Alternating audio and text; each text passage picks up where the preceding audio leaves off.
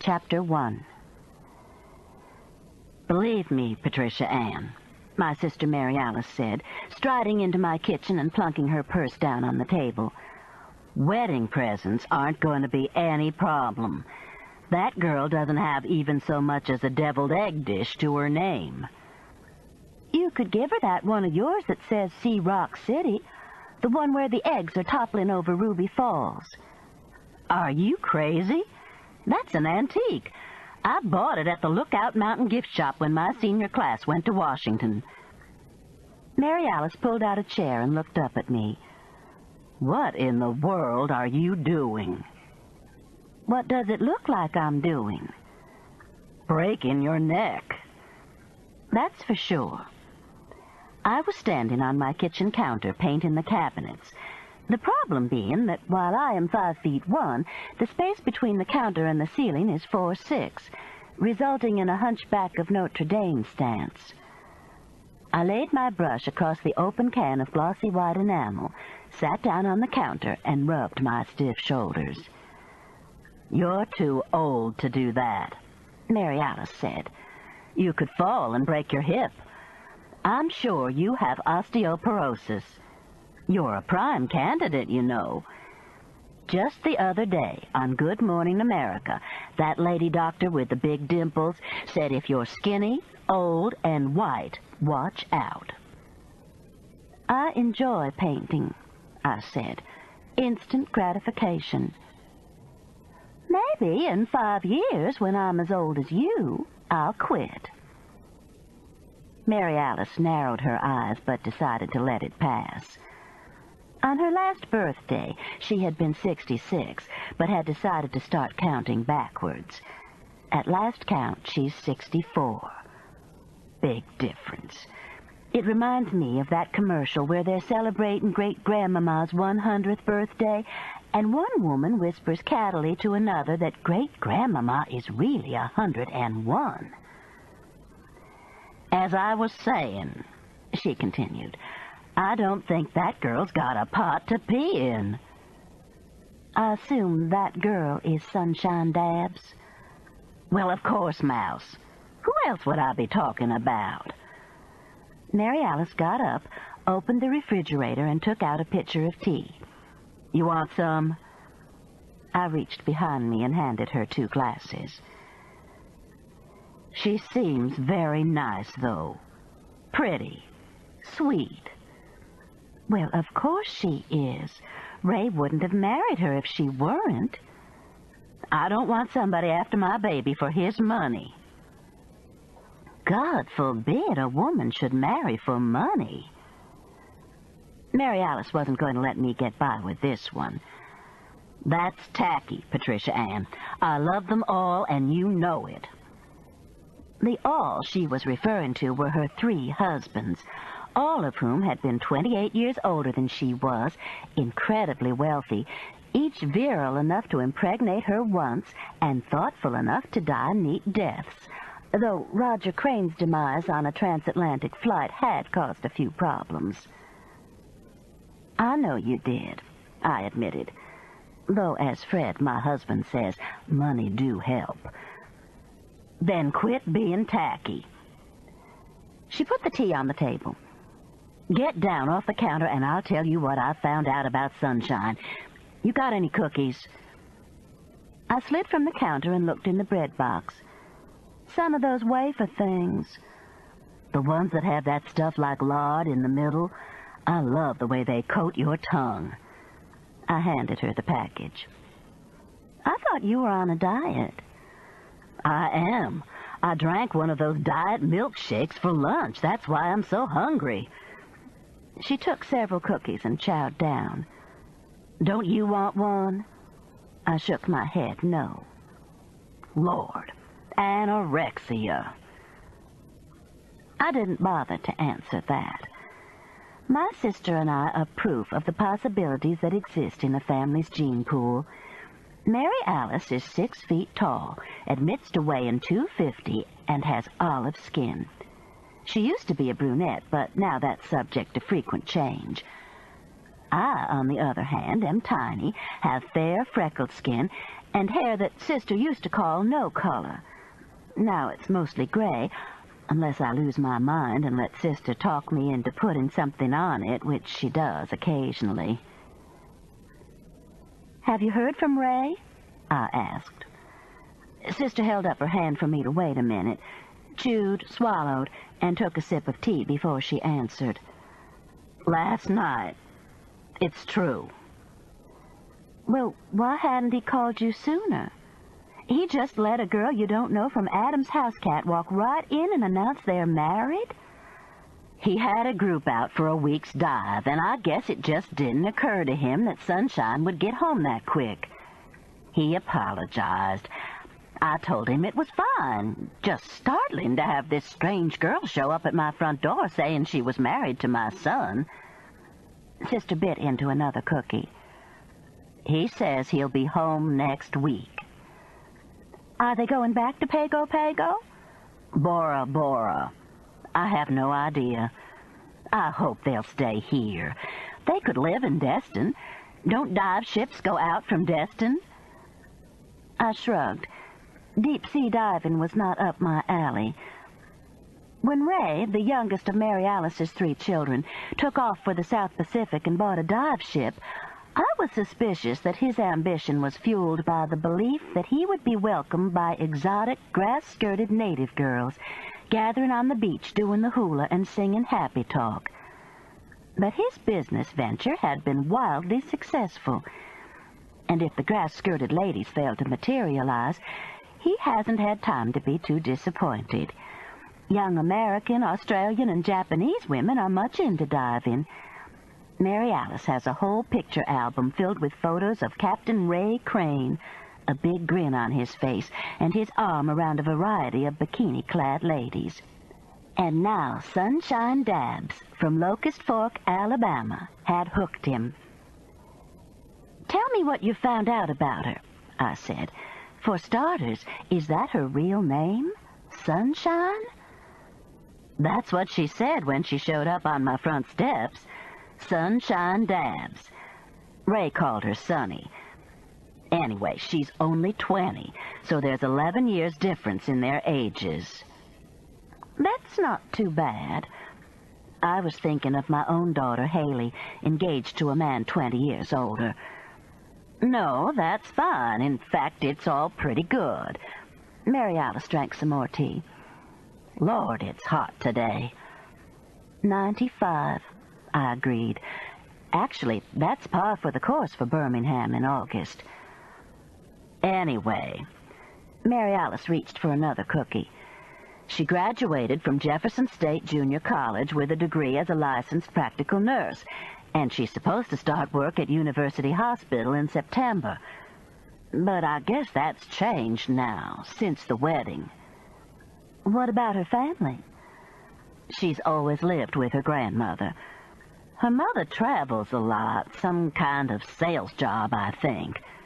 I don't know about the father. Sunshine just said he's never been there." "Well, he obviously put in an appearance at one point in time." "And if her mother has a good job, what makes you think they don't have a pot?" "Dive trips to the South Pacific cost a fortune. How did she manage that?" "Won it on Wheel of Fortune. Remember when they were in Atlanta?" "I'll be damned." "As for not having a pot, take my word for it, Mouse. You should have seen the car she was driving. Had to roll it down the driveway to make it start." Mary Alice broke open a wafer cookie and licked the filling. "I haven't heard a car backfire like that in a long time. But she's cute as she can be. Little bitty thing. Had her hair back in a French braid. Blonde." Mary Alice put the whole cookie in her mouth and kept talking. "I want y'all to come to supper tomorrow night to meet her. Henry's going to fix the food." "What time?" I asked. I didn't have to wait to see if Fred had other plans. Henry Lamont, Mary Alice's son-in-law, is the chef at one of Birmingham's most elegant country clubs, and my husband is his greatest fan. 7. Or is that too late for Fred? "I think he'll be able to make it." I snatched the cookie package from her. "Who all's coming?" "Henry and Debbie, if she feels like it." Bless her heart. I remember what that's like, don't you? Morning sickness? I never had it. You did. You stayed upside down in the toilet for months. Well, maybe just a twinge or two. Sister snatched the cookies back and took the last one from the package. Anyway, I'm delighted that they're pregnant so soon. I wonder if it'll be twins this time. Wouldn't that be something? I agreed that it would. Debbie has beautiful 2-year-old twins, Faye and May. In her mid-30s and single, she had heeded her biological clock's tick and visited the University of Alabama sperm bank with spectacular results. Now happily married to Henry Lamont, she's 2 months pregnant. Is she able to work okay? Debbie is a very successful lawyer. Says she has a barf bag. When she pulls it out, the judge calls a quick recess. I'll bet he does. Mary Alice and I grinned at each other. We each have 3 children, all in their 30s now. Dear God, Sisters Marilyn and Freddie, our oldest, would soon be 40. But with the exception of my middle child, Alan, who has 2 teenaged boys, none of the others has been in a hurry to produce grandchildren for us to spoil. Is Sunshine's family going to be there tomorrow night? I asked. Not her mother. She's out of town. Meemaw will, though. Meemaw? That's what she called her. Her grandmother. I'm assuming Meemaw has a name. Mary Alice frowned. And I don't know what it is. It was Meemaw this and Meemaw that, and I forgot to ask. How do you think I can find out? I hate to introduce her as Meemaw Dabbs. You know, God, I can't believe Ray has done this. It wouldn't be Meemaw Dabbs anyway, not if she's Sunshine's mother's mother. Mary Alice stirred her tea with her finger. True. From outside, I could hear my old woofer dog barking. It was too hot for him to be getting excited about anything. I needed to go put some ice in his water bowl. But just at that moment, a cloud crossed the sun, a precursor of the usual late-afternoon August thunderstorms. I watched Sister stir her tea. My shoulders ached, and I was suddenly very sleepy. Hey, she said. I jumped a mile. Locust Fork's in Blount County, isn't it? I don't know. Why? Reckon how many people live there? Not many, I wouldn't think. I'll bet I know someone who knows Meemaw's name. Who? Sheriff Ruse. I'll bet that martinet knows everybody's dog's name and if they've had their rabies shots. Call him, I said. He'll be thrilled to hear from you. My sister and Sheriff Ruse had met the year before, when she had gotten a wild hare and bought a country western bar named the Scootin' Boot. Nothing but trouble. Suffice it to say, she and Sheriff Ruse were not soulmates. You're being sarcastic, but I bet he'll be happy to hear from me. That man leads a boring life, Patricia Ann. What could I say? Where's your phone book? I located it under the newspaper that was spread on the kitchen counter and followed her into the den. This I wanted to hear. I got the one-sided version, of course, but it went something like this. Mary Alice, butter-melting voice. Sheriff Ruse, how are you? It's so nice to hear your voice. This is Mary Alice Crane. Pause. Voice still sweet. No, everything's fine. No, I haven't invested in any more property up there. I know, though I really don't feel responsible for what happened. Long pause. Voice not as sweet. What I need to know is if you know a family in Locust Fork by the name of Dabbs. Pause. No, I am not buying their property, I assure you. Nod. Sunshine Dabbs is the child's name. Well, it's Sunshine Crane now. She and my son Ray just got married in Bora Bora. Pause. Bora Bora in the South Pacific. Another nod. Yes. And what I need to know is the grandmother's name. All I know is Meemaw. And I'm having a dinner party tomorrow night, and it would be embarrassing to have to introduce my new daughter-in-law's grandmother and not know her name. Pause. Yes, my son married Sunshine Dabbs. The dinner is tomorrow night. Of course, Meemaw is invited.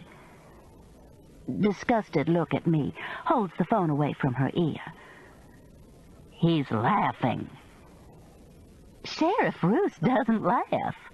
Well, he's putting on a damn good imitation. She handed the phone to me. The sheriff was either laughing, crying, or choking to death. Sheriff Roos? I asked. This is Patricia Ann Hollowell. Is something wrong? Turcat! He gasped, finally. What? Turcat. Her name is Turcat. Like little turkey? Turcat? There is a God. The gargling sound started again and the line went dead. Mary Alice and I looked at each other. What on God's earth do you suppose that was about? She asked. I have no idea.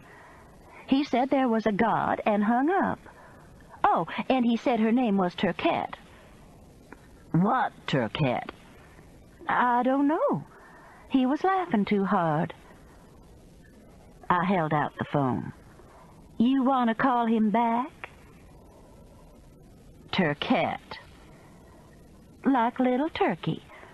And then he said there was a God and hung up.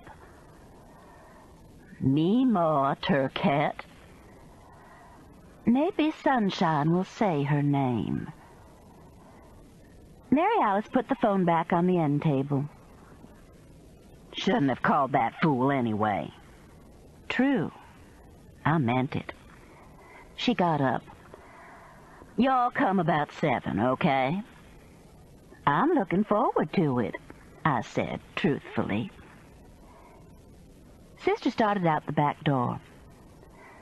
What are y'all having for supper tonight? Lean cuisines if Fred doesn't stop by Morrison's cafeteria.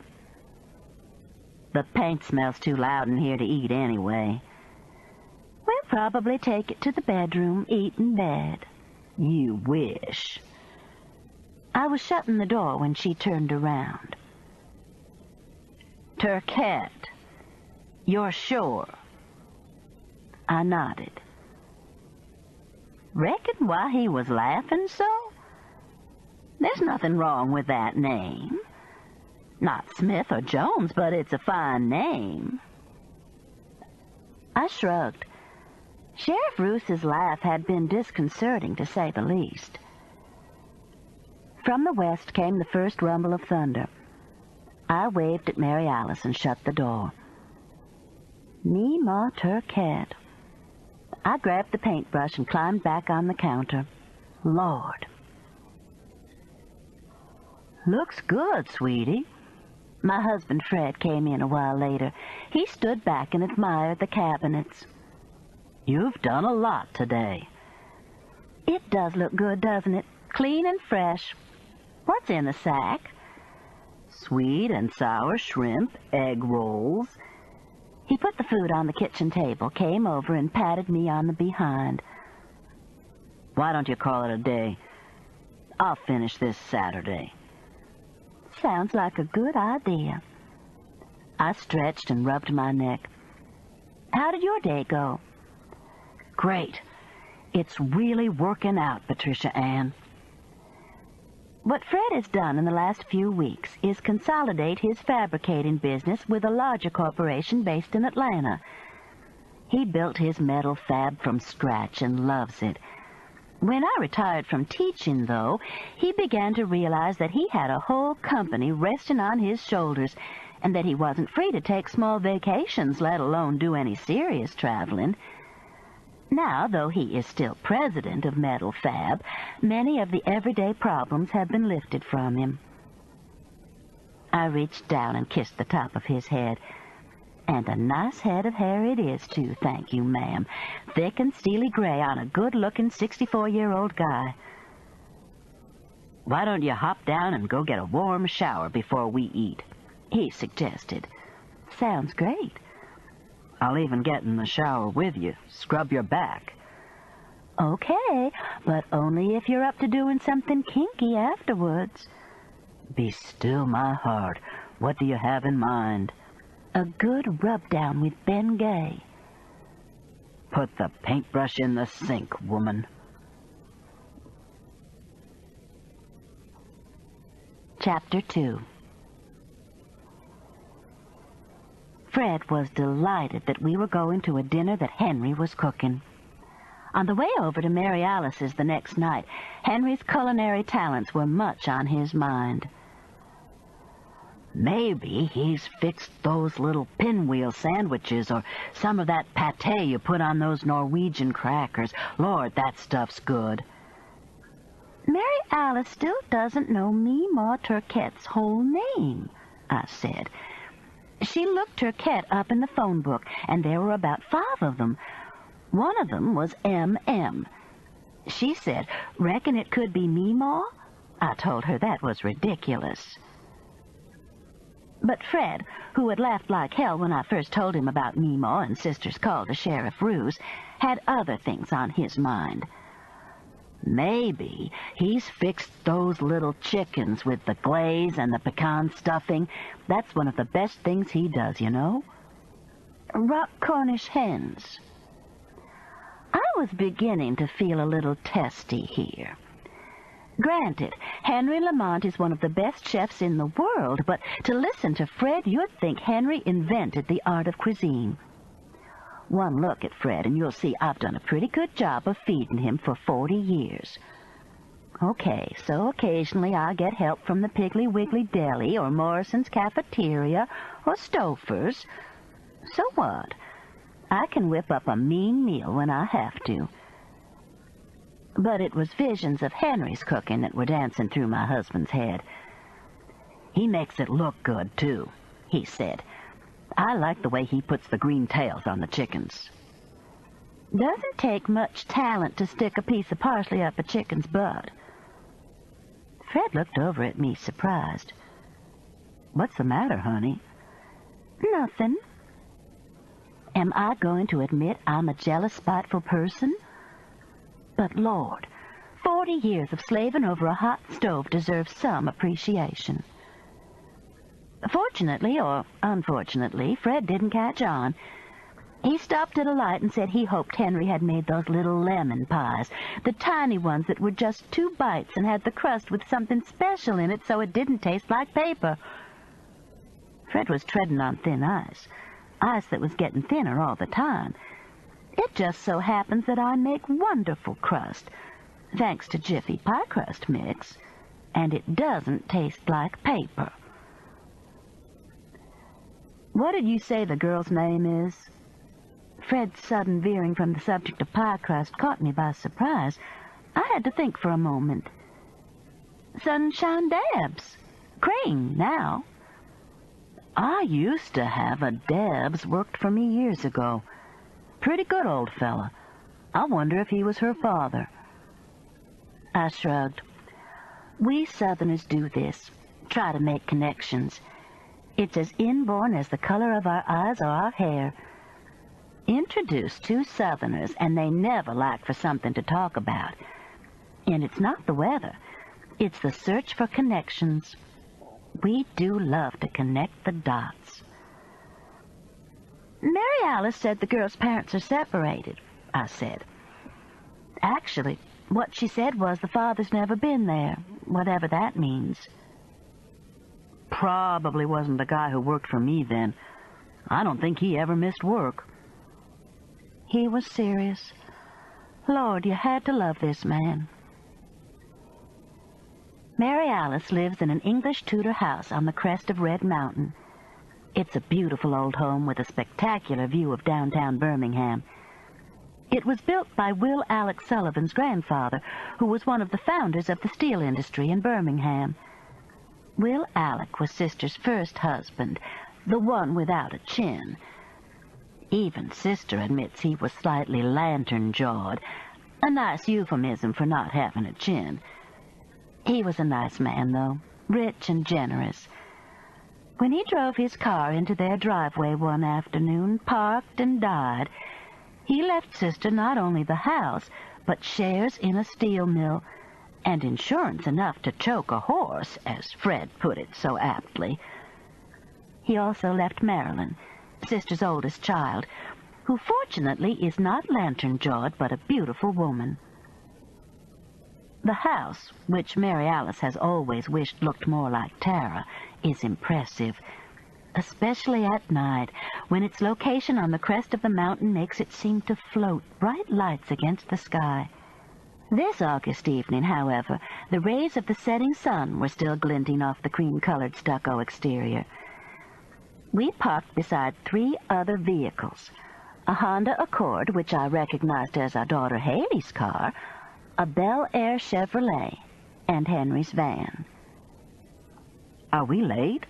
Fred asked. I glanced at my watch. "Not unless Sister changed the time and forgot to tell me, which is possible. She didn't tell me Haley was coming either." "Well, long as Henry's here. Come on, honey." As we walked by the Bel Air, Fred gave its fins an admiring pat. "They shouldn't have quit making these old beauties." That old beauty, I figured, had used a tank of gas to get into town from Locust Fork. I wondered if it was the one Sister said had backfired.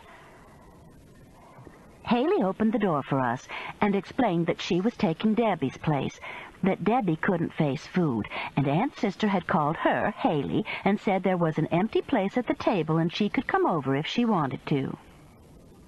"What a gracious invitation," I said. Haley grinned. "I have no pride. Henry's fixing rock Cornish hens." Fred rolled his eyes upward. "Thank you, Lord." "Y'all come on out to the sunroom. Meemaw and Sunshine are already here," Haley said. "By any chance do you know Meemaw's name?" I asked. "She said to call her Meemaw.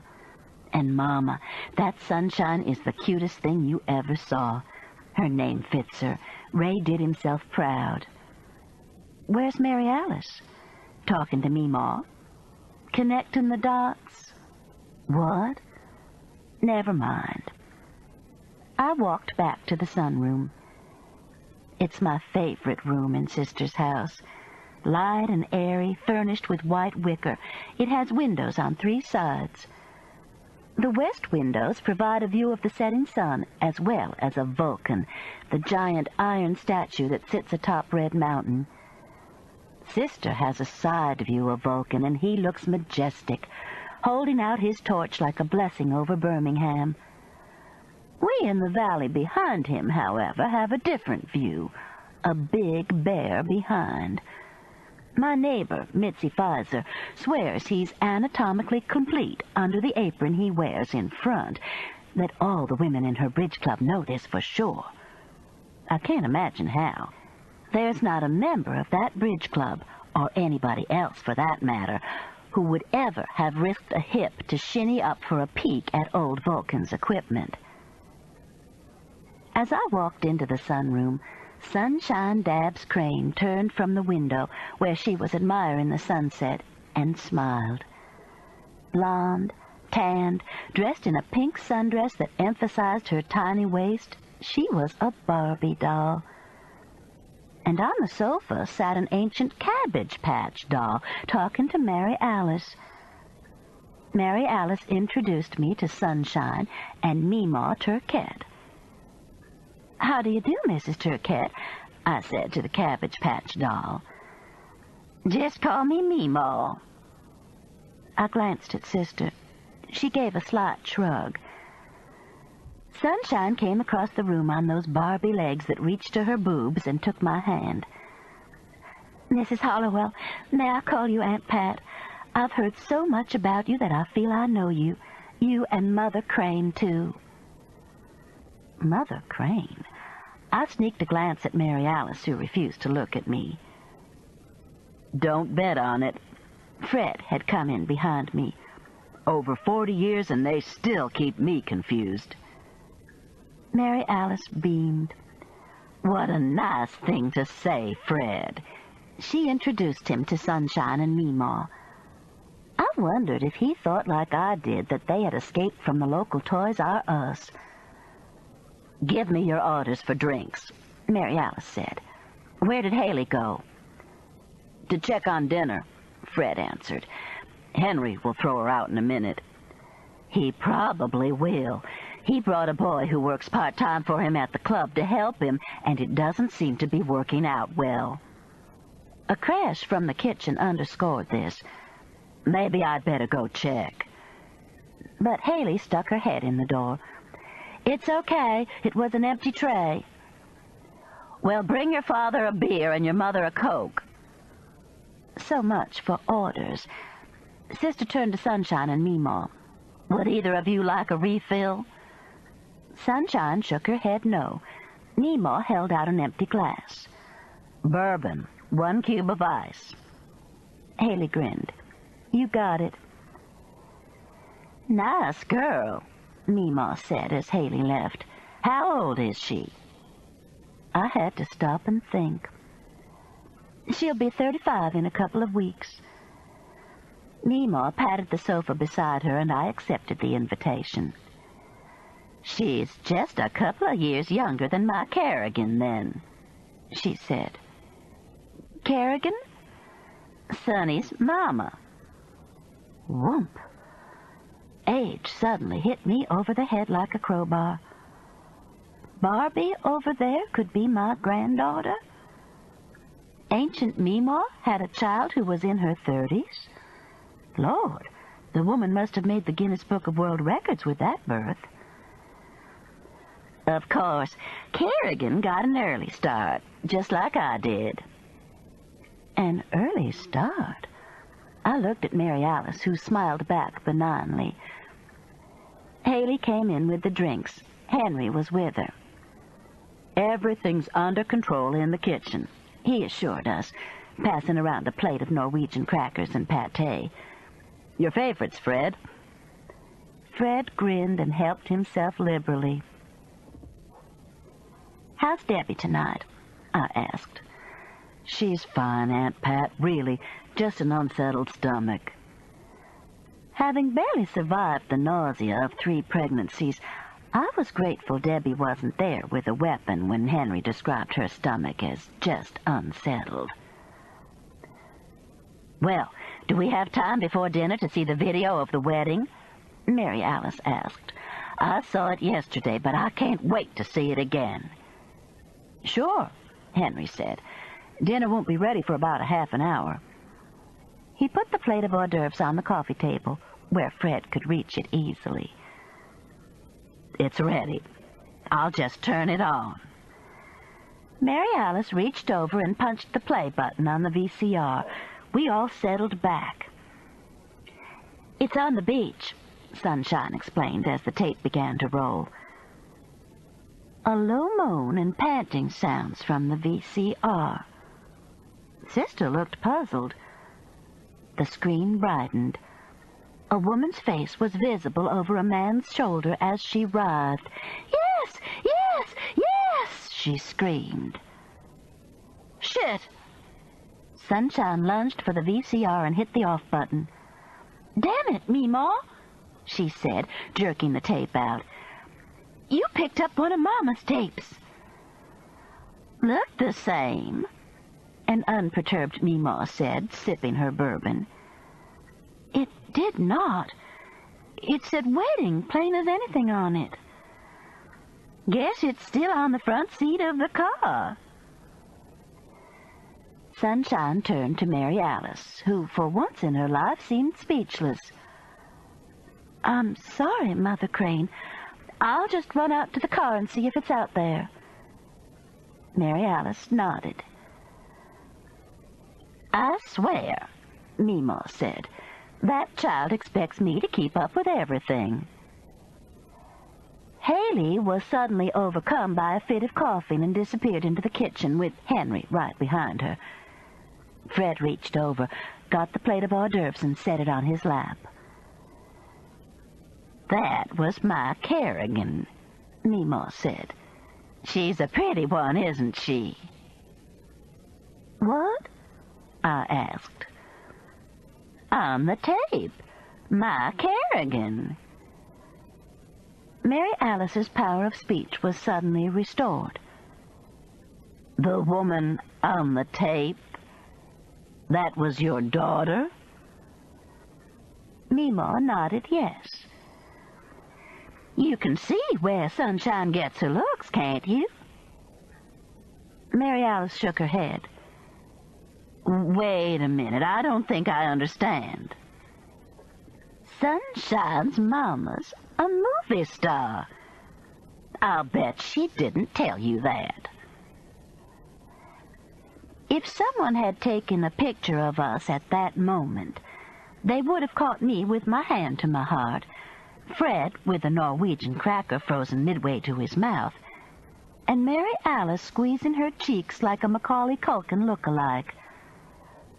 The picture would be entitled, "Family Learns New In-Law is Porn Star." "I do declare," Mary Alice finally managed to say. "It does boggle the mind. My own child in the movies." Meemaw drained her glass and set it on the coffee table. Fortunately, Sunshine came in at that moment with the right tape. "Here we go," she said brightly. "I'll get Haley and Henry. They won't want to miss this." I hopped up and went to the kitchen, where those two were stuffing their faces with hors d'oeuvres and still laughing. "Are we missing anything?" Haley asked. "You missed the fact that the woman in that movie was Sunshine's mother, Kerrigan." Both of their mouths fell open. An unpleasant sight, given the pâté. "Get on back to the sunroom. Sunshine's got the wedding tape now." "Are you kidding?" Henry asked. "That was Sunshine's mother?" "If I'm lying, I'm dying. Now get in there." "Is she teasing us?"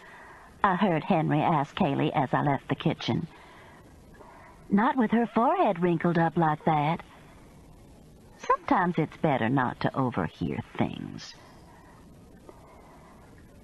"It's on the beach," Sunshine was explaining again as I entered the sunroom. "A friend of Ray's played the wedding march on a ukulele. He wasn't real close, so you'll have to listen." Haley and Henry came in and sat down, and Sunshine turned on the tape. The video camera scanned a beach that looked like a stage setting for South Pacific. A few twangy sounds must have been the wedding march, for suddenly 3 men attired in white suits appeared from behind a palm tree, walked a short distance toward the water, and turned. Long shadows stretching behind them placed the time as late afternoon. "My baby has a beard," Mary Alice exclaimed. I looked closely and realized that the heavily bearded man was indeed my nephew Ray. "The one in the middle is the preacher," Sunshine explained. "The other guy's name is Buck Owens. You know, like the country singer. He works on Ray's boat." Buck must have weighed 350 pounds. I don't know anything about diving, but Buck looked like he might have trouble getting back to the surface. "Here I come now," Sunshine said. "Those high-heel shoes were terrible to walk in on that sand." The tinkle of the ukulele got a little louder, and Bride Barbie appeared beside the palm tree and slowly began her way across the beach toward the men. "I love your dress," Haley said. "Thanks. There's a wonderful bridal shop right there on Bora Bora." "I thought it was Pago Pago," Fred whispered. "Shh." I reached for his hand like I always do at weddings. Buck Owens stepped out to meet Sunshine and escort her to the minister and Ray. "Dearly beloved," the minister began. "Anybody got a Kleenex?" Meemaw asked. It was a lovely wedding, very traditional in spite of the setting. By the time it was over, Sister had had to pass around a box of Kleenex, but that was fine. The bride was pleased with our reaction. "I know Ray and I haven't known each other very long, but we really love each other," she said, which brought on more tears. "I'm going to go check on dinner," Henry said. He was going to go call Debbie, and we all knew it. It had been only a few months since they had repeated those same vows. "I'll go help," I said.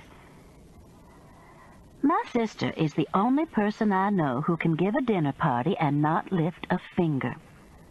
Tiffany, the magic maid, cleaned up the house and set the table.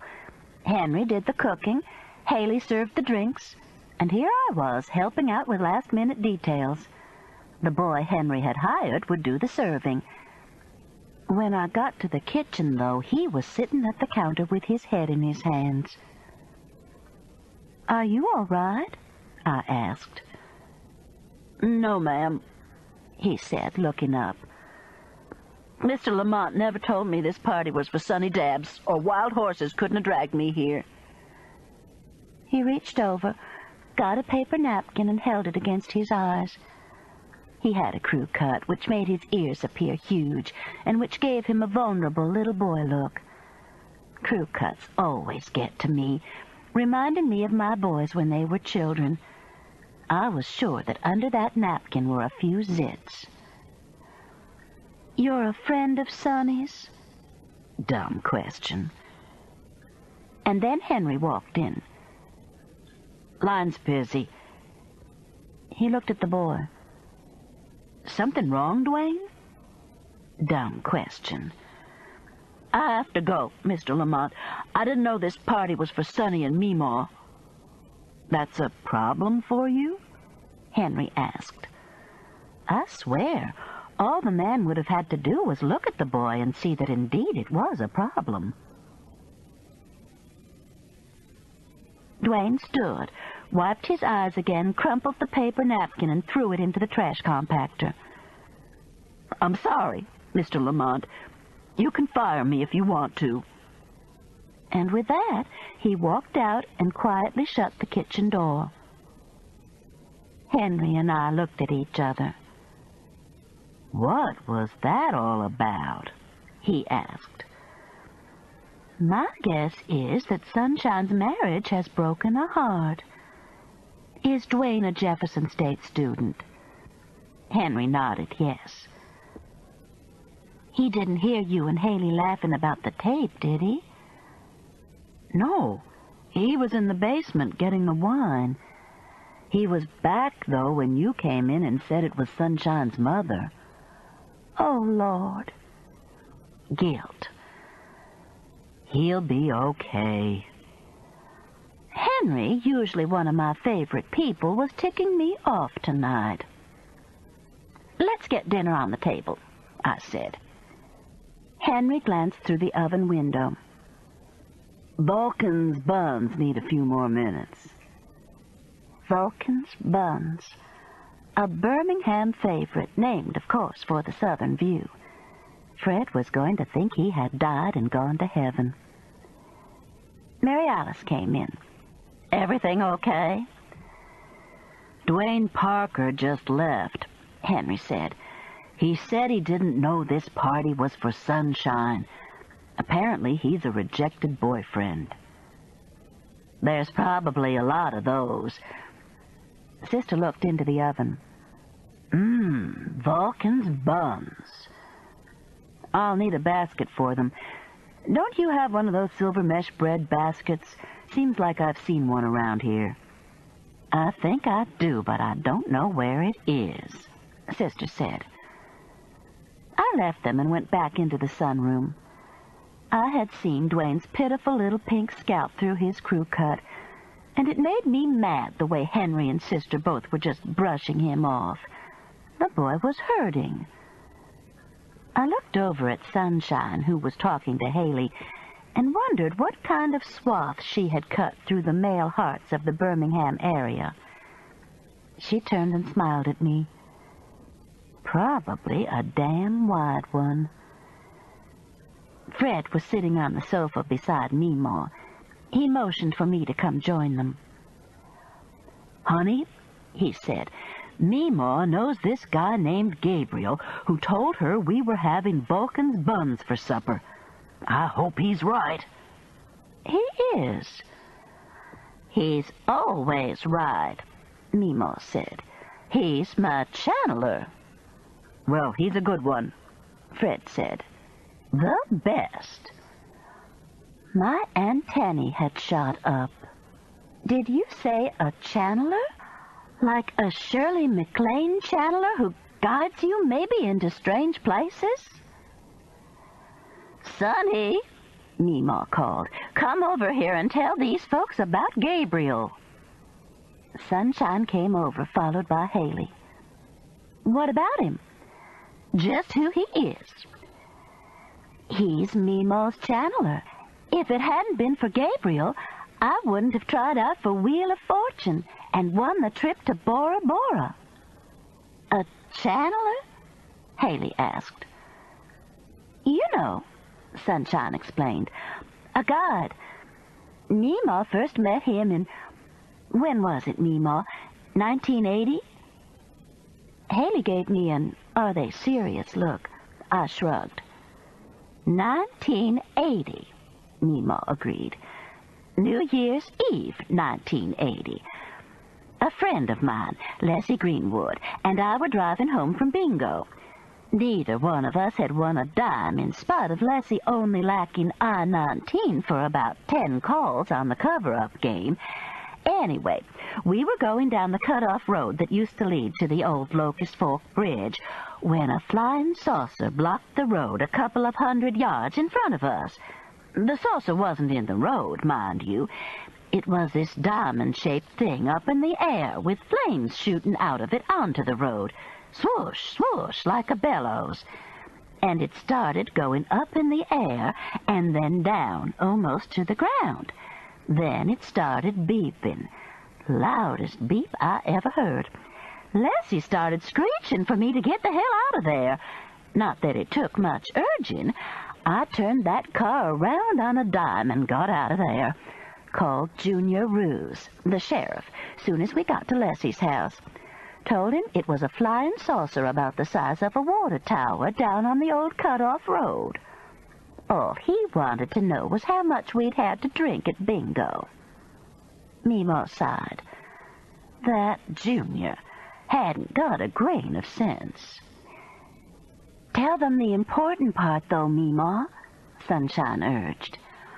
"Well, when I got back to the car, I was shaking like a leaf, and I got in and was just sitting there trying to get up the nerve to drive home when this voice said, 'Behold, I bring you tidings of great joy.'" "Gabriel?" Haley asked. Sunshine laughed. "Meemaw thought she was pregnant.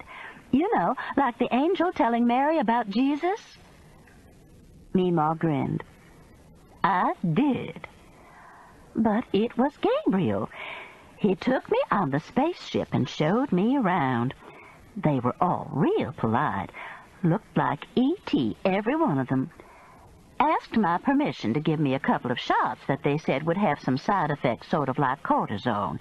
You know, like making my face puffy. But that the medicine would make me able to communicate with them whenever I wanted to. Where was the ship from? Haley asked. Meemaw pointed to the window. Out there. Meemaw can get hold of Gabriel almost any time she wants to, Sunshine said. But wasn't "Behold, I bring you tidings of great joy" what the angel said to the shepherds? Fred wanted to know. That Gabriel's a hoot, Meemaw said. Just at that moment, Mary Alice appeared at the door. Supper's ready, she said brightly. And guess what? Henry's fixed Vulcan's buns. Now, I'll have to admit that I usually come out on the short end of this sibling business. Sister has a knack for remembering small humiliations, like my water breaking in the A&P when Haley was born. But, oh Lord, Gabriel was going to even up a lot of scores. We had barely taken our seats at the table when I informed Sister that Meemaw had been telling us a fascinating story about her channeler named Gabriel. Sister's eyebrows went up and she leaned forward. How interesting. Meemaw went through the whole story again. The flying saucer, Junior Ruse. I didn't know he was called Junior, Sister interrupted. The voice in the car. Henry looked at me questioningly. I smiled and widened my eyes. And you can get in touch with Gabriel any time? Sister asked Meemaw. Just about it. That's fantastic. When you talk to him next time, will you ask him about Bell South? Ask him if the stock's going up. I'm thinking about buying some more. I don't think Gabriel does the stock market, Sunshine said. Does he, Meemaw? Won't hurt to ask, Meemaw said. Can I have another one of those rolls? Let me stick them in the microwave a minute so the butter will melt, Sister said. On the way by my chair, she managed to get my hair caught in the wire basket. No way I'll ever win.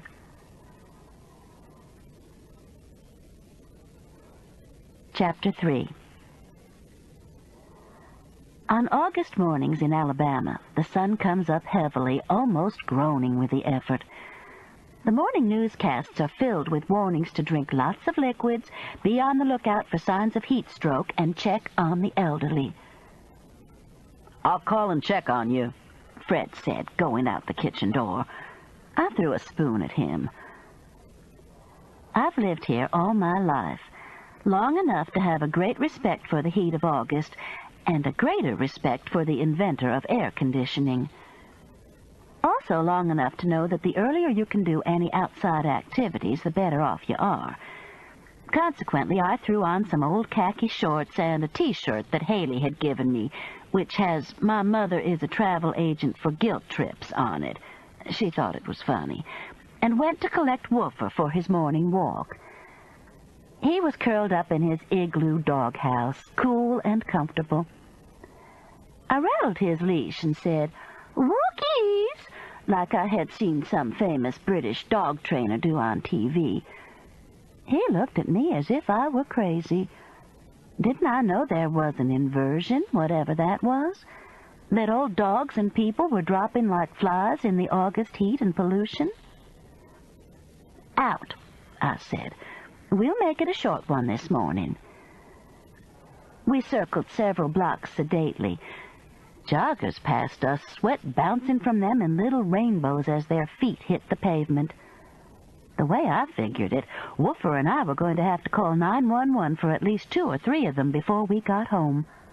But I was wrong, fortunately. Actually, I had worked up a pretty good sweat myself as we headed toward home. Mitzi Pfizer was getting her morning paper and saw us coming. "You're crazy," she announced. Woofer collapsed at my feet and agreed with her. I took the paper away from Mitzi and fanned Woofer and me both. "Keeps the old joints oiled," I said. "Long as the old heart keeps clicking, your face is red as a beet. I'm going to hop in a cool shower in about 2 seconds." I handed the paper back to Mitzi. "What's Ray's wife like?" she asked, taking on the job of fanning Woofer and me. "Cute. Looks like a Barbie doll.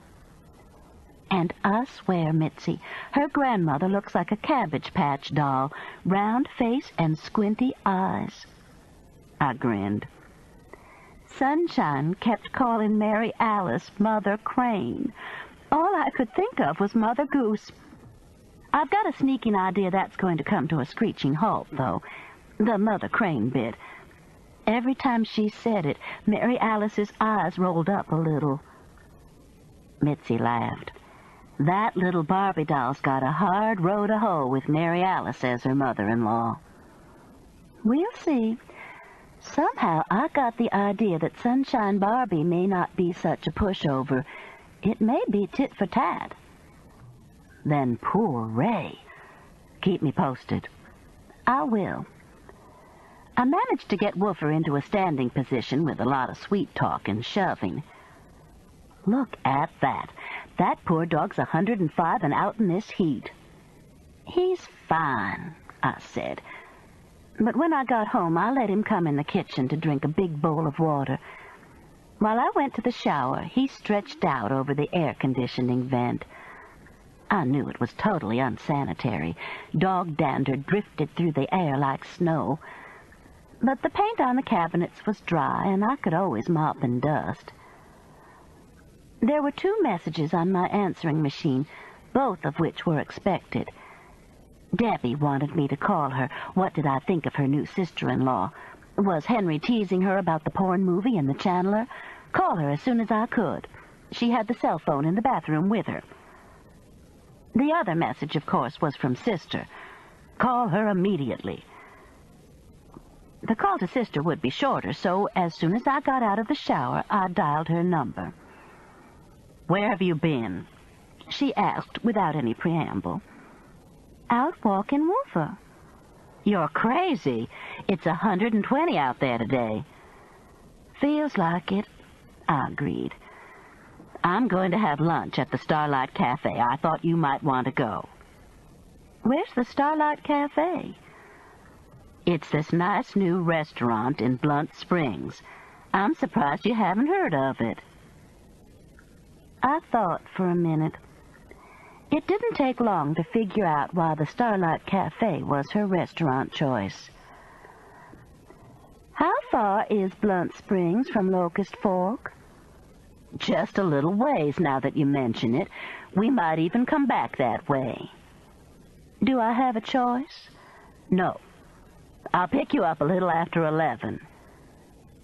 "The Starlight Cafe..." "Dress casually." My next call was to my niece, Debbie Nachman Lamont, one of my favorite people in the world. She hadn't felt like going to work, she said. Richardina, the nanny, had taken Fay and May to Mother's Day out at the church, and she, Debbie, was lying on the bathroom floor on a float from the pool. She wasn't sure, but she might have had a couple of near-death experiences. "But you weren't sick like this with the twins," I said. "I know. It's Henry's fault." No way I was going to touch that. Fortunately, she asked about Sunshine, and I got to relate the events of the night before. The porn movie got what I hoped was a chuckle out of Debbie. "Sunshine's mother? So help me. Her name's Kerrigan. I like the name, don't you?" "Just talk, Aunt Pat." So I told her about Gabriel, the channeler. This time I know I got a chuckle. "You're kidding." "So help me. Your mama asked Meemaw to check with him on Southern Belle stock." Was she serious? God knows. Probably figured it wouldn't hurt. Sunshine said Gabriel didn't dabble in the stock market. Oh, Lord, Aunt Pat, I wish I hadn't missed it. There'll be plenty more family fun for you to get in on. Your Mama's informed me that she and I are having lunch at the Starlight Cafe in Blunt Springs today. Needless to say, it's a hop, skip, and a jump to the Turquettes. Want to lay bets on where we go snooping after lunch? Aunt Pat, I have to hang up. The phone went dead. Bless her heart. I got a second cup of coffee and settled down at the kitchen table to read the morning paper while I rubbed Woofer with my bare toes. I was relaxed. I was peaceful. I felt kindly toward the whole world. How was I to know this feeling was to be short-lived? Easy. I've been Mary Alice Tate Sullivan Knockman Crane's sister for over 60 years. Lunch was nice. Sister was right. The Starlight Cafe was charming, an old home that had been converted into a tea room, all wicker and gingham ruffles. We were seated on a porch that had probably once served a family as a sleeping porch. Now glass enclosed, it afforded a view of a swift creek coursing around boulders, and beyond that, deep woods. I sank down in a chair and sighed with pleasure. The waitress brought us glasses of sweetened iced tea along with the menus. How do you find these places to eat? I asked Mary Alice. If you and Fred would branch out a little beyond Morrison's cafeteria, you'd find them too. I was too relaxed for any adrenaline to surge. Morrison's has the best egg custard pie in the world. That's true, Sister admitted.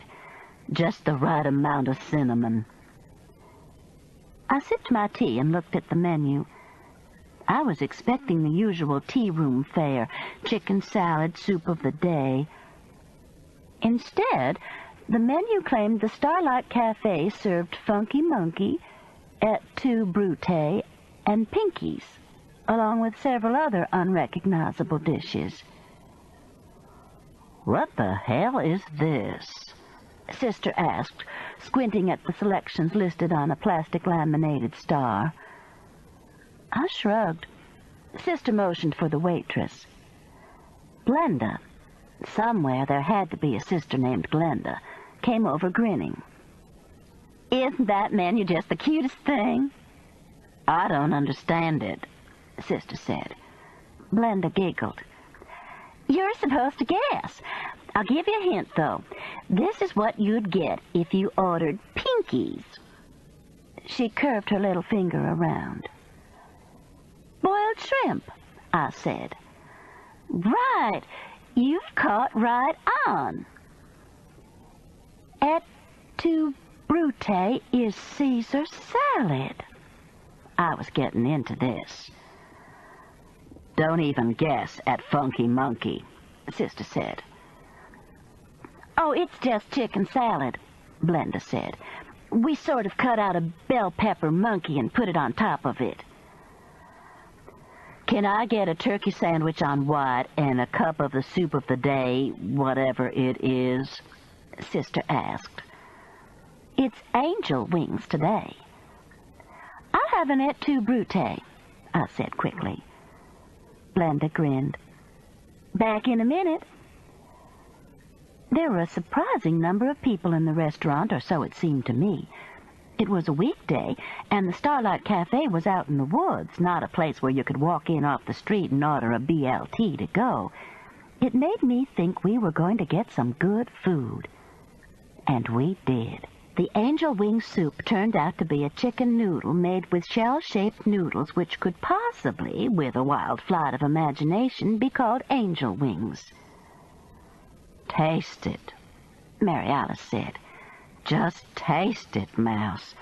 I don't think even Henry can do this good. I did, and motioned for Glenda so I could order a bowl, too. Everything else was just as good. We ended up with huge slices of chocolate roulage and coffee. Lord, I sighed with satisfaction and pushed my chair back from the table. You're not going to the bathroom, are you? Sister asked. Probably. Why? I knew it. You've switched over from anorexia to bulimia. I decided it was more fun. Mary Alice frowned. Oh, for God's sake, sister, once and for all, I don't have an eating disorder. Well. We both looked up into Cabbage Patch eyes. What a surprise! What brings you into this neck of the woods?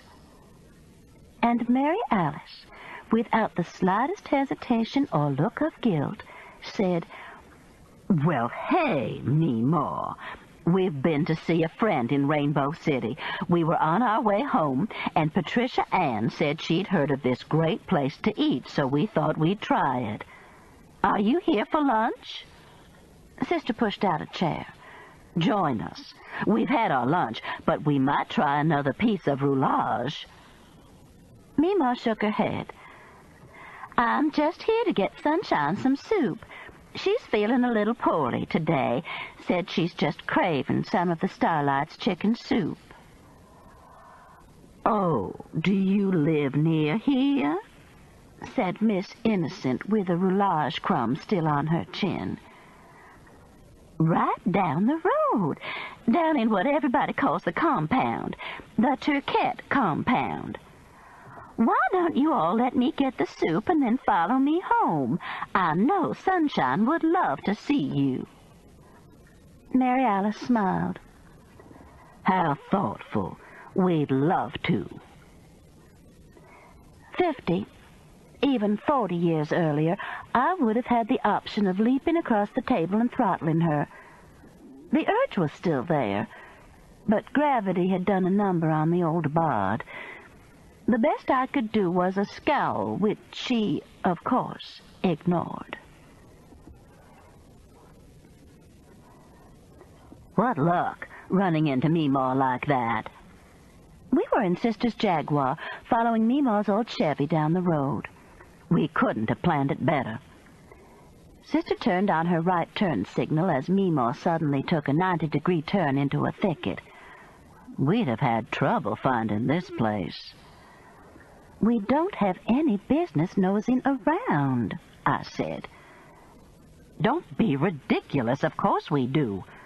And you heard what Meemaw said about Sunshine craving chicken soup. I'll bet she's pregnant.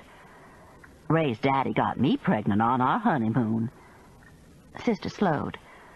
Lord, that's not much of a road, is it? The Chevy seemed to have disappeared like Brer Rabbit into a briar patch. Oh, well, maybe it gets better. It didn't. Fortunately, after a few 100 yards, we came into a clearing and Sister stopped abruptly. 5 large house trailers were pulled into a circle. The Blount County Indians must be acting up again, I said, the last effort I made at being humorous that day. I looked over at Sister, and she was doing the Macaulay Culkin palms against the cheeks again. Oh, Lord, Mouse, the washing machines are in the yard. So is everything else, I said. And it was true. The everything ranged from tires to old bicycles. Several dogs untangled themselves from various forms of scrap and eyed us silently. Are those pit bulls? Sister asked. I don't know. I don't plan to find out. And where did Meemaw go? As if in answer to my question, Meemaw stepped from behind one of the trailers and motioned us to come that way. Sister pulled the car up and let the window down. You can park right here. Meemaw pointed to a space between 2 trailers. This is Kerrigan's place. What about the dogs? I asked. There's sticks all around. If they get too close, just act like you're going to hit them. I don't think they'll bother you, though. She pointed to her right. This is my trailer. Won't take but a second for you to get over here, but I'll wait right here for you if you're scared of the dogs." She turned toward the trailer and screamed, "Sunshine, we've got company."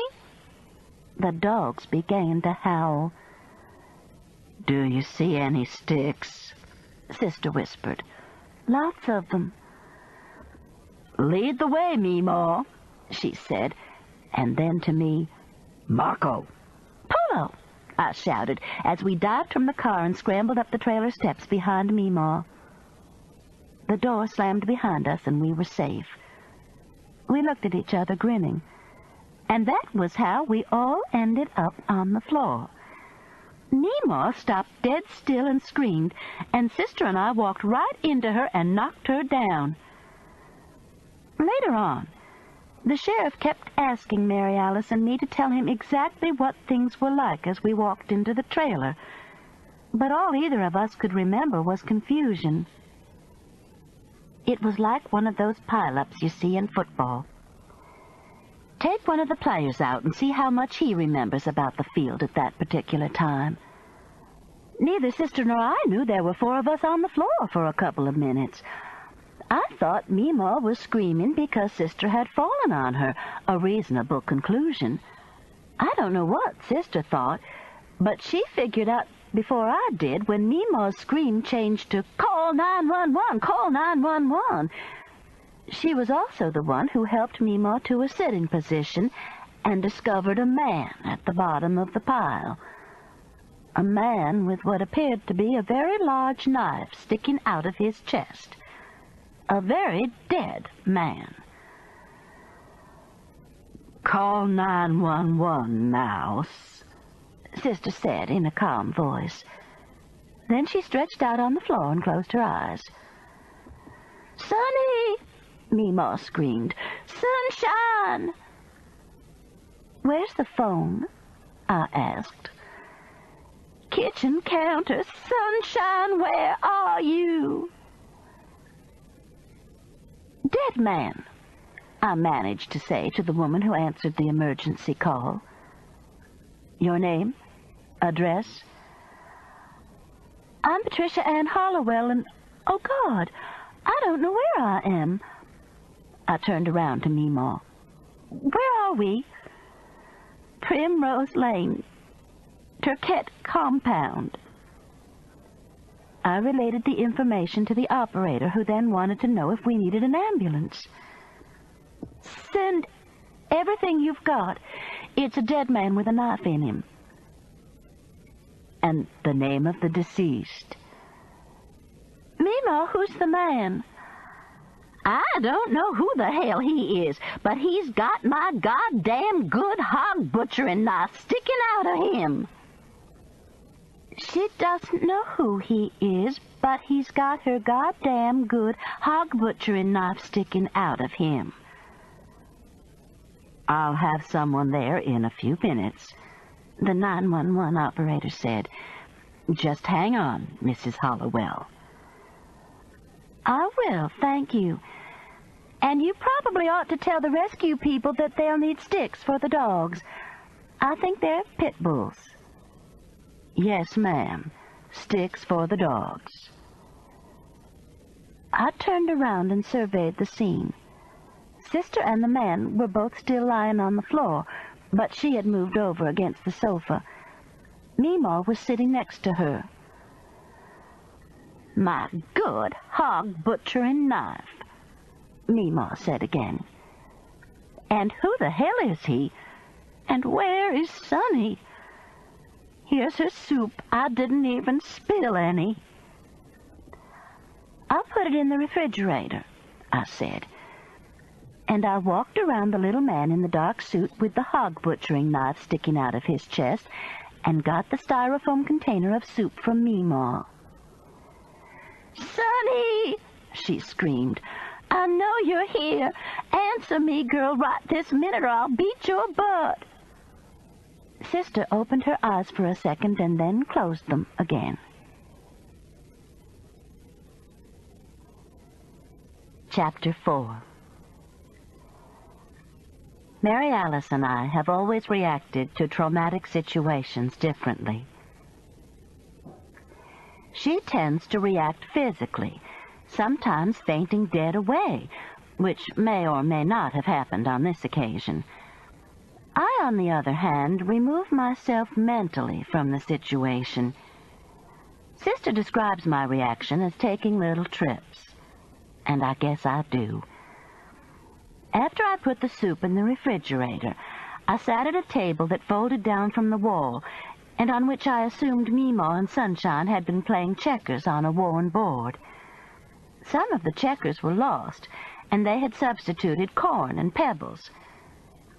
I looked away from the sad, unfinished game and thought about the white sale Sears was having, and how it was a strange time to have a white sale, which should be in January.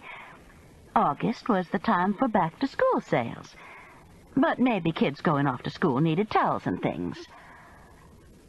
"Sunshine," Meemaw called weakly. I continued my musing. A couple of down pillows would be nice. They cost an arm and a leg, so you have to get them on sale. It would be a nice surprise for Fred, though, and maybe a new bedspread for the middle bedroom. A flowered one? Sister sat up. "I have to go to the bathroom." Meemaw pointed toward what I had assumed was a small pantry. "But maybe Sunshine's in there." "Open the door, Mouse, and see," Sister said. "You're closer." My vision of Sears' white sale evaporated. There was no way I was going to open that bathroom door. "You open it." "I swear," Meemaw said, looking around, "I wasn't gone more than 15, maybe 20 minutes. She struggled to her feet and opened the bathroom door. "It's empty."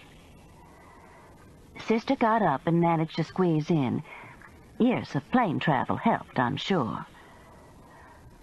"Maybe Sunshine's asleep," Meemaw said, walking back to the bedroom area. Fat chance anyone could have slept through a murder or through our screaming.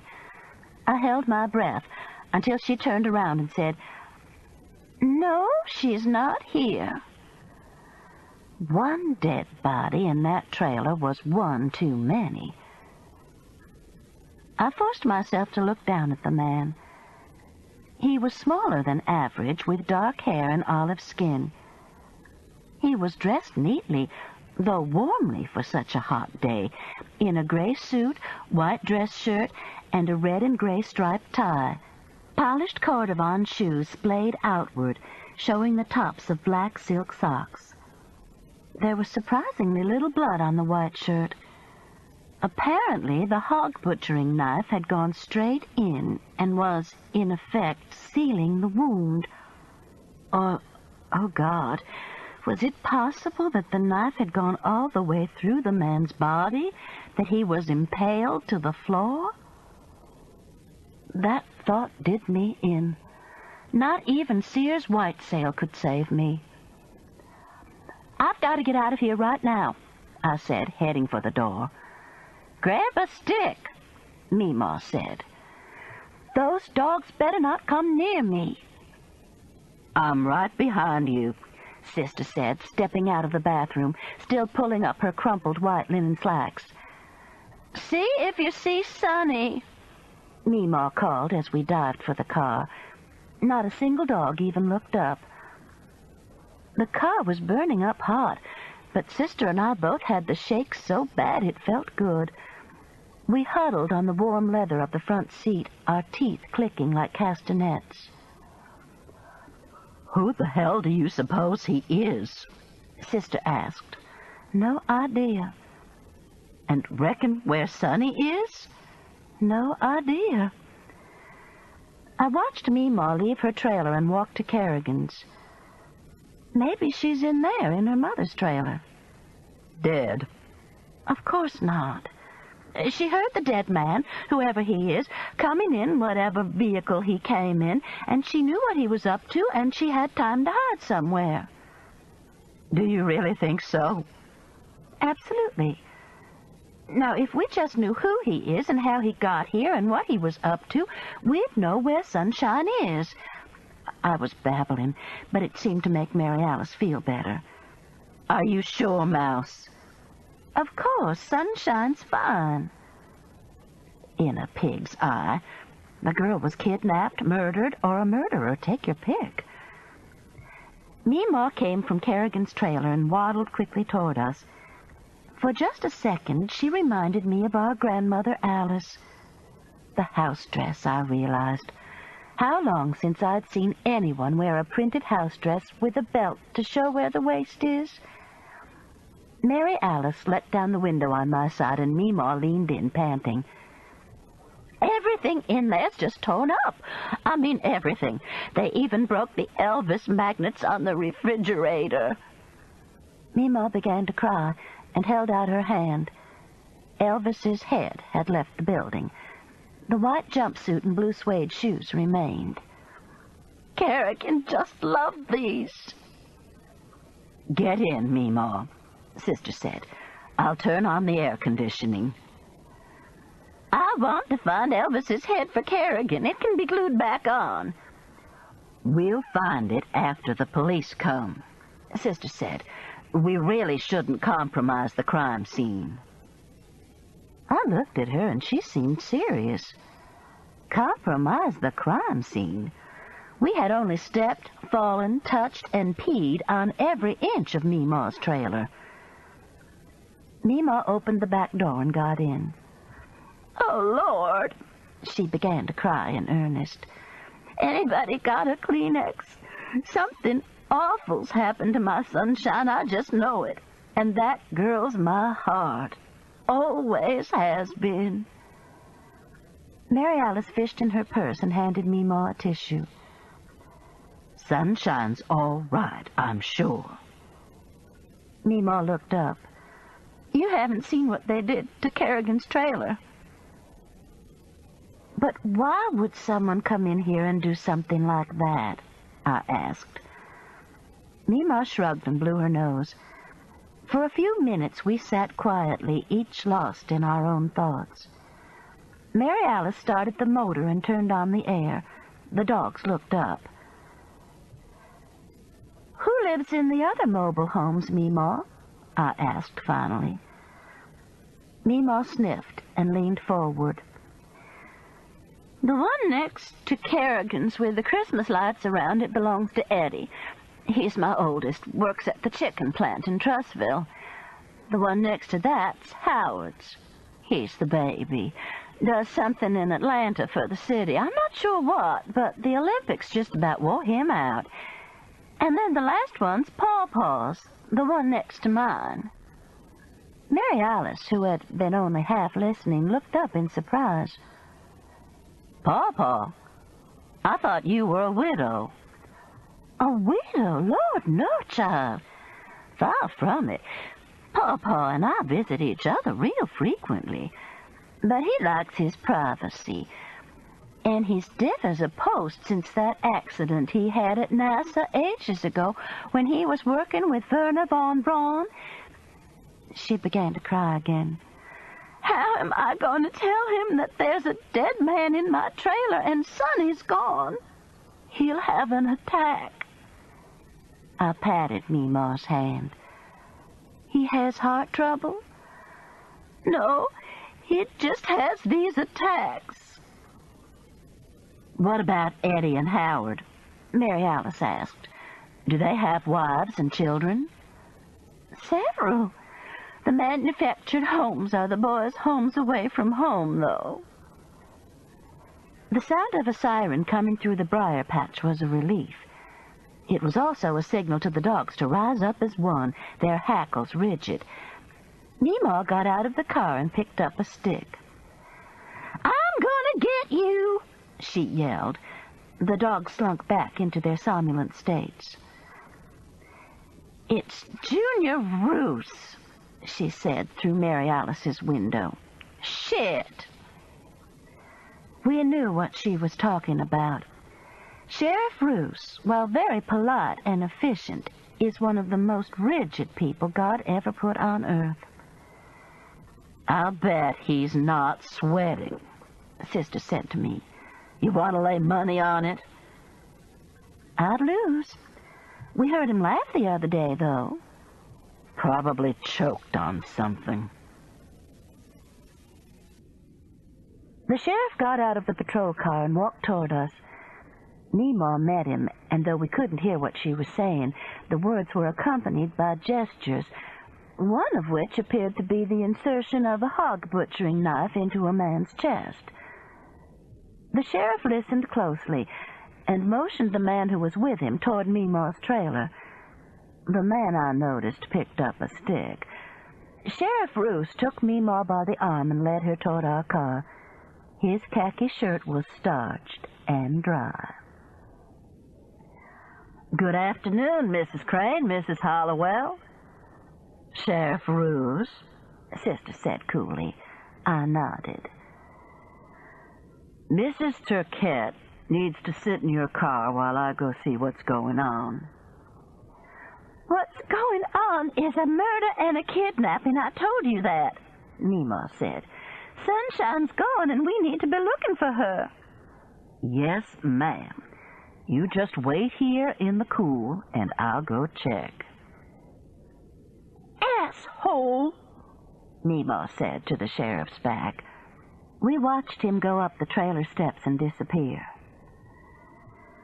You got that right, Sister agreed. And he used to date Patricia Ann's daughter.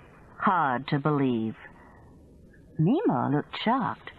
Haley? That precious child who was there last night? She just went out with him a couple of times, I explained. One time was to a policeman's ball. Kerrigan loves policemen's balls. Meemaw leaned over the front seat between Mary Alice and me and began to sob. Tears pinged against maroon leather. Mary Alice pointed toward the glove compartment where I found a small packet of Kleenex. I handed the packet to Meemaw, saving a couple of the tissues to mop the seat with. Everything's going to be all right, I lied.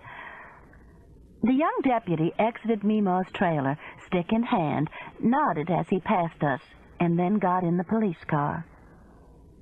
Calling for help, I assumed, or the coroner, probably both. In a few minutes, he went back to the trailer. What? Aren't they out looking for Sonny? Meemaw sobbed. I'm sure that's what that young man was doing, Mary Alice said, putting out an APB on her. Meemaw looked up. An APB on Sunshine? An all-points bulletin. Miss Know-It-All dispensing knowledge. Good God, what am I doing in this car? Meemaw groaned. The question was never answered because just at that second there was a tap on Mary Alice's window.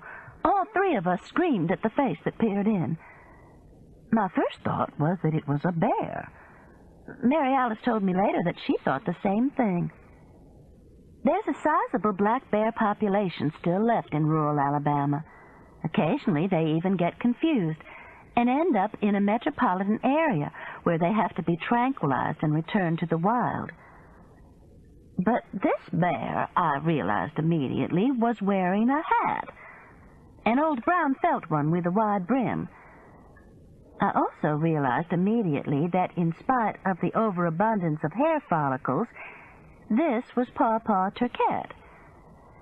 Meemaw clued me in on that by shouting for Sister to let down her window that she had to tell her stud muffin what had happened. The window came down, and the stud muffin leaned into the car and smiled, actually a very sweet smile, at Mary Alice. Hey, pretty lady, he said, what's going on? That's when Meemaw lunged and grabbed him by his beard, nearly breaking Mary Alice's neck in the swiftness of her reaction. At least that's what Mary Alice claimed later. Now, Pawpaw couldn't come in the window, Meemaw couldn't go out of it, and Mary Alice was caught in between. There was a dead man impaled to the floor of a trailer a few yards away, and a police car parked behind us with a blue light flashing that looked for all the world like a beacon for a Kmart special. And all I had done was accept an invitation to lunch. Enough. I activated the old school teacher voice, the one that skimmed across ice as authoritatively as any Olympian. Quit this right now. Mimo, get out of the car and tell your husband what's happened. She didn't get out of the car, but she did let go of Pawpaw's beard and sit back, allowing Sister to scoot over toward me. Pawpaw, Mimo shouted, Sunshine's been kidnapped, and there's a murdered man in my trailer. Pawpaw leaned forward cautiously, rubbing his chin. What? Then, to Sheriff Roos, who walked up and touched his shoulder, Hey, Junior, what are you doing here? Got a problem, Melvin. There's a man in Mima's trailer been stabbed. Bad? Pawpaw asked. He's stuck to the linoleum, Mima said loudly. The sheriff gave her a hard look. He's dead, Melvin. Pawpaw's hands went to his chest. Oh, my Lord! He's fixing to have an attack, Mary Alice whispered. The sheriff must have thought so, too. He opened the back car door and had Pawpaw sit down. Who is it? Pawpaw asked, hands still pressed to his chest. Deputy Carter thinks it's Chief Joseph, the Mexican guy who chiefs down at Crystal Caverns weekends. You know him? An Indian chief? I don't know any Indian chiefs. He's not a real Indian, Melvin. Just dresses up like one and charges people to pose for pictures with their kids. Pawpaw took off his old felt hat and rubbed the back of his arm across his forehead. A long Willie Nelson braid hung down his back. He told you he doesn't know any Indian chief, Junior. Meemaw jerked on Pawpaw's braid. He turned to look at her. Sunshine's gone, sweetheart. Our Sunshine's been kidnapped. Sunshine? He turned to the sheriff for confirmation. Sheriff Roos nodded. Still no attack. Sunshine's gone? She's fine, Melvin. We'll find her. Pawpaw seemed to think about this a moment, then announced, I think I'm going to go take a nap now. I'll go with him, bless his heart, Meemaw said. Good idea, Sheriff Roos agreed. What about us? Sister asked him. You can go home. I'll be in touch. The sheriff headed back toward Meemaw's trailer while the Turkettes climbed out of the back seat of the Jaguar. Listen here, Missy. Meemaw stuck her head in the window. I saw the way you were coming on to Pawpaw. I don't care whose mother-in-law you are, the Pope's or Jesus Christ's. You just watch your step. Sister's mouth fell open. My God, the nerve of that woman, she said as Meemaw walked away. Oh, joy, oh, celestial choirs, I had lived long enough to see Mary Alice Tate Sullivan Knockman Crane meet her match. And what fool kind of policing do you call this? Sister jerked the car into reverse and backed up, narrowly missing the patrol car. We fall over a dead body, and does the sheriff ask us a single question? Sister whirled the car around, again almost hitting the sheriff's car. No. He just says, go on home, ladies, I'll be in touch. We headed down the Briar Patch Trail at a clip guaranteed to test the Jaguar's whole suspension system. I mean, does he think Sunshine's been kidnapped, and should I call Ray? Don't know. Like Brer Rabbit, I know when to lay low. That's what I'm talking about, Mouse. The man hasn't got walking around sense. None of those folks back there do. What happened next snapped me out of the fugue state I was still halfway caught in. We reached the highway, and Mary Alice dutifully almost stopped at the stop sign. She's explained to a lot of cops that that's what keeps her car's transmission flexible. But just as she started to pull onto the highway, a car that seemed to appear from nowhere careened by, missing us by inches. We both screamed. "My God, where did that come from?" Sister finally said. "Are you okay, Mouse? You're not having an attack, are you?" I realized that, like Pawpaw, I had my hands against my chest, holding my heart in. The events of the day were suddenly clear and overwhelming, and this last fright was the straw that broke the camel's back. I began to cry, groping for one of the tissues that I had mopped Nemo's tears up with. "Are you okay? Why are you crying?" "Because we almost got killed." Sister reached into her purse. "You need some aspirin." "No, I don't. I'm tired and I just want to go home."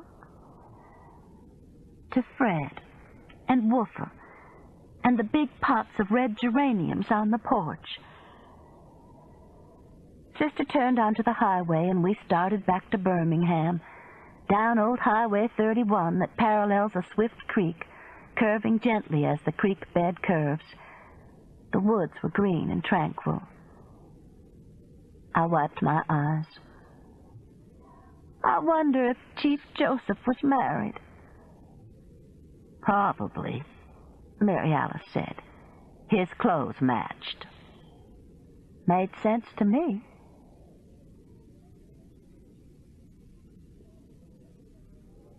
Chapter 5.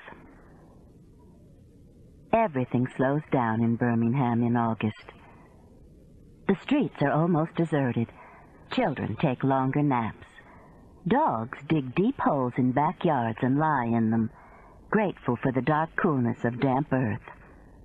This was what Woofer had done. When I went out to check on him, he was snuggled in a hole he had dug under the privet hedge that we planted years ago as a screen between us and a new house that was being built behind us.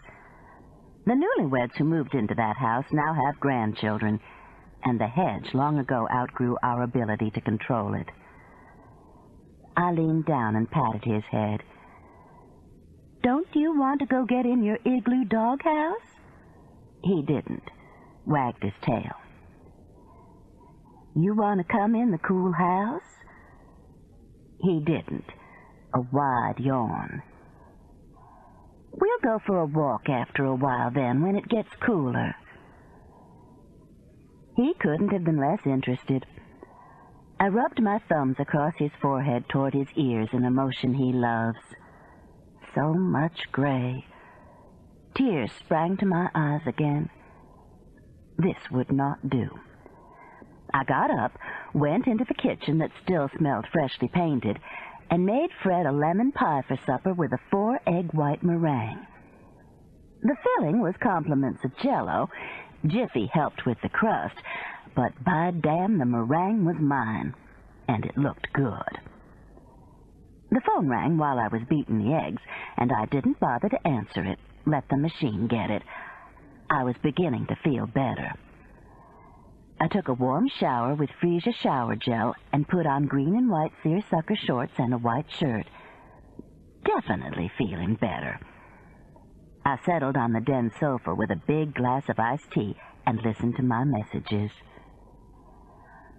"Mama," Haley said, "call me as soon as you get in. I've got exciting news. Bye." "Aunt Pat, sorry about hanging up on you. I'm feeling better and would love to hear how today turned out. Bye. Well, I'd have to give myself a couple of hours to make that call to Debbie. The Hannah Home truck will be in your neighborhood picking up discards next Wednesday. If you have anything for us, please call.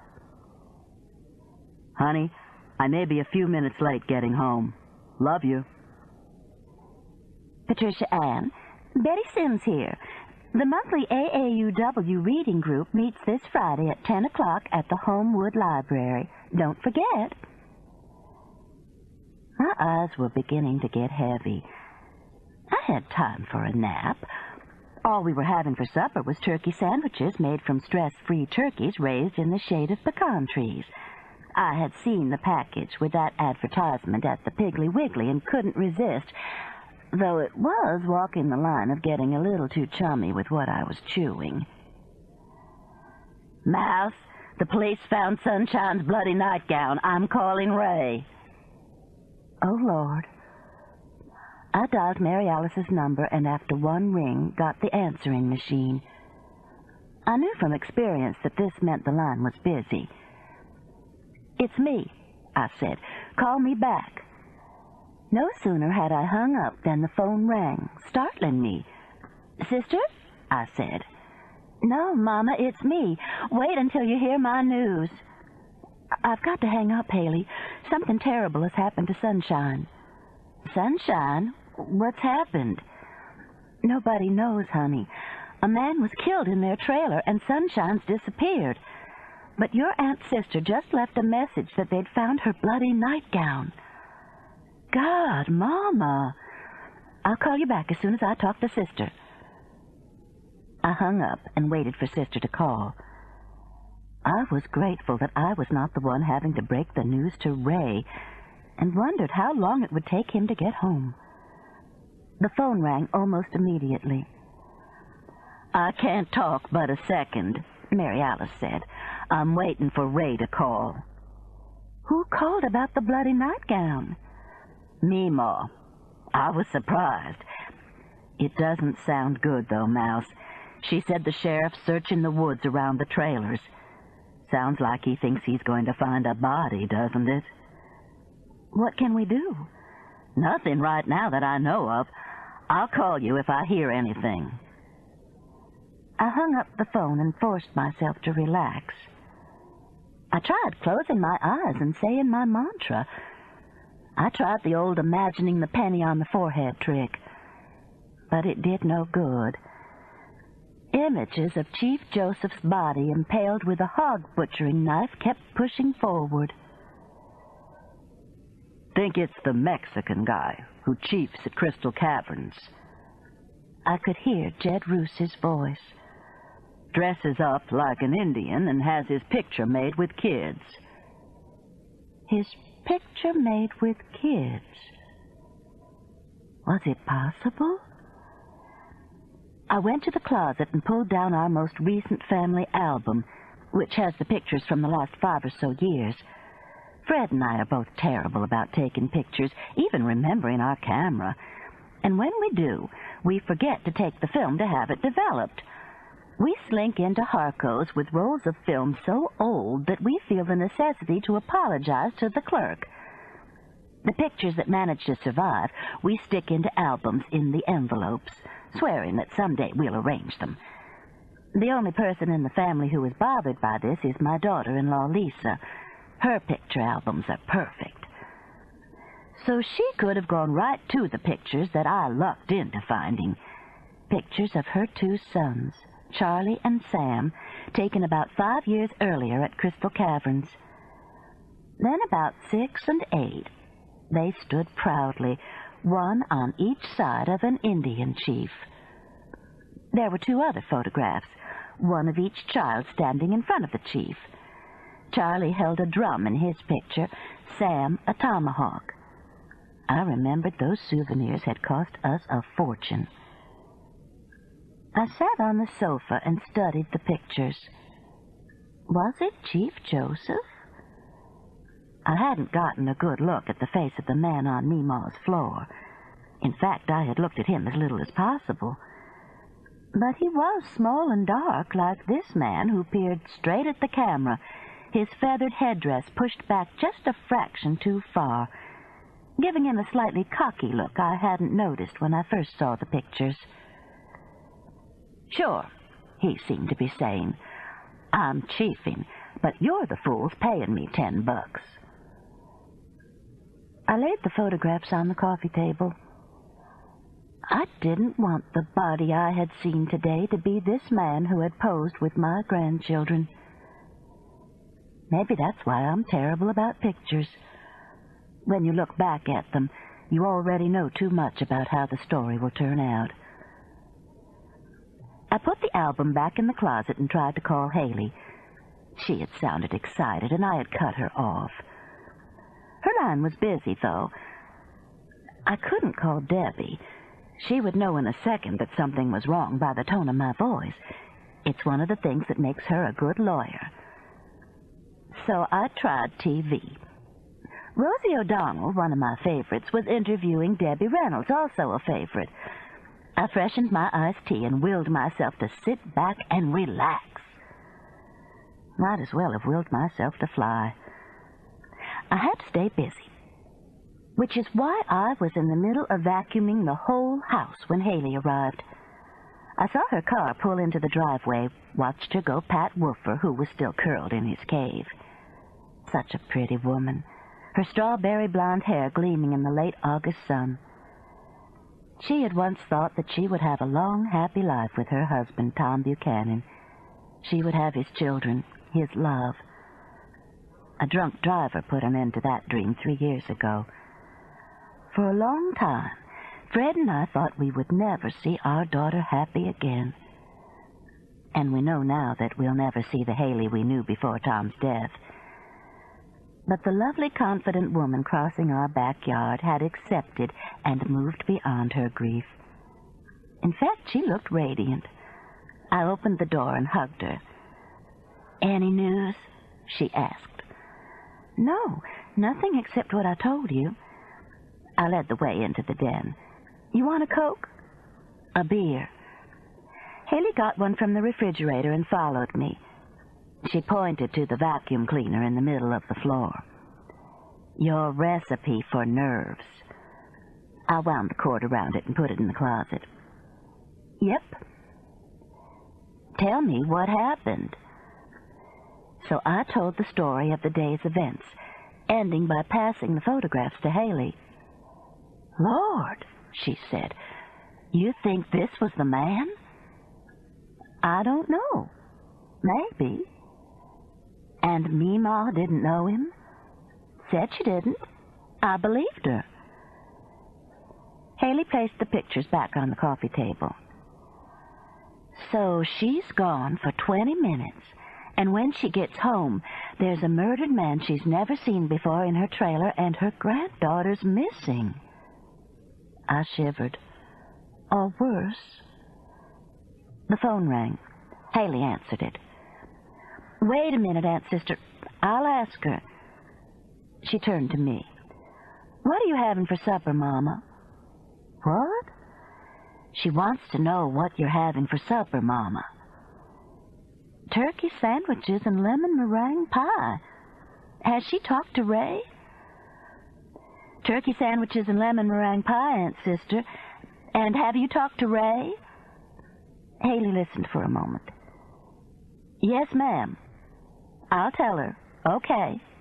Bye." "She's coming over.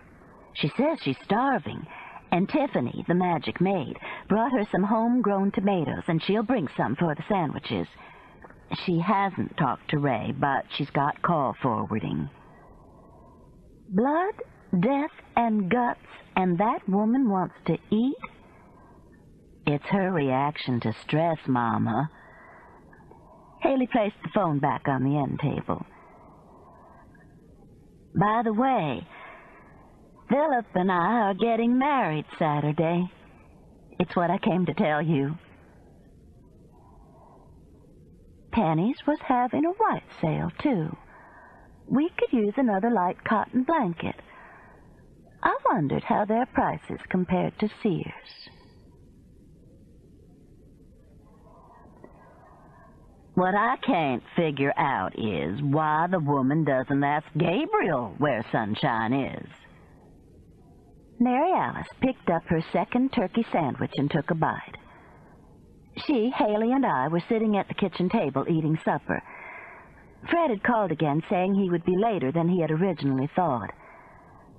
Haley had talked to him and hadn't mentioned Sunshine's disappearance or her own wedding on Saturday.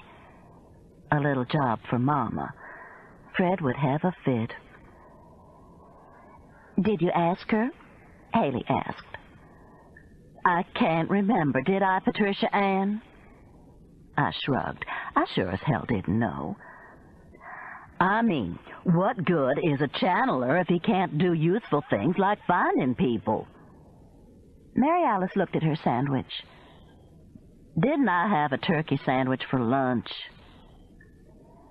I looked at my own sandwich. So far, I had managed to take one bite. "I don't remember. The waitress's name was Blenda, though." "Blenda? That's a cute name." Mary Alice turned to Haley. "You're sure you're not pregnant, sweetie?" Haley grinned.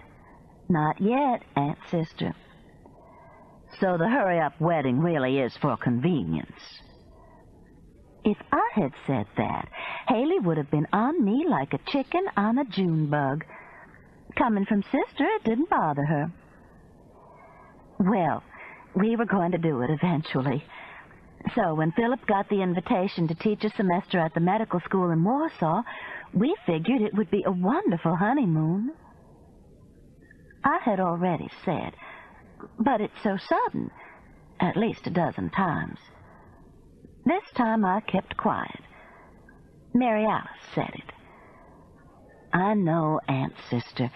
We'll have a big party when we get back, maybe even have another wedding. But this Saturday, Judge Bennett is going to meet us in his chambers at 10 o'clock. Just Philip and me and you and Mama and Papa and Philip's kids if they can make it." Dr. Philip Nachman's grown kids. I'd known this was coming for several months, but the over 20-year age difference still bothered me. Not so Mary Alice, whose 3 husbands had all been 28 years her senior, and so rich. "Well, I think it's grand. My niece and nephew getting married." Mary Alice chomped down on her sandwich. "I hope they've found Sunshine by then." "I hope so, too," Haley agreed. "Maybe Ray will be home by then and they can come to the wedding." I was eating supper with 2 absolute dingbats. How much sense did it take to add up a dead body, a missing girl, and a bloody nightgown to realize you were probably going to be minus a wedding guest on Saturday? My niece and nephew married. That's nice. I'll bet that doesn't happen often, Sister said. Depends on which part of the state you live in. I got up and poured each of us more tea. Actually, Dr. Philip Nachman, an ENT, ear, nose, and throat specialist, was the nephew of Mary Alice's second husband, Philip Nachman. He and Haley had met at their cousin Debbie's wedding, where Dr. Philip, the nephew, the uncle having long been dead, had given the bride away. It's just downright cozy, Mary Alice says. Most people find it confusing. The phone rang, and I answered it. Hey, Aunt Pat, have you met my Sunshine yet? Ray sounded as if he were in the next room. I have, and she's darling. Here's your mother, honey. I handed the phone to Mary Alice quick as a hot potato and walked toward the bedroom. I didn't want to hear this conversation. In a moment, Haley followed me. You've had a god-awful day, haven't you, Mama? Pretty bad. We sat on the bed and looked at each other. Maybe you and Papa can come over for Christmas. Wouldn't that be wonderful? I think it snows a lot in Warsaw. I swallowed hard. What are you wearing Saturday? My peach linen suit, I think.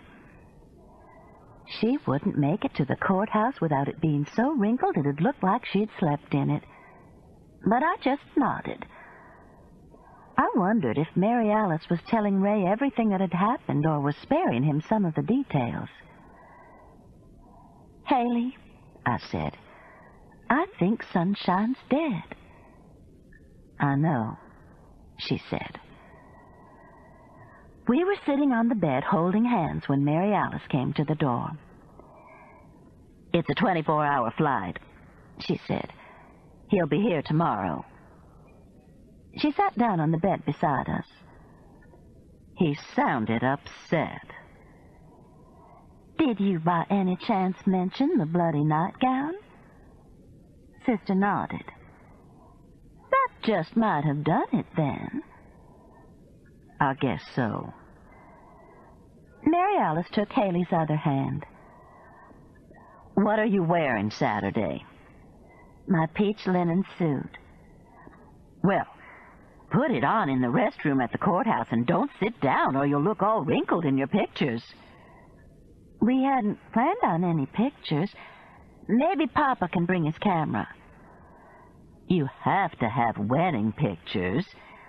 Mary Alice patted Haley's hand. Don't worry, I'll take care of it. Haley looked up and started to say something, but Mary Alice was on a roll. And I think you ought to change the time to noon. That way, I could give you a wedding luncheon, maybe at the Tutwiler. 10 o'clock was the only time the judge could work us in on Saturday. Then we'll make it a champagne breakfast. That'll be nice, too. And you'll have to have a wedding cake, 2 tiers so you can freeze the top one. Haley turned and looked at me. I smiled innocently. I've lived with Sister a lot longer than she has. I declare, Sister said, mulling over wedding plans and suddenly remembering something that might interfere. I hope Sunshine's all right. So did I. I could hear Meemaw declaring, she's my heart, always has been. I could only imagine her pain. It made my worry over being separated from Haley for 6 months seem trivial. Still talking wedding, Mary Alice and Haley left about 9 o'clock. They were hardly out of the house when the phone rang. Probably Fred again. Damn it, he shouldn't be working these long hours. The whole point of merging his metal fab with a large Atlanta firm had been to make his job easier. I picked up the phone and said hello impatiently. Mrs. Crane? A man asked. No, this is Mrs. Hollowell, her sister. She had her phone forwarded here, but she's left. Well, you can take the message, Mrs. Hollowell. This is Eddie Turquette, Sunshine's uncle. I sat down on the sofa, my knees suddenly weak. Yes, Mr. Turquette? What's happened? Junior Roos has had to call off the search tonight because it's dark. But he wants to start again in the morning, said to get volunteers. I'm out at the compound with Mama and Papa calling people. Do you think maybe you and Mrs. Crane could come help us? Of course we can. Do you want us to bring some other people? If you can. The sheriff's going to divide the area between here and the river into sections, and then organize groups for each section. What time? First light and before it gets too hot. 4:30?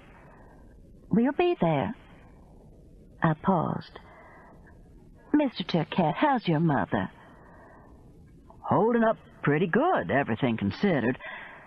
My sister and brother should be getting in from Atlanta in a little while, and she's baking them a pound cake. I told her to go on to bed, but she won't listen. Says they've got to have a pound cake. Let her stay busy if she wants to. Guess I don't have a choice. I was sure he didn't. We'll see you in the morning, then. Okay. And, Mrs. Hollowell, If you've got any boots, you might want to wear them. Boots? For snakes. Oh. I said I would definitely wear boots, that we would all wear boots. After he hung up, I tried to call Mary Alice. She wasn't home yet, and I couldn't remember her car phone number. Damn. The kitchen door opened, and Fred came in, looking mighty chipper for someone who had been at work since 7 that morning. "Hi, sweetie," he said, looking into the den where I was sitting with the phone in my hand. "What's happening?" "You want the good news first or the bad news?" "The good news." But I couldn't think of any.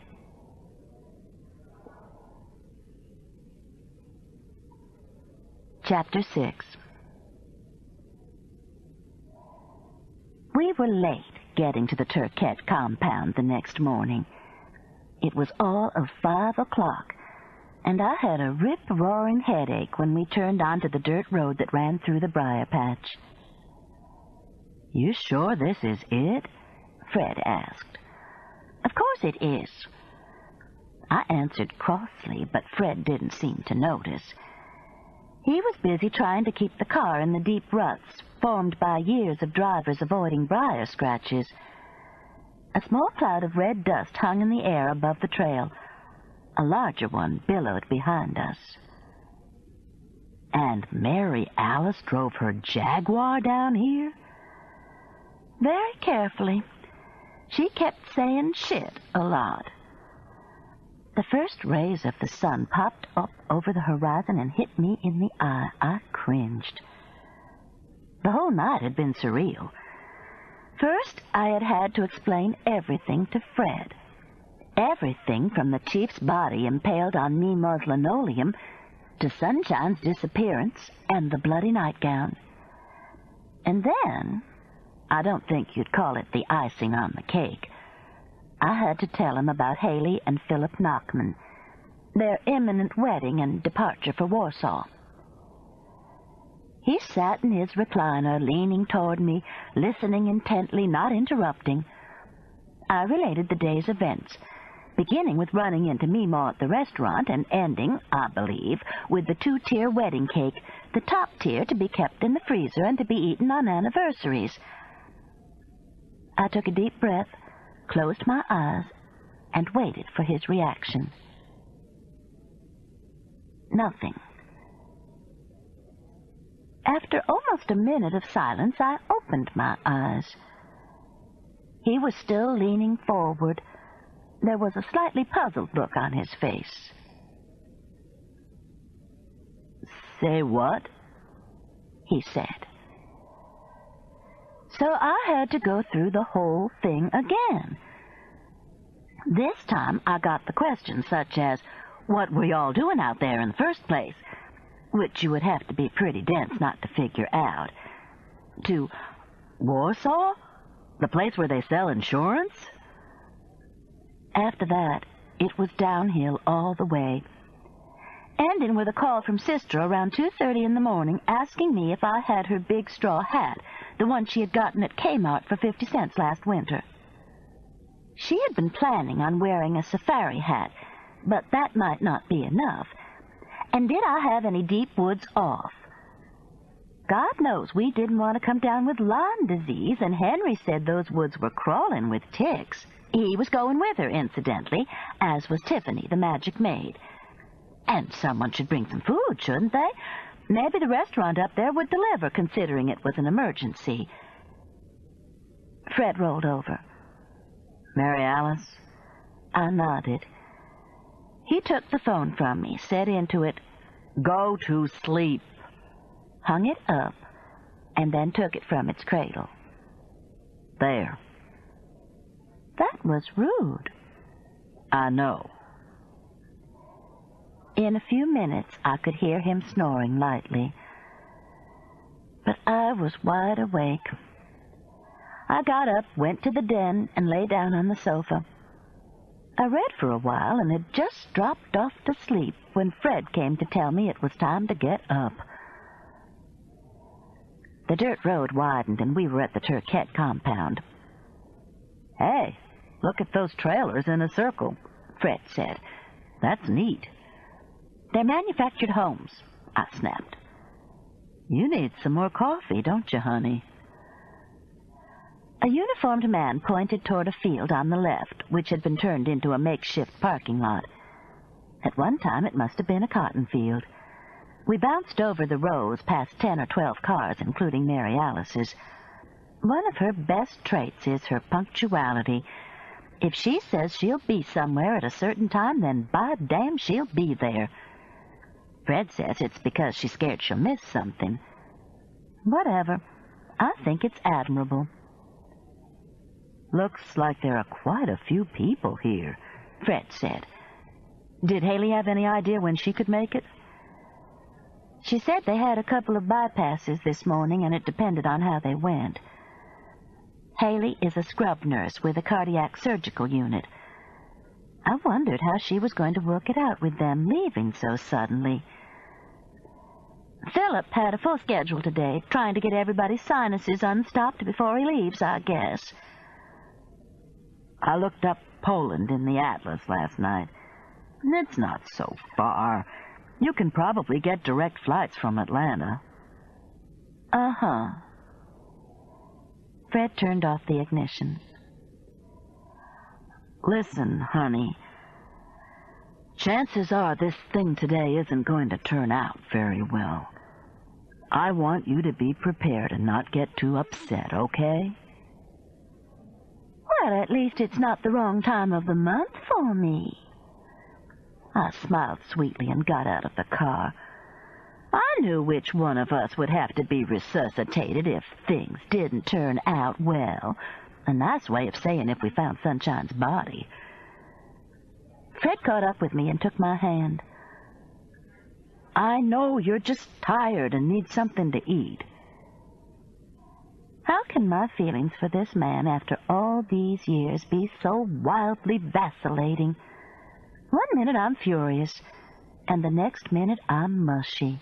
Go figure. About 40 people were gathered in the circle that the trailers formed. Apparently no instructions had been given by the sheriff, as everyone was milling around aimlessly. I spotted Mary Alice, Henry, and Tiffany sitting on the steps of Pawpaw's trailer and waved to them. "You're late," Sister greeted us. "Doesn't look like we missed much." I looked around. "Is there any coffee?" "I'll get y'all some," Tiffany volunteered. She turned and banged on Pawpaw's door. When he stuck his head out, she held up her styrofoam cup and 2 fingers. "Cream and sugar?" Pawpaw asked. "I want cream and sugar," I said. Tiffany held up 1 finger. Pawpaw nodded and disappeared. "Y'all sit down." Henry moved over to make room for us on the steps. "We're waiting for the sheriff. He's over in that trailer." Henry pointed toward Kerrigan's, talking to Sunshine's mother. "Doing something to Sunshine's mother," Sister said. "He's been in there a half hour." "Where's Meemaw?" "She went over to Howard's trailer a while ago, probably cooking him breakfast. I keep smelling bacon." I sat on the narrow metal step and wished for some bacon, for some more aspirin, for coffee. Fortunately, the last wish was granted as Pawpaw opened the door and handed Tiffany 2 styrofoam cups, which she handed down to us. We thanked him profusely. "You want some more, pretty lady?" he asked Mary Alice. "No, but I'd like to use your bathroom." "What?" Mary Alice stood up and pointed toward the open trailer door. "I have to pee," she said loudly and bluntly. Pawpaw smiled broadly. "You just come right on in." We all moved so Mary Alice could get up the steps. She was courting disaster if Meemaw happened to be looking out of Howard's window. "How was Debbie this morning?" I asked Henry. She was still asleep when I left. In fact, she was asleep when I went to bed last night. I called several people to see if they could come out here today, and I had to explain to all of them what had happened. Some of them are coming, though. Dwayne, the guy who was at Mary Alice's the other night, the one who walked out, is already here. I think that's some of his buddies he's with over there by the trailer with the Christmas tree lights. That's Eddie Turquette's trailer, I explained. Nemo says he works at the chicken plant in Trussville. Henry looked up, surprised. Eddie Turquette? Hell, he owns the chicken plant in Trussville, and one in Coleman, and a turkey plant in South Alabama. Are his turkeys by any chance the stress-free ones raised in the shade of pecan trees? Henry grinned. I don't know about that, but the man's made millions on them. A millionaire and a movie star. Now, if Howard Turquette were by any chance a professor... Fred interrupted my casting of Gilligan's Island by standing up. I'm going to walk around some. Has anybody heard anything new this morning? Not that we know of. Tiffany ran inch-long acrylic nails through her blonde curls. I wish they'd get the show on the road, though. I'm already sweating. So was I. My jeans were tucked into my old rubber rain boots, the only boots I owned, to protect against snakes and ticks, and I had on a long-sleeved shirt and a sun hat so large I had had to pull it off so the raveling straw edges wouldn't blind one of my fellow step-sitters. Fred was similarly decked out in his fishing boots and hat. Fair-skinned Southerners, we are still paying for our youthful fun in the sun. Literally. The demands for the services of Alabama dermatologists run a close second to that of ENTs. Henry and Tiffany were also adequately covered. Tiffany's hat, which she held on her lap, was larger than mine. I was glad to see they had learned from their parents' mistakes. Several cars had come up since Fred and I had arrived.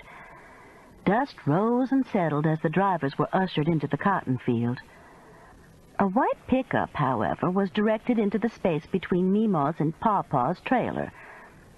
When a woman got out, I recognized Blenda from the Starlight Cafe. She waved. I've got sausage biscuits and coffee. She was talking to the three of us on Pawpaw's steps, but it was amazing how many people heard her and descended on the truck. I watched her handing out the food and wondered aloud if Mary Alice had called her at 2:30 this morning. My question was answered by Sister, who opened Pawpaw's door and said, "Oh, good. Blenda's here. I wonder what she brought." Tiffany moved over so Sister could come down the steps. She said sausage biscuits. Good. We're all going to need our energy. I'll go help her. Sister swished by me. Her go hunt for a dead daughter-in-law's body in the woods in August outfit was one I had seen her wear line dancing, a blue silk jumpsuit and rhinestone-studded boots. The woman wouldn't make it as far as the cotton patch. And how on God's earth had she been able to locate Blenda in the middle of the night? That woman is scary, I said. Henry and Tiffany both laughed. For some reason, they thought I was joking. Lady Bountiful and Blenda were handing out biscuits and little packets of grape jelly when the door to Kerrigan's trailer opened, and the sheriff and a woman so beautiful that Henry said, "Wow," came out. "Okay, everybody," Sheriff Roos said loudly. "Gather round." He reminds me of a P.E. teacher I had once, Tiffany said, getting up. We better go or he'll start blowing a whistle. I looked around for Fred.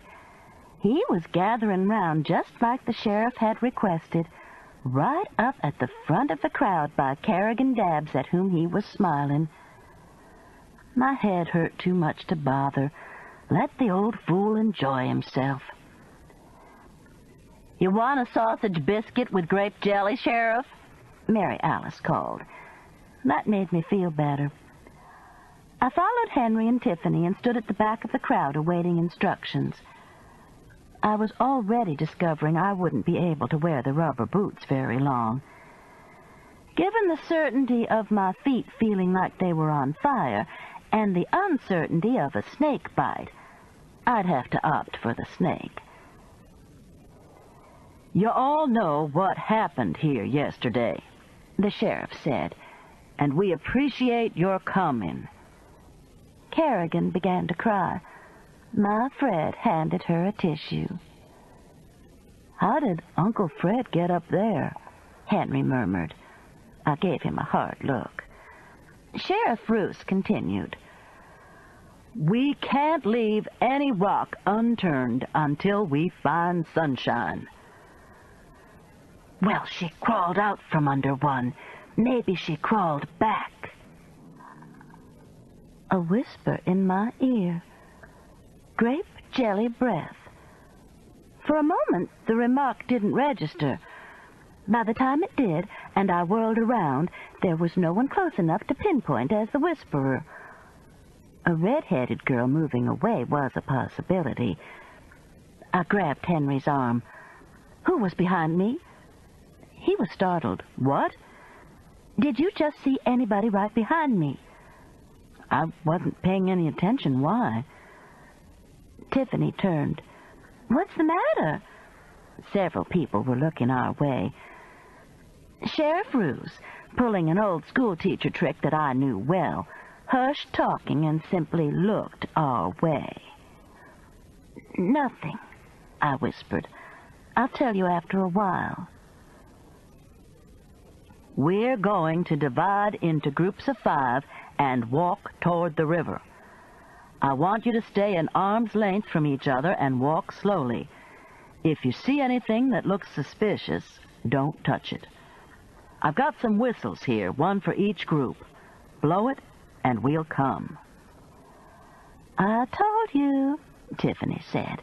"I could just look at him and tell he was a whistleblower." "Suspicious like what?" a man asked. "A shoe. Anything." "Sunshine was barefooted," Meemaw called. I didn't realize she had come out of the trailer until I heard her voice. She stood to the right of the group between 2 very large bearded men who looked like the Smith Cough-Drop brothers and must be Eddie and Howard. "Good morning, Meemaw."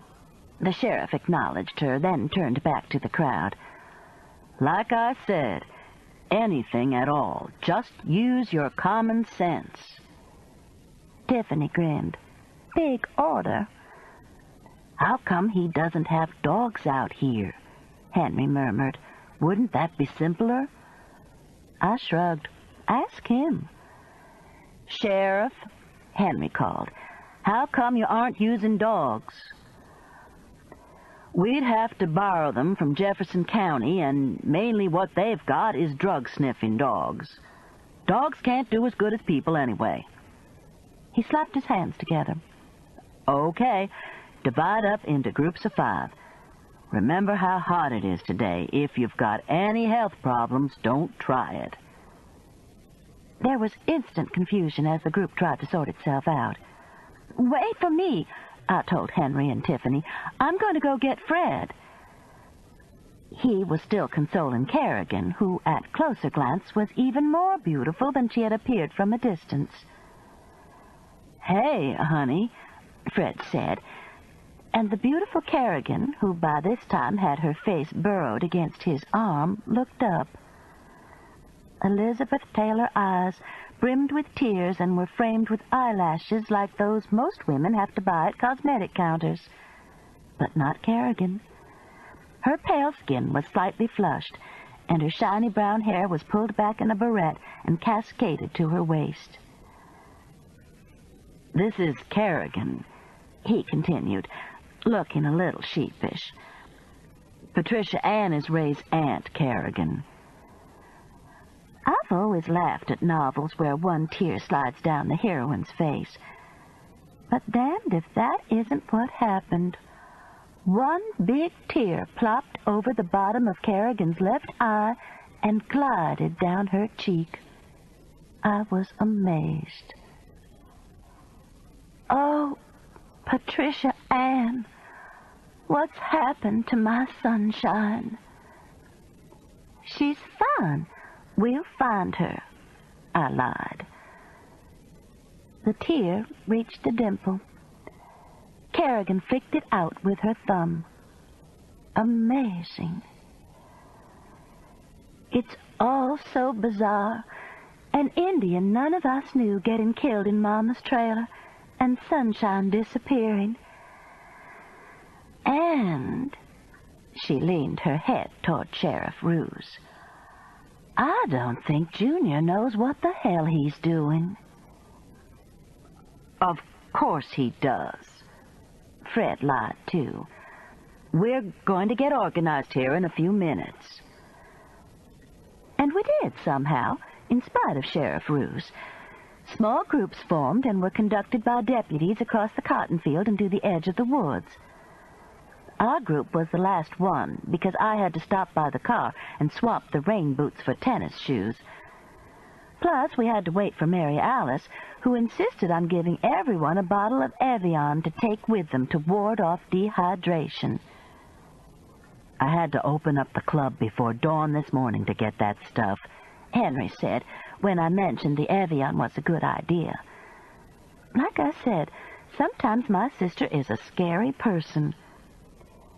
But all of us stomping through the woods on a manhunt, armed with bottles of Evian, was just one more surreal facet of the morning.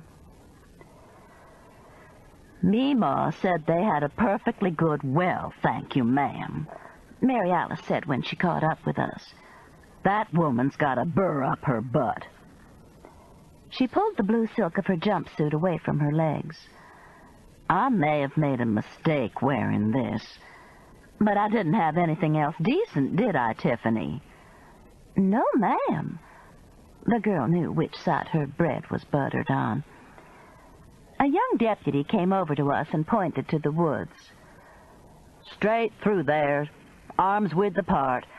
When you get to the river, turn, move to the right, and come back.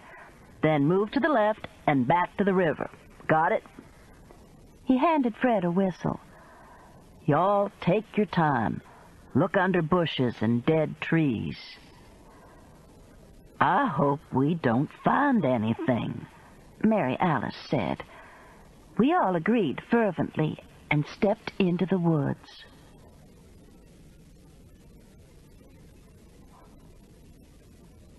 Chapter 7. The woods were lovely, dark, and deep, and it was at least 10 degrees cooler in the heavy shade, for which I was grateful. I rubbed the cold bottle of Evian against my aching head. Y'all go ahead, Mary Alice said.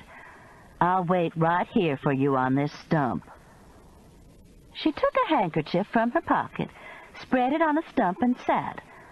Blue silk jumpsuit packed with Mary Alice butt hanging over the sides. We all looked at her. What do you mean, us go ahead? I asked. Well, you heard the weather, man. It's really not healthy for people to be out in this heat. I nodded. You're right. He particularly said the elderly. So I guess you'd better stay here. Why don't we all sit down a minute and drink some of our water? Henry, the peacemaker, suggested. Good idea, Fred agreed. Those sausage biscuits are heating up my belly. I reached into my ultralight fanny pack I'd ordered from L.L. Bean and passed around a package of Tums. Everybody took one. I told Blenda, Mary Alice chewed on her tum. I said, Blenda, Sausage biscuits are a mite heavy on an August morning with an inversion going on. And she said she thought so, too. But it was what Eddie Turquette said to bring, that it was turkey sausage. "You didn't order them?" I asked. "Sausage biscuits?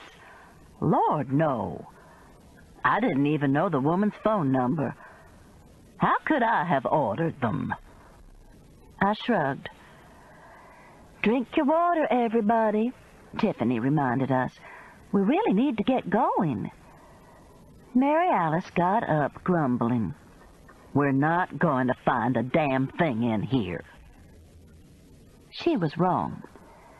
We found huge thorn bushes and vines so heavy that Tarzan, Cheetah, and Jane could have swung together.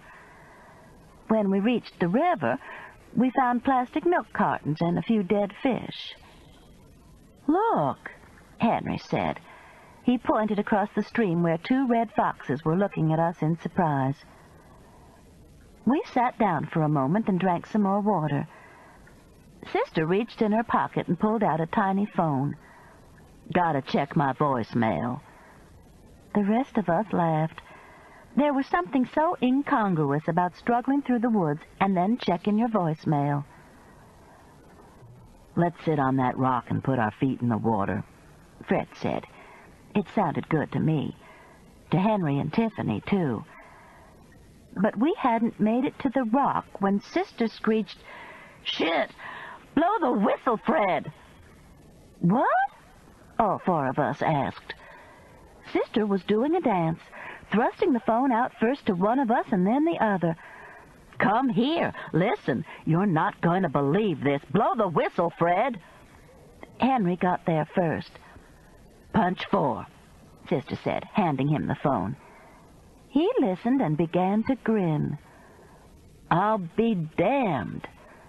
"Let me hear." I took the phone from him and punched 4. "Mother Crane?" Sunshine's voice came over the phone clearly. "I'm all right. Tell Ray I'm all right." "What is it?" Fred and Tiffany were standing by me. "It's Sunshine." I handed the phone to Fred. "She's okay." "Where is she?" Tiffany asked. "She didn't say. She just said to tell Ray she was all right." Tears of relief sprang to my eyes. I brushed them away and grinned. Fred handed the phone to Tiffany and blew the whistle several times. "I hope everybody stops hunting when they hear that," he said. "They'll probably think we've found the body," Mary Alice said happily. She was right. Sheriff Roos, followed by a deputy, was running across the cotton patch as we exited from the pines. "Sunshine's okay," Mary Alice called. The sheriff slowed to a walk. "You found her?" Mary Alice held up the phone. "Got a message." By this time, the sheriff had reached us. He leaned over, breathing raspily with his hands on his legs. And this was the man we didn't think sweated. I held out my bottle of Evian. "You want some water?" I asked. "Pour some on your wrists and then splash some behind your neck." "I'm fine," he said. He obviously wasn't. But if he wanted to pass out in a cotton patch being macho, it was his business. "What did she say?" "Said she's fine. Here." Mary Alice handed him the phone. "Punch 4." He straightened up and took the phone. In a minute, he nodded his head and said, "Blow your whistle, Leroy." Leroy, red-headed with the beginnings of a sunburn across his nose, asked how many times he should blow it. What signals had they decided on? "We didn't decide on any, though we should have." Mary Alice took the phone from the sheriff. "Look, y'all, here come the Turquettes. Jump up and down and look happy so they'll know it's good news." "Lord," Fred grumbled. "You can just wave and smile, Fred." To my amazement, he did what Sister said. Kerrigan was the first to arrive. Our message had gotten through because, hand on her heart, she said, "It's good news, isn't it?" "The best," Sister assured her. Kerrigan turned to Eddie, Howard, and Meemaw, who was making surprisingly good time across the cotton rows. "It's good news." "Oh, thank the Lord." Meemaw caught up to the group.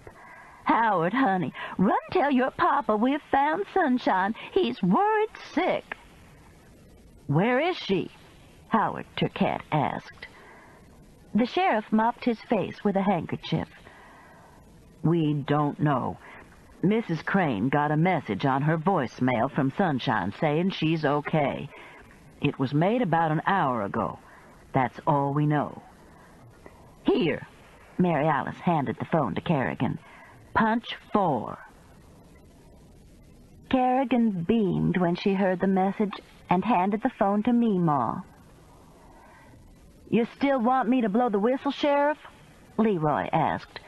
"You never did say how many times." "Just blow it a bunch of times. They'll get the idea. And let's go get in some shade." By the time we got back to the compound, other groups were emerging from the woods, most of them expecting the worst. Pawpaw, however, alerted by Howard, emerged from his trailer smiling. He looked, I realized, exactly like a prospector in the movies, one who's been down by the creek too long. He made a beeline for Mary Alice and hugged her. "Our baby's all right," he said. Fred had realized the same thing I had about Pawpaw. "He reminds me of Gabby Hayes," he whispered. Mary Alice seemed to think so, too. She was looking around rather wildly, perhaps as fearful that Meemaw would see what was going on as anything else. But Meemaw had disappeared into her trailer. Old fool. Kerrigan went over and tapped her father on the shoulder. A very sound tap. "Behave yourself, Pa." He turned, and Mary Alice seized the opportunity to move away faster than I thought she could move. So fast it made me right proud. Leroy was still blowing the whistle, though the sound was getting weaker, more like a chirp. Sheriff Roos told him he could quit, which he did, and went to sit by Kerrigan's trailer, fanning himself with his hat. Henry took him another bottle of Evian. "Are we going home now?" Tiffany asked. Some of the cars were already leaving the cotton field. "I don't see why not." Fred looked around. "Where did Mary Alice go?" "Probably hiding from Pawpaw." I looked at my watch. It was a few minutes after 7. Lord, I had thought it was at least noon. Meemaw came out of her trailer holding a large pitcher and a stack of styrofoam cups. "Hawaiian punch!" The crowd surged forward. There was such a feeling of relief in the air it was almost palpable.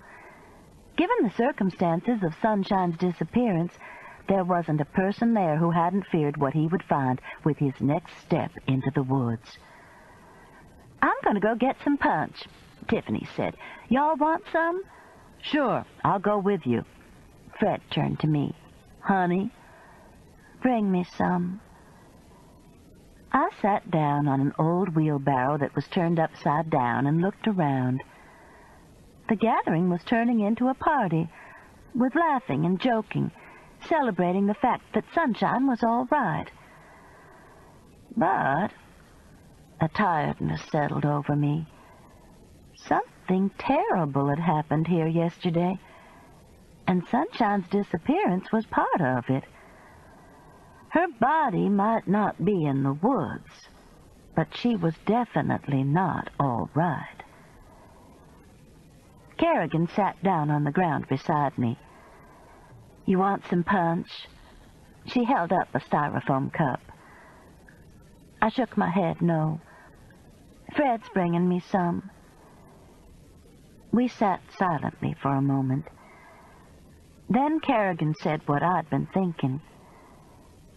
My baby's in terrible trouble, isn't she? I don't know. I don't have any idea what's going on. Will you tell me about yesterday? I've heard Mama's version a dozen times, but none of it makes sense. None of us even knew the guy who got killed. He just showed up murdered in Mama's trailer, and Sunshine was gone. Plus, everything in my trailer was messed up. I'll tell you all I know. I went through the sequence of events, starting with us running into Meemaw at the restaurant. I didn't tell her how we happened to be at the restaurant, and ending with us nearly getting killed at the highway. Kerrigan listened quietly, sipping her Hawaiian punch, not interrupting a single time. And that's it, I finished. She nodded. That's pretty much Mama's story. It's just crazy, though. What could I say? The circumstances had made no sense. The violence had been obscene. Mrs. Hollowell, I know he's your nephew, but I have to ask you if there's any chance Ray could be involved in any way. I mean, I know he's not here, but could something be going on that he's part of? Something that Sunshine's gotten caught in? I put my hand on her shoulder. Ray's not involved in this. He's the sweetest, nicest one of all our children. He was also the only one who had ever been arrested, but I didn't think that his and some of his fraternity buddies' plot of marijuana in the Bankhead National Forest was part of the problem here. He had gotten off with a fine and 100 hours of community service. His main punishment had come from his mother, who had urged the whole family to hold up our heads in spite of what Ray had done. No, I said again, this has nothing to do with Ray. Sunshine can count her blessings with him. That's good to hear. Kerrigan smiled up at me. Perfect teeth, skin that glowed, those violet eyes. I thought of Meemaw and Pawpaw. Lord, there's no accounting for genes. Sheriff Roos came up, red in the face. Kerrigan, I need to talk to you. He motioned toward her trailer and walked toward it. Shit. Kerrigan got up in one graceful movement. That man drives me nuts. Thinks he's Sunshine's daddy. Is it? It just popped out. I hope not. Fred and Tiffany came up with the Hawaiian punch. Kerrigan gave them a little wave and left. Why is your mouth open, honey? Fred asked. The crowd, having received their cups of Hawaiian punch, began to disperse quickly. There was still no sign of Mary Alice, and Henry also had disappeared. I'll just go on with you, Tiffany said. They'll show up. She always does, Fred agreed. I was ready to go, too. But first, I wanted to go tell Meemaw that if there was anything else we could do to help her, we were available. After all, it was only polite. Meemaw had gone back inside her trailer to mix some more punch, and though I could see her through the door, I knocked. Come in, she said when she looked up. Just don't step on the man. I swear he's right in the middle of everything. I already had the door open when she said that about the man, or I wouldn't have set foot in there. What she was talking about, I saw immediately, was a chalk outline of Chief Joseph, the kind you see in the movies. He had been stepped on several times. Stepped on and tracked into the kitchen. What the hell is this? I asked, Why didn't they put up some of those yellow ribbons and not let anybody in here? Junior Bruce wanted to, but I told him I couldn't sleep anywhere but in my own bed, and Kerrigan told him that was true. So he just drew that picture. Did a whole bunch of scraping on the floor after they got the body out, sprayed stuff around. It was okay after I got everything aired out, though. Meemaw pointed to the floor. You can come in long as you don't step on the chalk lines. That's okay. I just wanted to tell you we were leaving, but you have our phone number. If you need us for anything, call. Is your sister leaving, too? Probably in a little while. I don't know where she is. She's over in Howard's trailer. I saw her and that son-in-law of hers sneaking in a while ago. Sneaking in? Well, I guess not. Howard was holding the door open. I'll get her, I said. Where's Pawpaw? Taking a nap back yonder. She pointed toward the bedroom end of the trailer. Hold the door open for me, will you?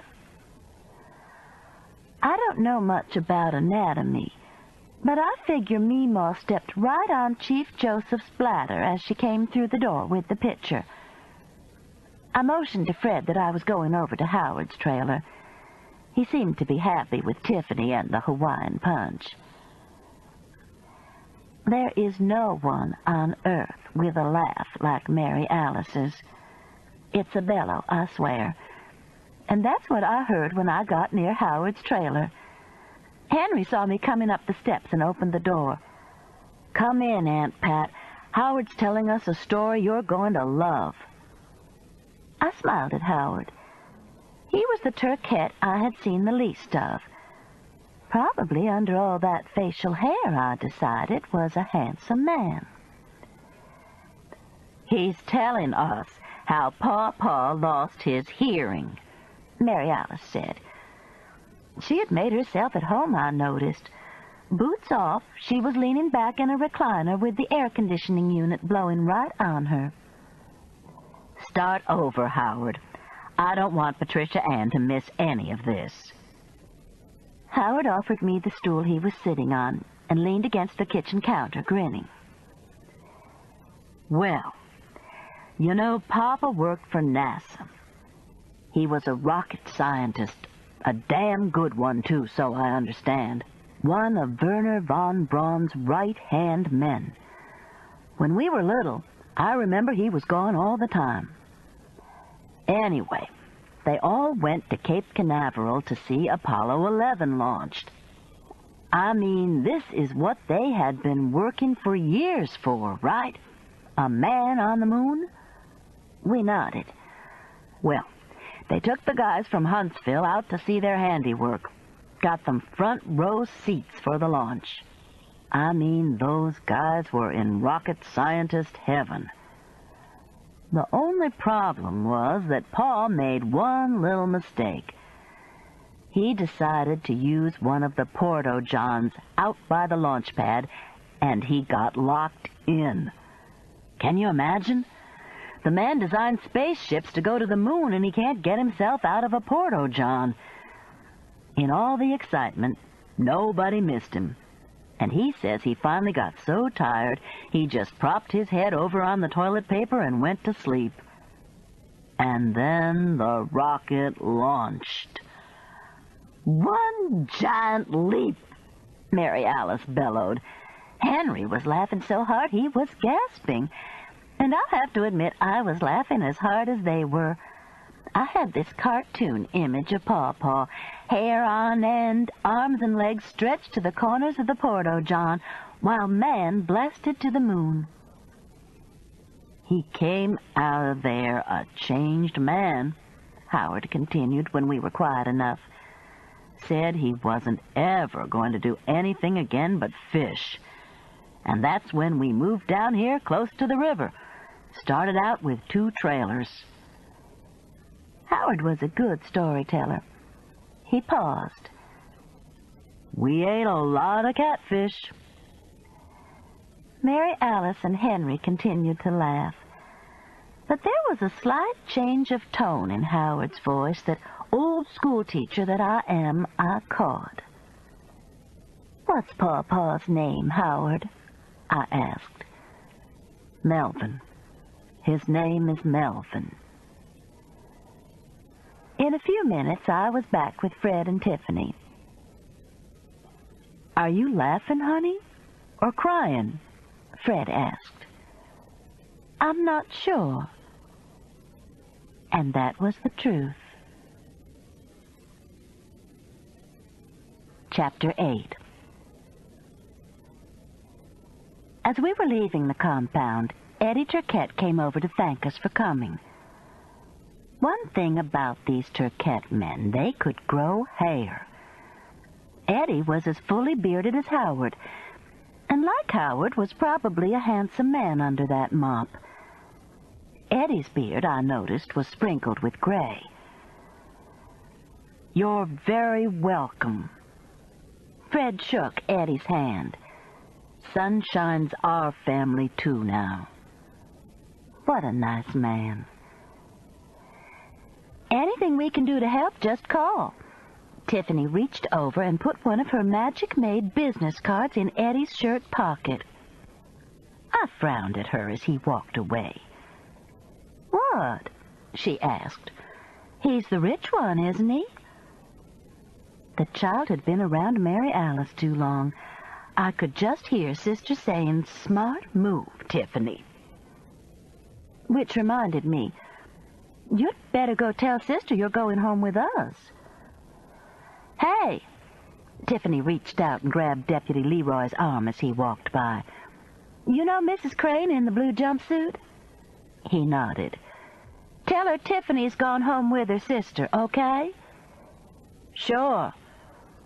"Let's go," Tiffany said to Fred and me. There is nothing as hot as a car that's been parked in an Alabama cotton patch in August. We opened the doors and turned on the air conditioning, but the leather seats were still a danger to any exposed skin. Finally, we were able to get in and back over the rows. Tiffany pointed toward the Turquette compound. "That's a strange place back there." "How so?" Fred asked. He was trying to drive without holding the hot steering wheel. Quite a feat. "Tiffany, there's a towel back there on the floor. Hand it to Fred." "Here." She passed it over the seat. "I don't know. Just sort of spooky. Out in the woods like that and nobody living in the same trailer." They moved out here because Pawpaw lost his hearing. All he wanted to do after that was fish, so Howard said. "How did he lose his hearing?" Fred asked. "Well," I related the story just as Howard had told it. Fred and Tiffany were an appreciative audience. "A Porto John? Oh, God!" Fred was laughing so hard I thought I was going to have to make him pull over so I could drive. Tiffany slapped the back of the seat. "I can just see him. I bet he thought he'd died and gone to hell." I was giggling. "It's not funny, you all, and we ought to be ashamed. He can't hear it thunder now." That set them off even more. "Oh, God, I'm going to pee my pants," Tiffany squealed. "Stop at the next gas station, Mr. Hollowell." Fortunately, it wasn't far to the interstate and a huge Exxon station. Fred and Tiffany, still laughing, both rushed to the restrooms. I fished change out of the bottom of my purse and headed for the Coke machine. A large round thermometer, hanging where a flower had probably once hung and died from heat stroke, stated that the temperature was 105 degrees. Subtract 5 for the heat of the pavement, hell, subtract 10, you still had an egg-frying day. We would have been dropping like flies tromping through those woods. Clunk.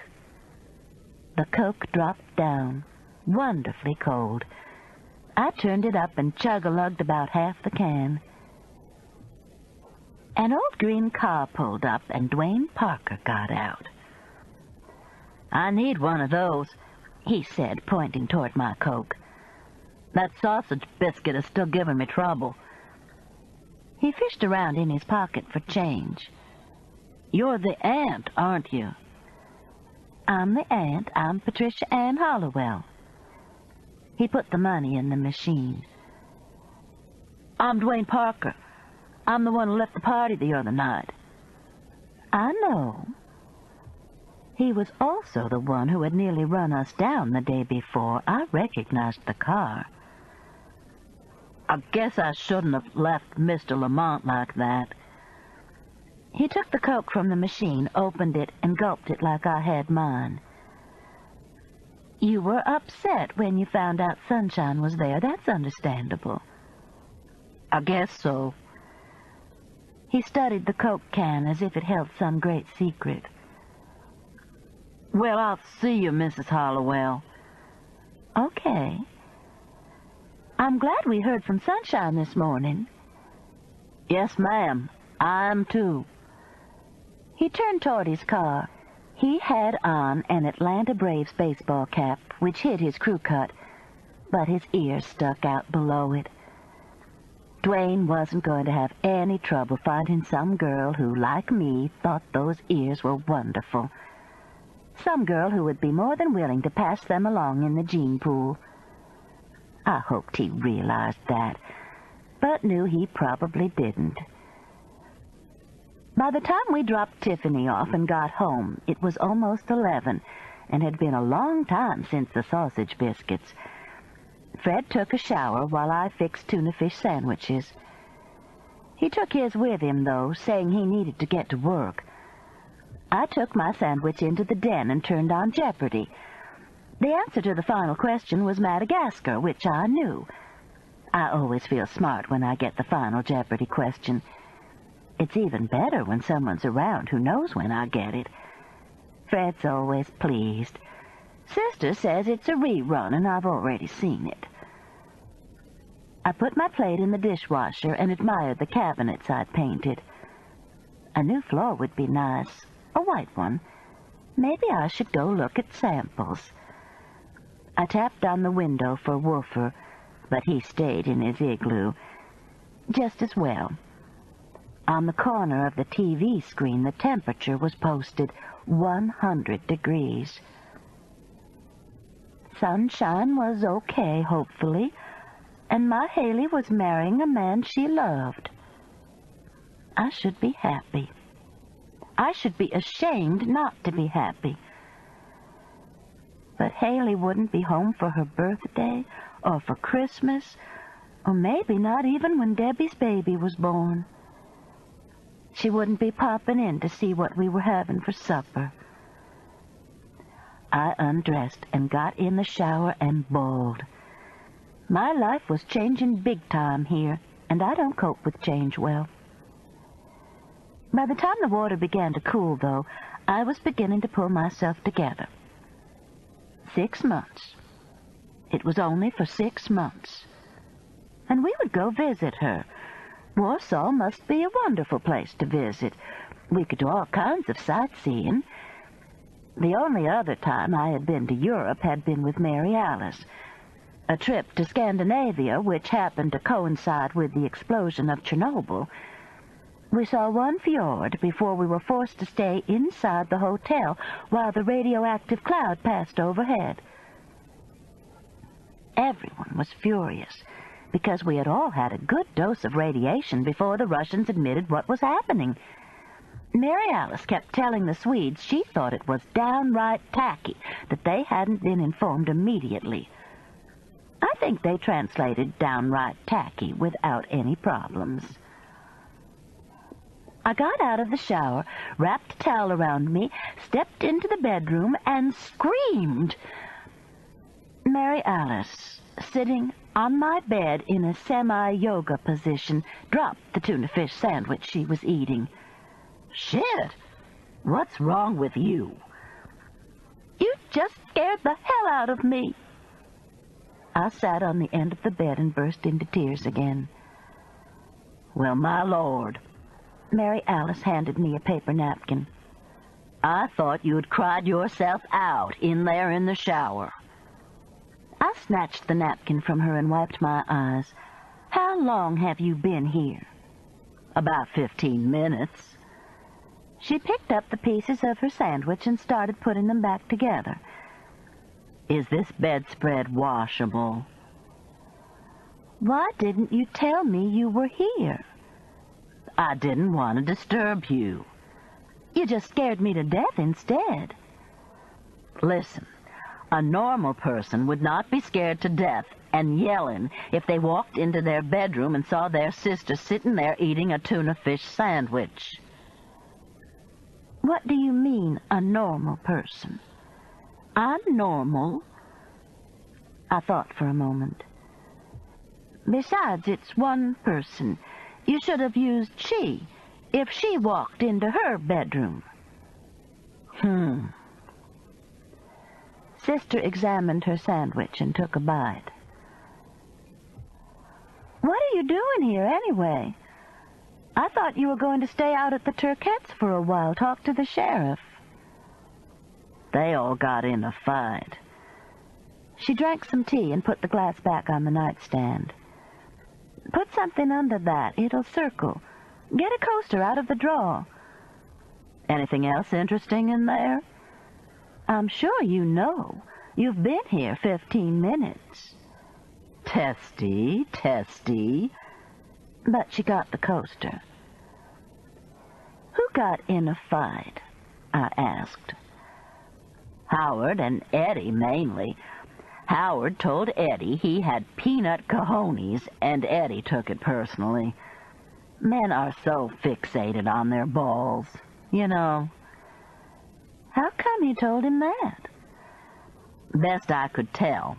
I wasn't paying much attention until Eddie hit him. Howard thinks Eddie ought to expand his business, and Eddie doesn't want to chance it. He hit him? Knock down, drag out, much as you can have in a trailer. Meemaw came in yelling like a banshee and broke them up. I swear, Patricia Ann, I half expected that woman to turn them over her knee and spank them. Where were the sheriff and Kerrigan? Still in her trailer? I don't know where she was. He was talking on the phone in his car, and I told him Henry and I were leaving. Sister took another bite of her sandwich. That is one more dysfunctional family out there, Mouse. Did you see Pawpaw anymore? We saw him hightailing it across the cotton patch as we were leaving, probably heading toward the river fishing. I got up and got underwear, khaki shorts, and a white T-shirt from the chest of drawers. The mirror above it showed a face that had been crying for a long time. You need to put some ice on your eyes, Sister said. Did I tell you I checked on flights to Warsaw? I shook my head, no. We could fly the Concorde to Paris and be in Warsaw in 5 hours. Just about as long as it takes to get to Pensacola. Think about that. You wouldn't bat an eye if she was going to Pensacola for 6 months, now would you? I can't afford the Concorde, I said. I can. Besides, it's the idea of the thing, just knowing the possibility. True? True. And I did feel better. I turned and gave Sister a grateful smile. The seats are kind of little on the Concorde, but Fred's not big, and you're not big as a flea. The 3 of us will do fine. Fred, Sister, and me, halfway across the Atlantic, the point of no return, squashed together in 3 little seats. My smile faded.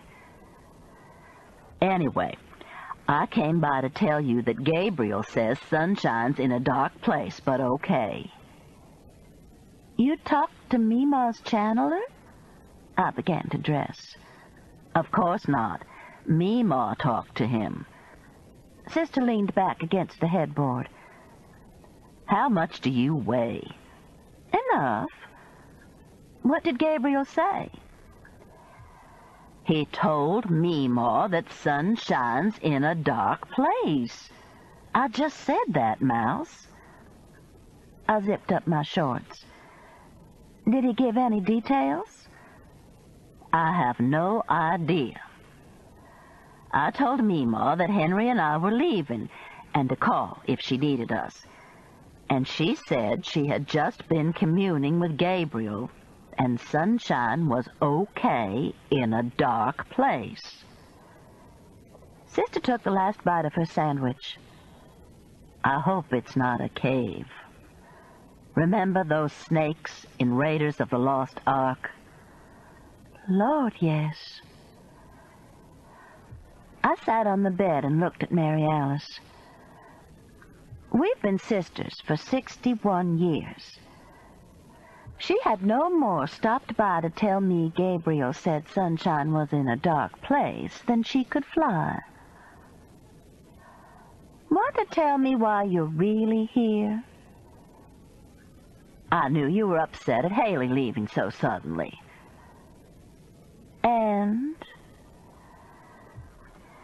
And I found something in my pocket I don't know what to do with." She handed me a lined index card, the kind you write recipes on, that had been folded in half. On the top was a cartoon turkey saying, "From the kitchen of Mary Louise Turquette." Below that, someone had printed in pencil, "Chief Joseph sends his regards to your son." I studied the card, turned it over to make sure I hadn't missed anything. "It's a threat, isn't it?" Sister reached over and took the card back. "They're saying Ray's in danger, aren't they? That the same thing could happen to him." She shivered. "It's cold in here." "No, it's not. And I don't know what it means." Of course it was a threat, but I didn't want to upset Sister more. "It just showed up in your pocket?" "When Henry and I got in the car, I felt the corner of it stick in me, but I just thought it was the tag on my new underpants." Made sense to me. "But when I let Henry out at his house, I went in to see about Debbie, and reached in my pocket and found it." Sister studied the card.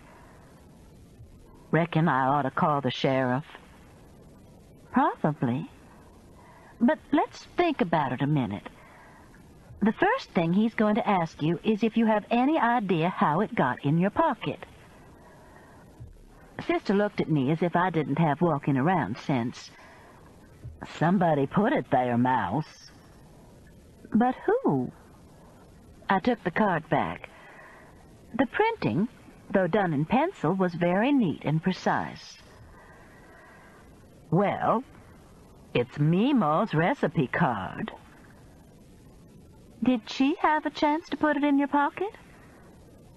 "I don't think so.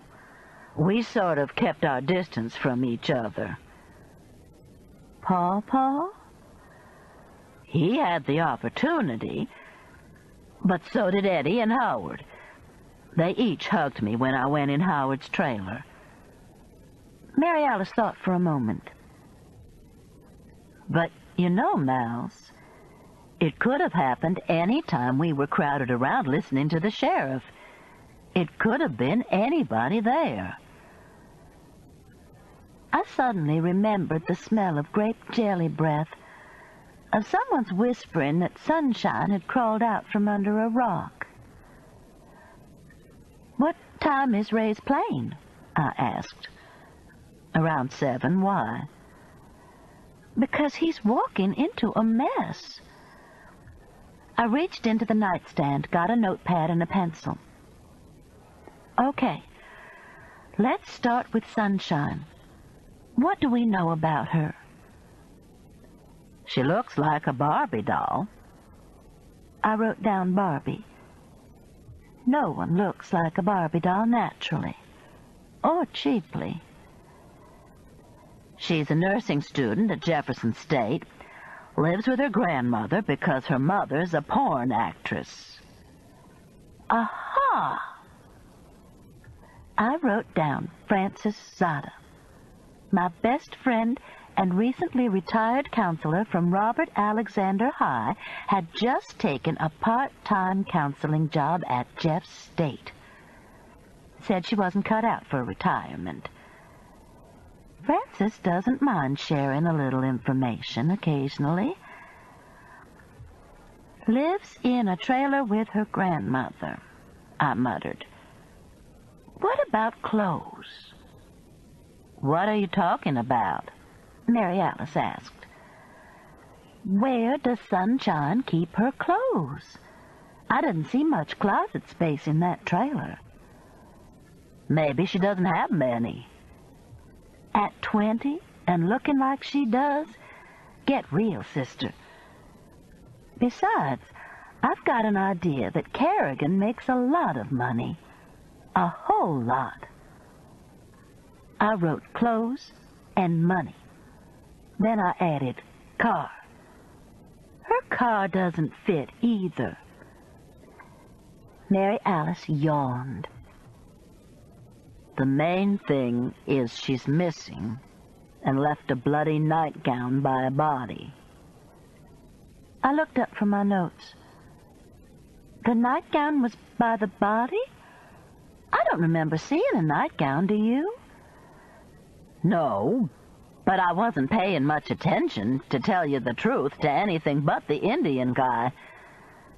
Anyway, that's what Eddie Turquette said, and he could have been wrong. Nevertheless, I wrote down nightgown. Mary Alice yawned again. Look, I don't think I got a wink of sleep last night. All I want you to do is tell me if you think I ought to call the sheriff about this note. I said probably. Then maybe I will. Okay. It could be a joke. Could be. Not likely. I'll see. Mary Alice stood up. You know what, Mouse? What? We know Meemaw's name now.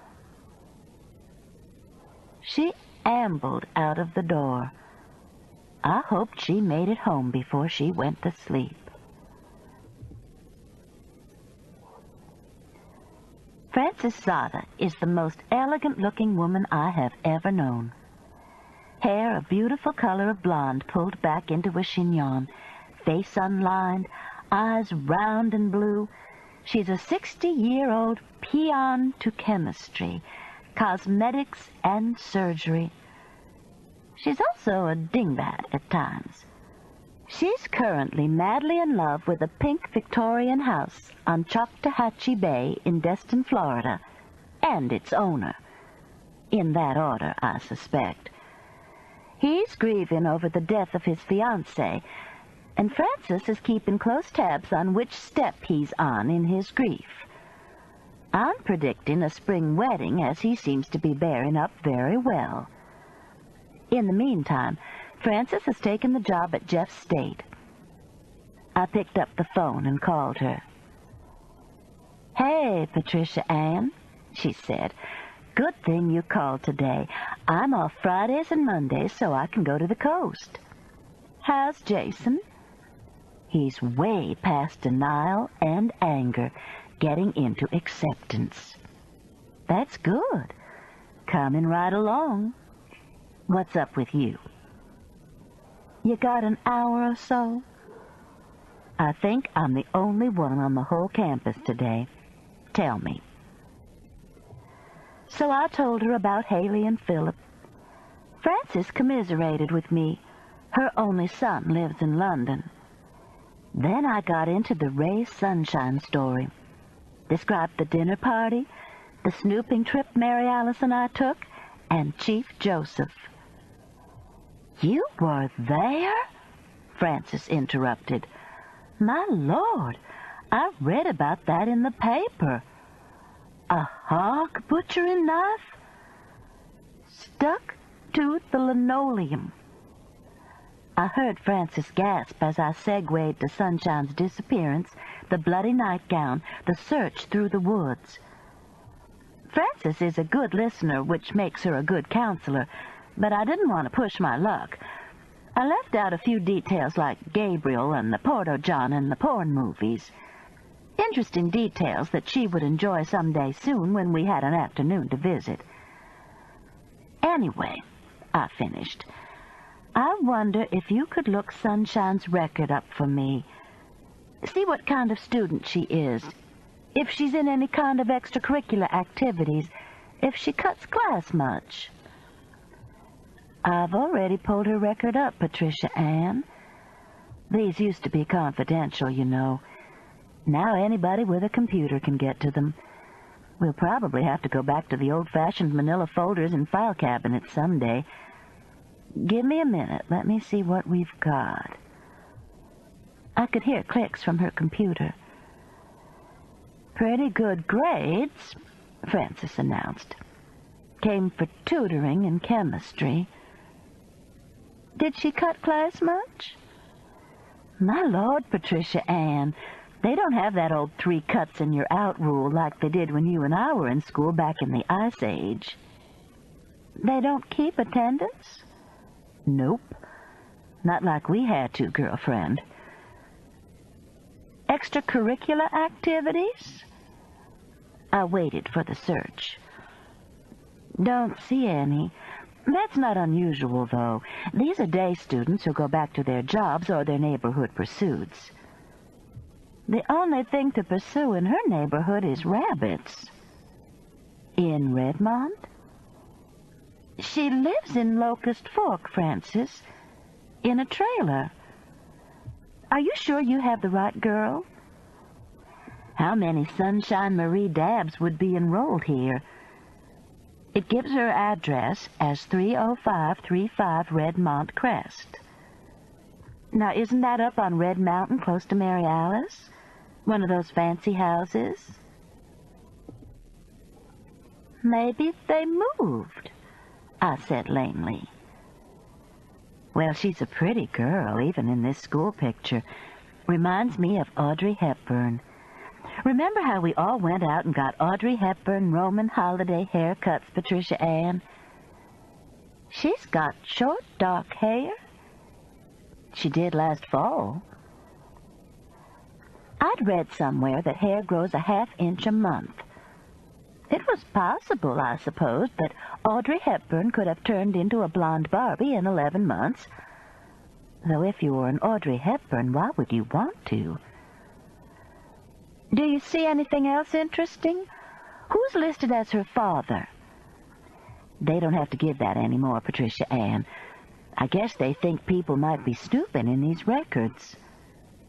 God forbid. She does say, in case of emergency, to contact Edward Turquette. That's her uncle. Well, he's listed at that same address she gave on Redmont. That's strange. Not so strange. A lot of these kids live with relatives. I wasn't about to explain Meemaw and the trailer to Frances. I thanked her for the information and promised that I would give Haley her love and wish her every happiness. Lunch soon. Lord, none of the pieces of this jigsaw puzzle fit. Who in the world were the Turquettes? What I needed was a Gabriel to tell me. I closed my eyes and thought of all I would ask him. Chapter 9. It was a mistake closing my eyes. When I woke up, it was 3 o'clock, and my morning headache had come back full blast. I groaned and went into the kitchen for aspirin. The television in the den was still on, and in the corner of the screen the temperature was posted 103 degrees. I heard a car door slam, and a moment later Haley came up the back steps. I opened the door and told her to bring Woofer in. 'Tweren't fit for man nor beast out there. Haley grinned. When she was in the 6th grade, she had a starring part in the class play, a melodrama. Her brothers loved it, mimicking her "'tain't fit for man nor beast," until Fred put his foot down. She was back in a minute, pushing a reluctant Woofer. He was all the way back in his igloo, Mama. He didn't want to come in. I set down a bowl of water with ice in it. Woofer took a few laps and then stretched out on the floor. I feel better with him in. Haley looked at me suspiciously. "Have you been crying?" "Nope. I've just had a nap that lasted way too long, and I have a headache." "You want some tea? I'm having some." "I'll get it. Why don't you go sit in the den, Mama?" I got my aspirin and did what she said, because I felt like I was going to cry again, and that wouldn't do. I had to be happy for Haley. I was happy for Haley. "I talked to Debbie," she called from the kitchen. "I know what happened this morning." She came into the den and handed me a glass of tea and a napkin. "What do you think's going on?"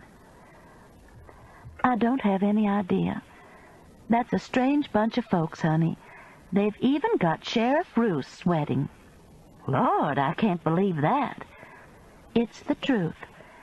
Kerrigan Dabbs says the sheriff thinks he's Sunshine's father." "Really?"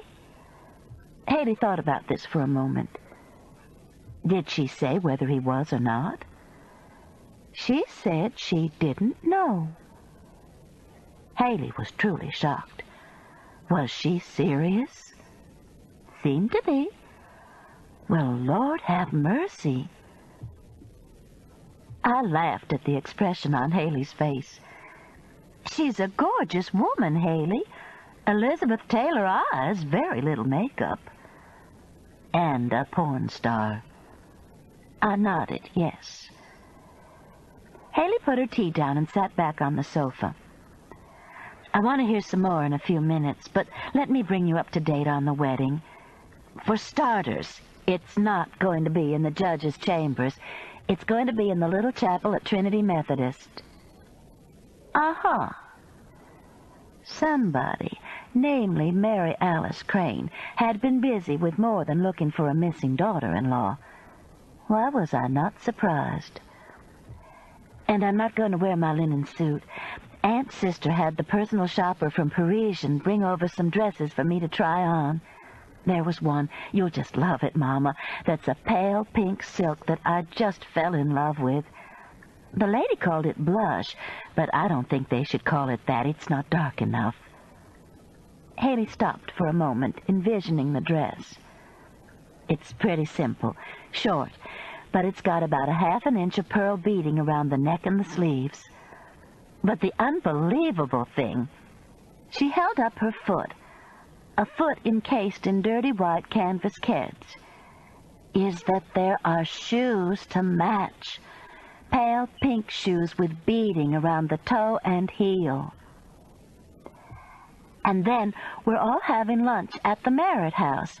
Aunt's sister said she would have asked Henry to do it at her house, but Saturday is his busiest day at the club. We're going to have chicken Kiev." "Chicken Kiev?" I repeated, almost out of breath. Here sat my intelligent daughter, totally oblivious to the fact that her every wedding plan had been changed by her aunt. Awesome. "Little new potatoes, those green beans, they do so good." Haley droned on while I thought about what the world would be like if Sister had been born a man. Boggled the mind. "What do you think, Mama?" "It sounds lovely." It really did. And my daughter was happy. So I hadn't been included in any of the planning. So what? I had a sudden memory of Mama saying, "Remember, Patricia Ann, your sister always means well." I didn't know about that always bit, but in this case she had. I let go of my resentment and asked what kind of wedding cake Sister had planned. I couldn't resist. Haley, bless her heart, laughed. She has sort of taken over, hasn't she? And done a good job, it sounds like. Just remember, it's yours and Philip's wedding, though. I will. Haley leaned over and patted Woofer. Mine and Philip's wedding. She was tasting the words. There was a long moment of silence. Then Haley jumped up. "The dress is being altered, but the shoes are in the car. I want you to see them, Mama." I grabbed a paper napkin and mopped up a few fresh tears while she ran to the car. The phone rang and I answered it. "You've been crying some more," Sister said. "No, I haven't. I just woke up.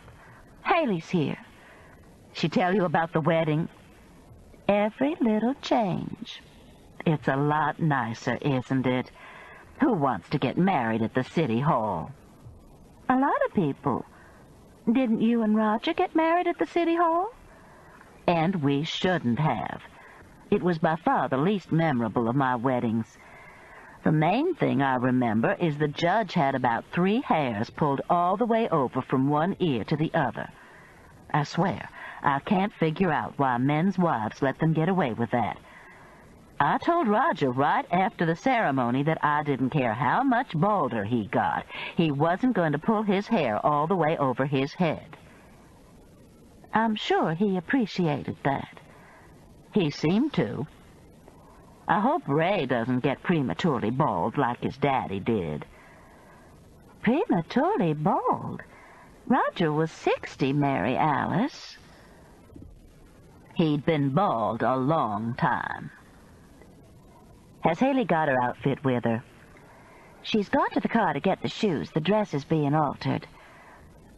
"Well, listen, I'll pick you up around 6:15. "For what?" "To go to the airport to pick up Ray." "You want me to go with you?" "Ray wants you there. When I called to tell him we'd heard from Sunshine, he said for me to be sure to bring you to the airport." "When did you talk to Ray?"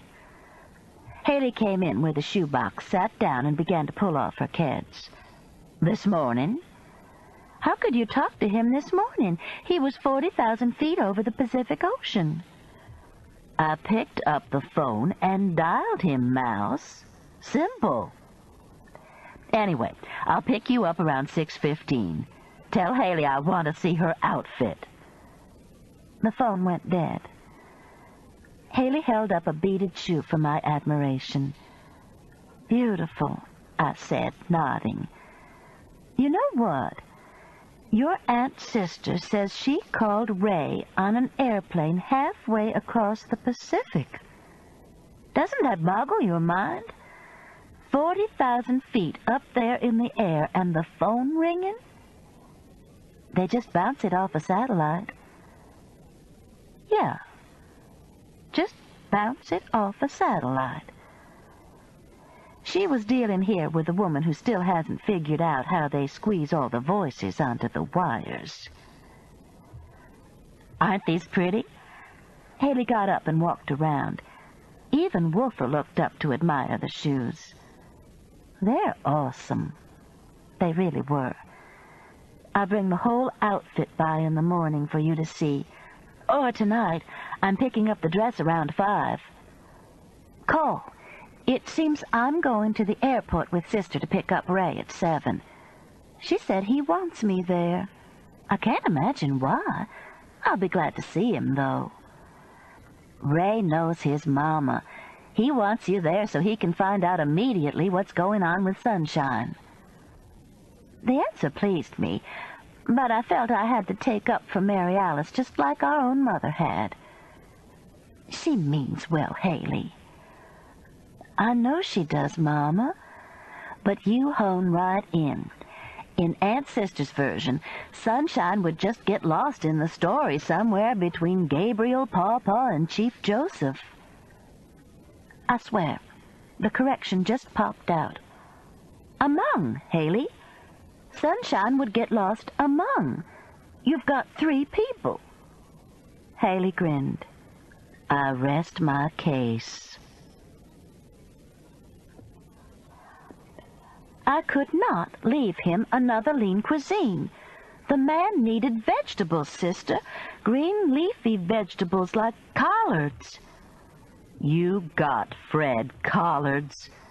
They'll never make it past his hiatal hernia. They will if he walks around during the Braves game. I left him a note to do that.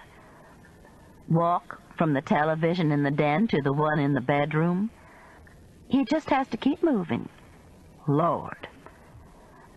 It was a couple of hours later, and we had plenty of time to get to the airport, but Sister was acting a fool. Absolutely. Just because I had to run to the Heights Cafe to get Fred some supper, and she had to wait 5 minutes for me. That's probably Ray's plane coming in now, she said.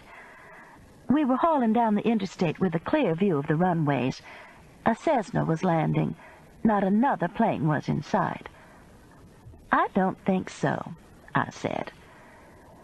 One of the things that surprises first-time visitors to Birmingham is the fact that the airport is practically in downtown. Granted, it's on the left of Interstate 5920 if you're heading to Atlanta, and the downtown high-rise buildings are on the right, but runways and interstate run parallel. Somehow, thanks to chain-link fences and flashing arrows, it works. And it's convenient. This late August afternoon, Jones Valley, where downtown and the airport are located, was simmering. You could see the heat rising from the pavement and fogging around the buildings. The sun setting to our left was a smoky red. What did it get up to today? Mary Alice asked. 104, they said on the 5 o'clock news. Did they say anything about Chief Joseph's murder? Didn't mention it. Mainly talking about a couple of banks got robbed, and the heat. The dog days. Have you ever noticed how many banks get robbed during the dog days? Mary Alice took the airport exit and turned left. I'd never noticed a connection, so I changed the subject. We've got plenty of time, I said, as she swung into the parking deck. I looked at my watch.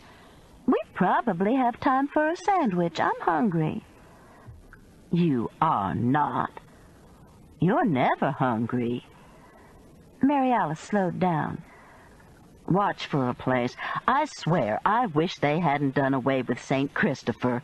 He always found me a parking place. I don't think they did away with him.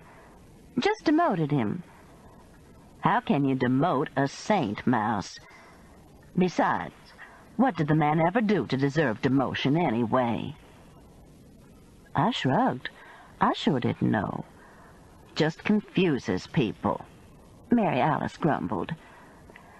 I thought about advising her to write to the Pope and complain, but decided it would be wiser not to, since she was already peeved about having to wait while I got Fred the collards. Fortunately, a car was backing out on the second level. We parked and walked across to the terminal.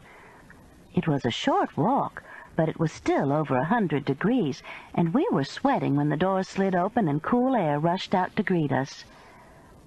Ray's flight, Delta 180 from Atlanta, was listed as being on time. It may seem strange that someone flying in from the west has to fly to Atlanta, change planes, and come back west to Birmingham. It seems strange to us. A favorite expression in Birmingham is that you can't go anywhere, not even to hell, without going through Atlanta. Having flown over my house numerous times on the way to Atlanta, I believe it. The Birmingham International Airport is a pleasant place.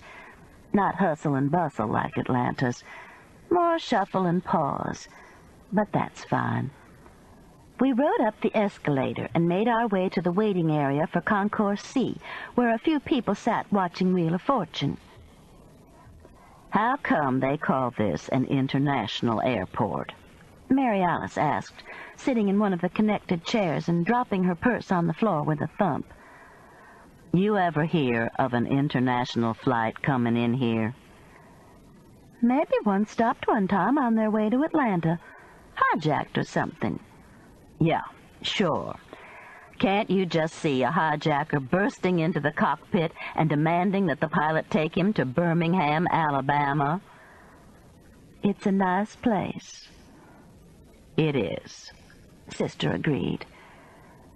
"Maybe Ray will decide to stay." "After he meets his new in-laws?" "Dream on, Sister." "They're just a little eccentric." No way I was going to touch that one. Across from us and down a couple of seats, a young woman sat knitting a green afghan. Mary Alice leaned forward. "Our mother was a hooker," she informed her. The woman looked up in surprise.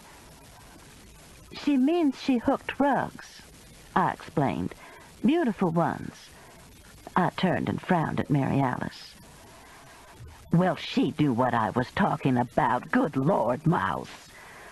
Sister turned back to the young woman. "You knew what I was talking about, didn't you?" "I guess so." The woman concentrated on a stitch she had dropped, retrieved it, and looked up with a lovely smile. "You just startled me." She does that a lot. I quickly tucked my legs as far under the blue fiberglass chair as I could to avoid the kick I knew was coming. But Mary Alice just pointed toward the green afghan. "It's so nice to see a young woman doing handwork." "Vanna White crochets afghans," I said, looking at the TV. "And that's nice, you know. Good practice for turning letters. Things going in the right slot." The woman smiled as if Sister had made sense. "I enjoy it." She stretched her fingers and then bent to her work again. The conversation had obviously worn down for her. But the subject matter hadn't. "Patricia Ann," Sister said, "you know how the prettiest one of Mama's rugs is the one with the Easter lilies on it. I'm thinking about giving it to Ray and Sunshine. I think they'll appreciate it, don't you?" "On a boat? No way! Give it to one of the girls." "I guess you're right." Mary Alice glanced at her watch. "You must need batteries. We sure didn't have time for a sandwich."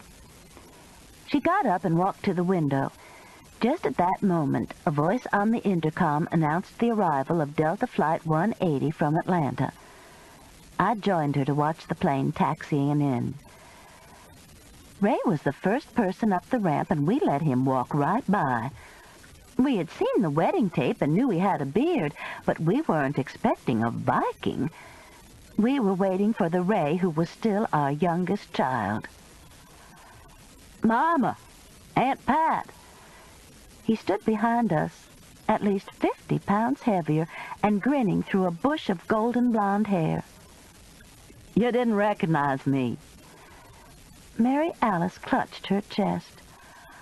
"My Lord!" Ray hugged her, almost picking her up. Me, he nearly threw over his shoulder. Then he gave each of us a big kiss, which, surprisingly, considering all the hair, was a familiar Ray smack. "Y'all okay?" He looked around. "Sunshine's not here?" "We haven't heard any more from her," Sister said, coming in for another hug. "Hey, my darling, how was your trip?" "Long."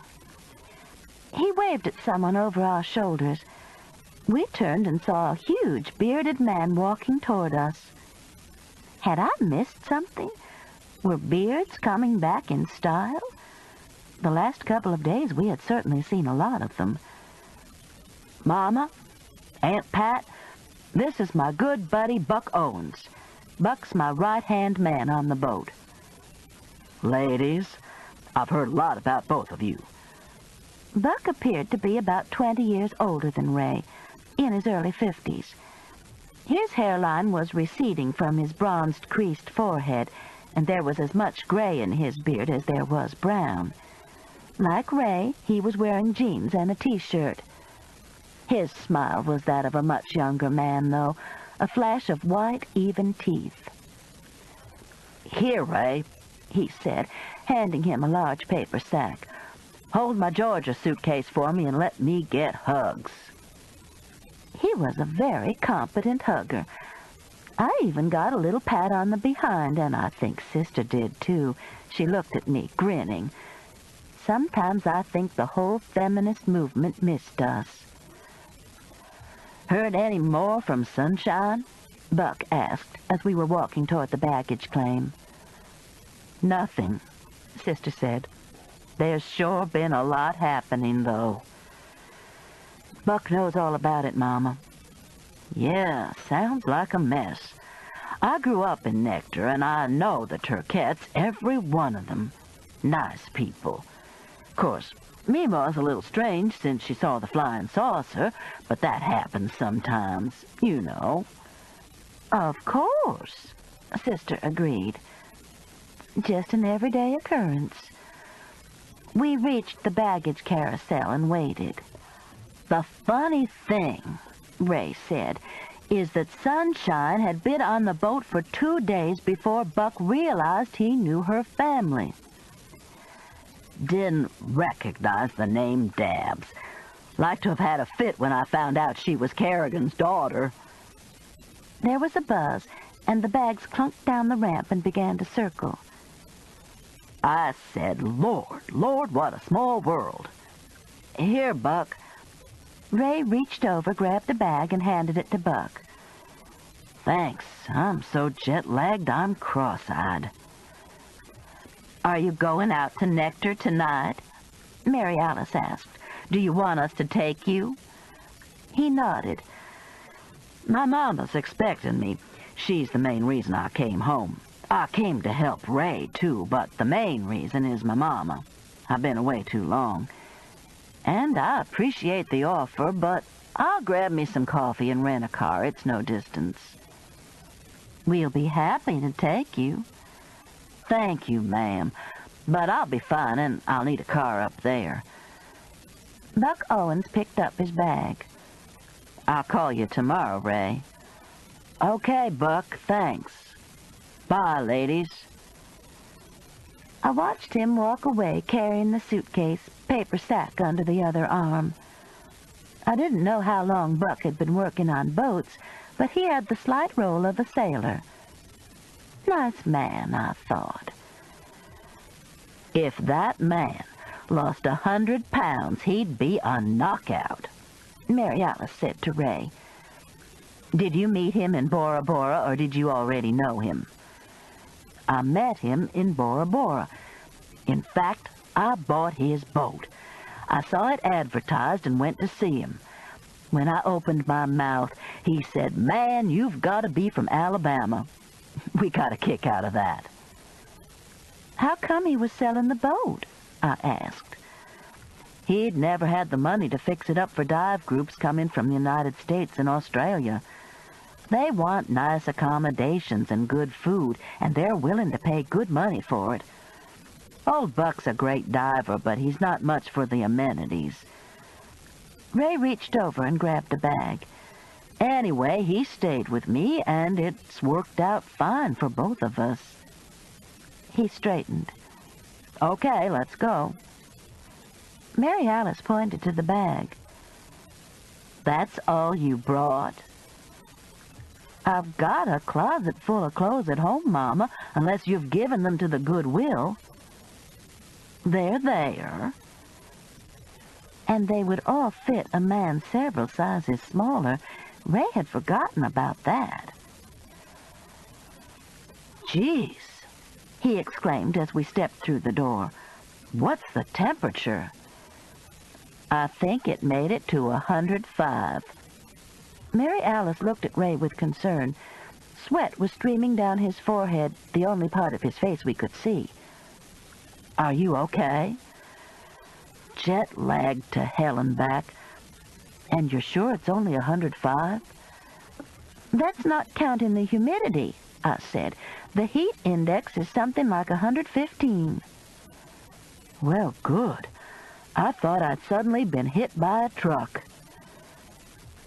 You look like it, too, Mary Alice said. Let's get you where it's cool and get some fluids down you.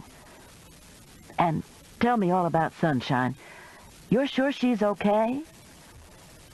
Positive. We both lied. Chapter 10. An hour later, we were sitting in Sister's air-conditioned sunroom. The plants and white wicker furniture make it an oasis on a day like this. Below us, Jones Valley simmered in deep twilight. Ray, showered and dressed in shorts and T-shirt, an outfit he must have brought with him because it fit, sat on the sofa eating pasta salad and drinking iced tea. I didn't think I was hungry, he said, but I guess I am. Here, have some more tea, sweetheart. Mary Alice filled his glass. That's what you need when you're jet-lagged. And eat those apple wedges. They're good for you, too. I had eaten while Ray was showering, and now I had my chair turned sideways so I could see the whole valley and the statue of Vulcan guarding it. Behind Vulcan, down a tree-lined street, was a man walking from his den to his bedroom, trying to digest collards and keep up with the Braves game. I had called him as soon as we got to Sister's, and he said the vegetables were delicious and he had eaten every bite. Walk, I reminded him, and take some Maalox. Ray put his plate on the coffee table. Thanks, Mama. That was great. Now y'all tell me everything that's happened. We don't know, I said. I mean everything in general, Aunt Pat. I think I'm missing a lot of what's been going on. That's for sure. Sister looked over at me. I'll tell him about the dinner party, Mouse, and you tell him about the dead Indian. Okay? Sure. Mary Alice sat down across from Ray. Well, Henry did the cooking and we had rock Cornish hens, but Debbie didn't feel like coming, so I invited Haley, who, incidentally, is marrying Dr. Philip Knockman Saturday and going to live in Warsaw for 6 months. Bless her heart. They were going to the city hall and having a judge do it, but I stepped in and said, Listen, Haley, a person doesn't get married very often, so you ought to make it special. Ray reached over and patted his mother on her knee. What about Sunshine, Mama? Well, she had on a pink sundress with spaghetti straps and looked just like a Barbie doll. Her Meemaw is something else, though. I hope your children don't look like her, Ray. Little squinchy eyes. Sister made little binoculars with her fingers and held them to her eyes. Real squinchy, and her face all puffy. You know how steroids do you? She turned to me. I hadn't thought of that, Mouse. Did Meemaw say anything about taking steroids? I swear so much has happened I can't remember it all. I shrugged that I didn't know. Anyway, it doesn't matter except we don't want something wrong with her that your children could inherit. Mary Alice paused. Where was I? The dinner party, Ray said. Of course. Well, we were sitting in here having drinks, and Sunshine said she had a tape of the wedding for us to see, but she'd left it in the car, which she should have known better than to do because they warp in this heat. But anyway, she went and got it, but it wasn't a tape of your wedding. It was a movie her mother starred in. Sister looked at me for help, but she got it from Ray. She told me her mother makes porn movies. But she's real nice, son. And beautiful. I added. Okay, tell me about the dead Indian. It was my turn. I told him about running into Meemaw and going to the compound, about the dogs. Pick up a stick if you go out there, Sister interrupted. I told him about the Indian who really wasn't an Indian, but who chiefed at Crystal Caverns, about the hog butchering knife and Sunshine's disappearance, and Pawpaw. Together, Sister and I told him about the morning search, and he listened to Sunshine's message. I'm more jet-lagged than I thought, he said. None of this is adding up. I guess I thought Sunshine would have shown up by now with some explanations, unless she's really been kidnapped, but... He pointed toward the phone. If she were, she wouldn't have left that message. Well, we're not going to solve it tonight, and you need some rest. I got up and stretched. Are you going to take me home, Sister, or do you want me to call Fred? I'll take you. Let me find my keys. I kissed Ray and told him to sleep well. He followed me down the hall toward the front door. Thank you, Aunt Pat, for everything. I've done nothing, darling. I wish there were something I could do. I found them, Mary Alice called. Ray opened the front door, and I stepped out and fell flat. I don't mean a sort of glide down or stumble around. I mean flat, right on the terrazzo tile and the welcome mat. My God, Aunt Pat, are you all right? He stepped out to help me and ended up on the tile, too, though I could tell from the noise and the fact that he didn't land on top of me that his fall was the stumble around before you settle variety. What are y'all doing down there? Sister asked. Don't come out, Mama. Ray touched my shoulder. Are you all right, Aunt Pat? I just don't know. I moved my arms and legs. They were working. There was no sharp pain in my hips. I saw only one Sister and Ray, and I knew who the president was. I turned on my side and felt a squishy mess under my stomach. I reached down and touched it. Maybe you'd better call 911. I think my intestines are falling out. I don't even remember being afraid. Just surprised that my insides had suddenly gushed out. Yuck, Ray said. It's a dead turkey. Roll over, Mouse. You've killed a turkey. Are you okay? Sister knelt down with much groaning. Lord, I'm getting out of shape. I rolled over and sat up gingerly. All my bones still seemed to be connected. There was a burning sensation on my forehead, though.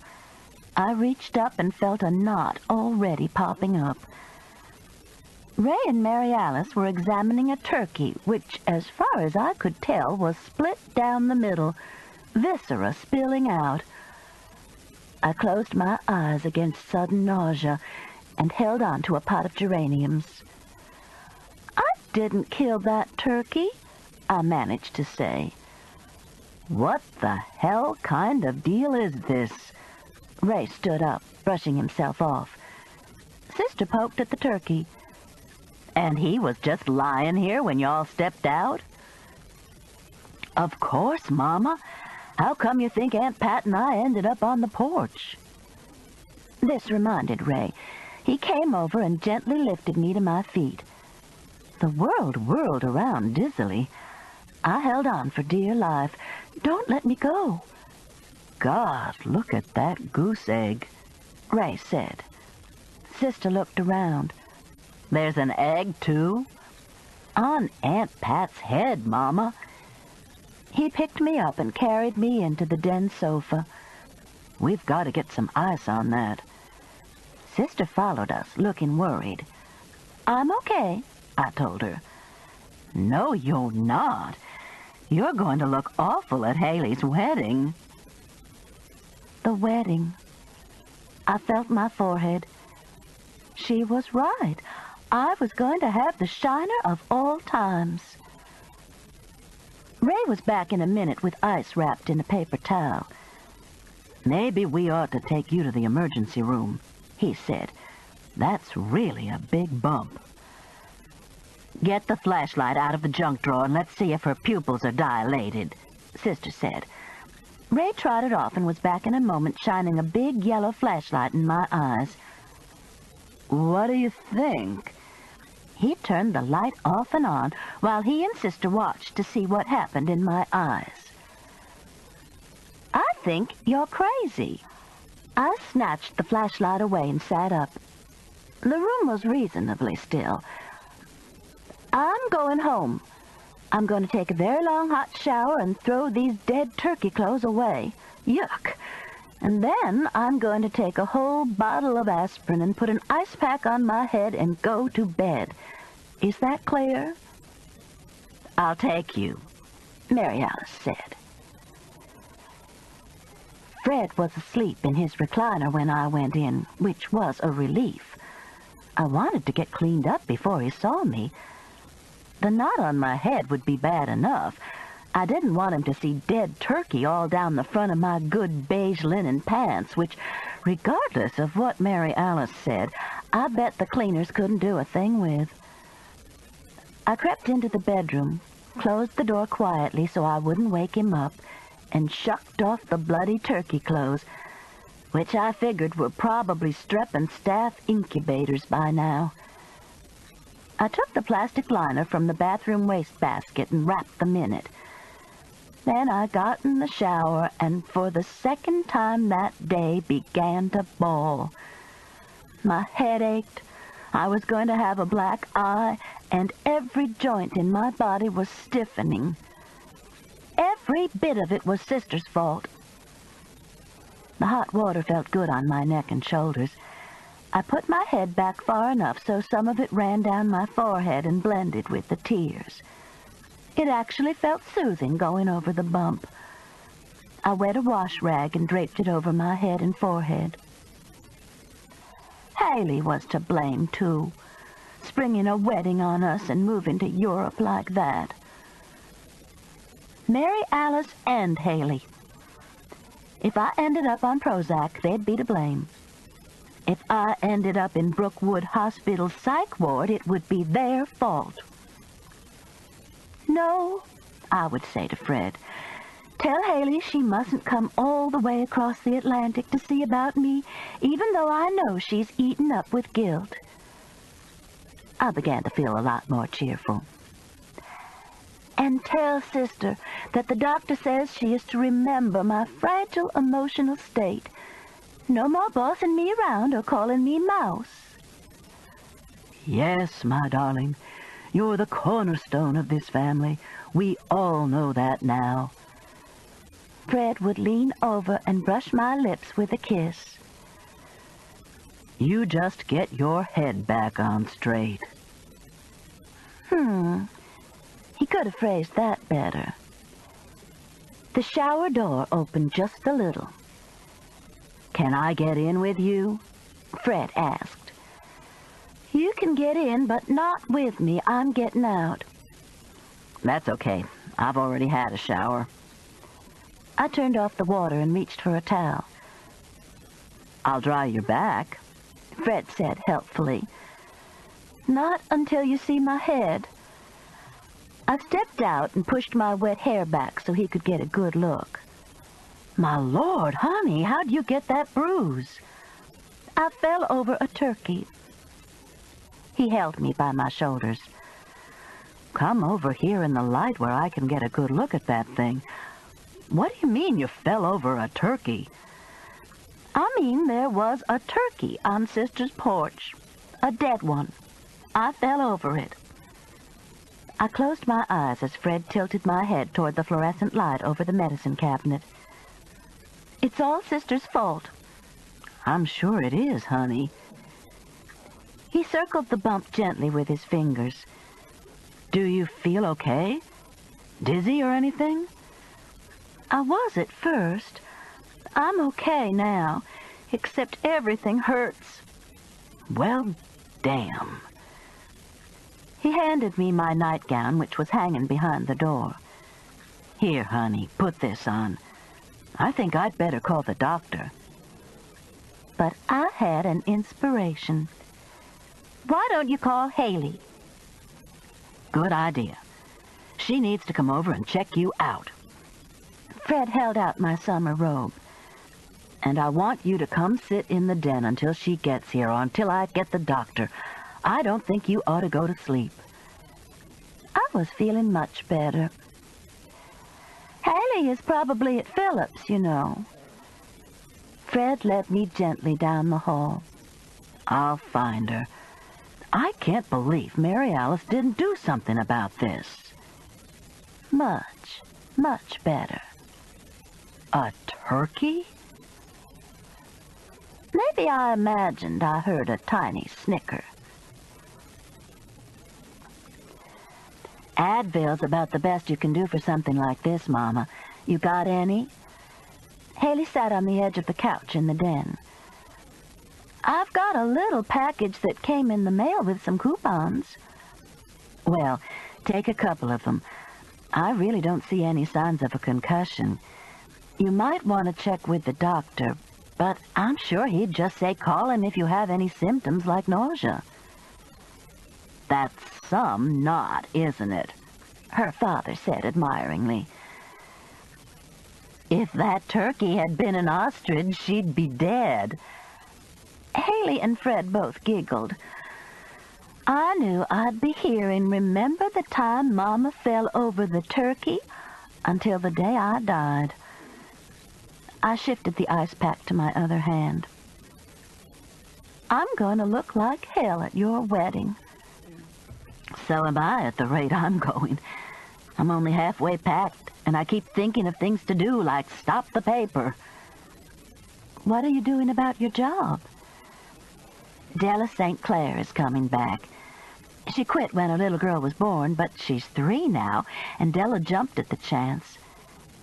"By the way, Mama, y'all will keep Muffin for me, won't you? She's not a bit of trouble.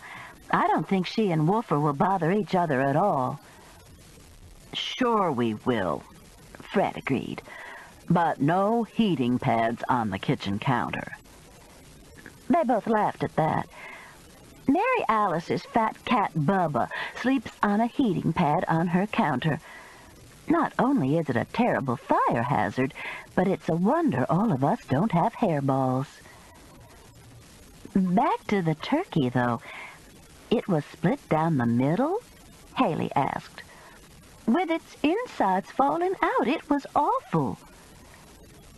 "No way it could have flown up there and banged into the door? There are wild turkeys all up there in those woods." I looked at my daughter with my good right eye.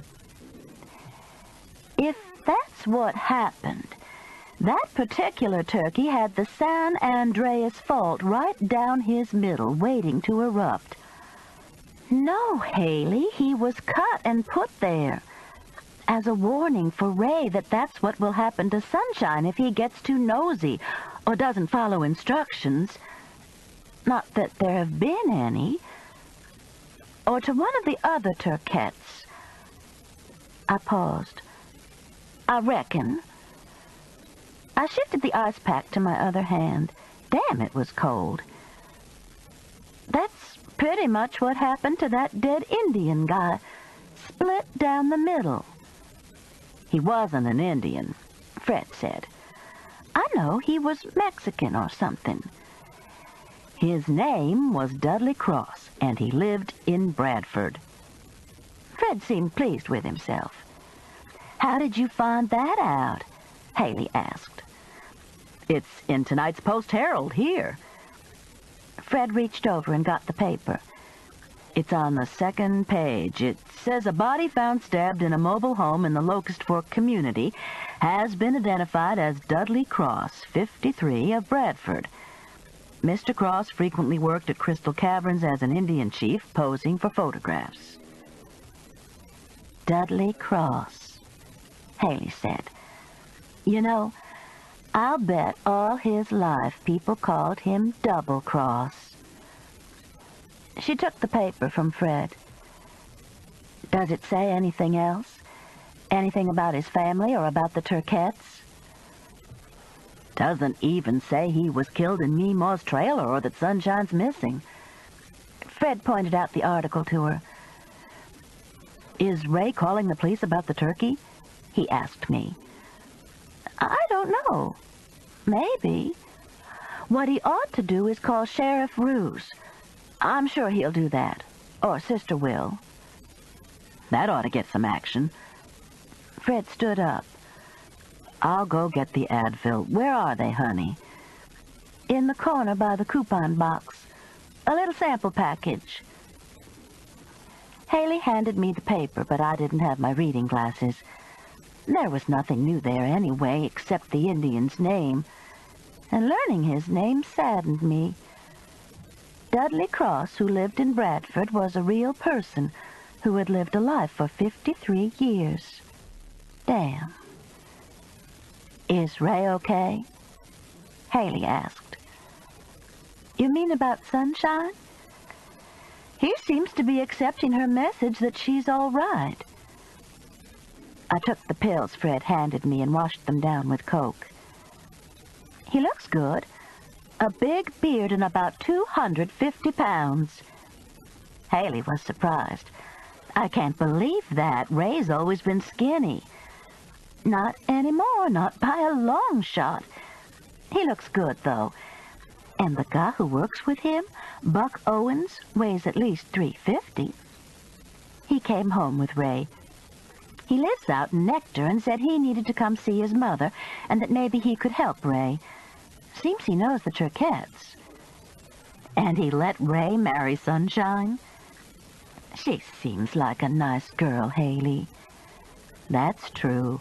I ought to be ashamed of myself. She just didn't strike me as being authentic somehow. Haley shook her head. I don't know. Maybe she was just nervous. Having Mary Alice for a mother-in-law would do that, Fred agreed. This morning, up at the compound, someone said Sunshine had crawled out from under a rock. I took another sip of Coke. I didn't see who it was. Well, that's interesting. Haley stood up.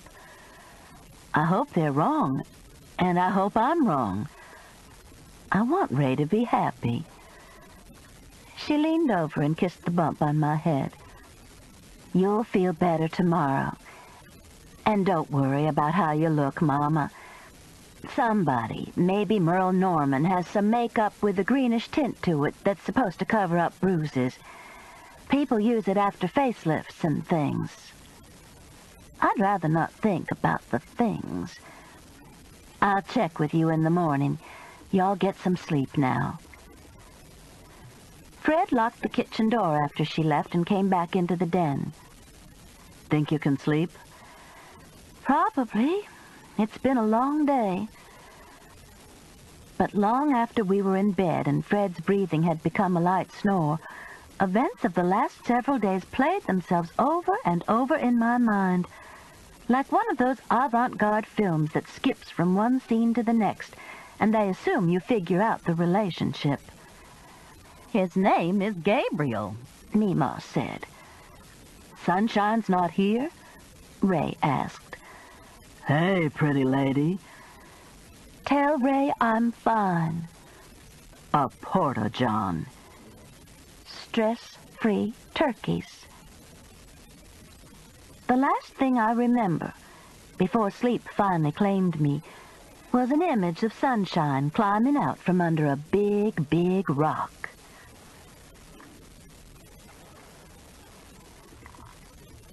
Chapter 11. Fred woke me up the next morning to make sure I was all right before he went to work. More aspirin, I groaned. While he went to get them, I got up and went to the bathroom.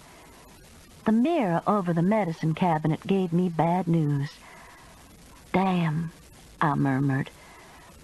Fred came back with the aspirin. Maybe you can sleep some more. If you want me, I'll be close to the office. Okay. I took the aspirin and promptly went back to sleep. Psst. I opened my green bloodshot eyes and stared into Mary Alice's brown ones, which were about 2 inches away. "Are you okay? You don't look so good." I rolled over and pushed my face into the pillow. "Go away." "What?" "I said go away. What time is it anyway?"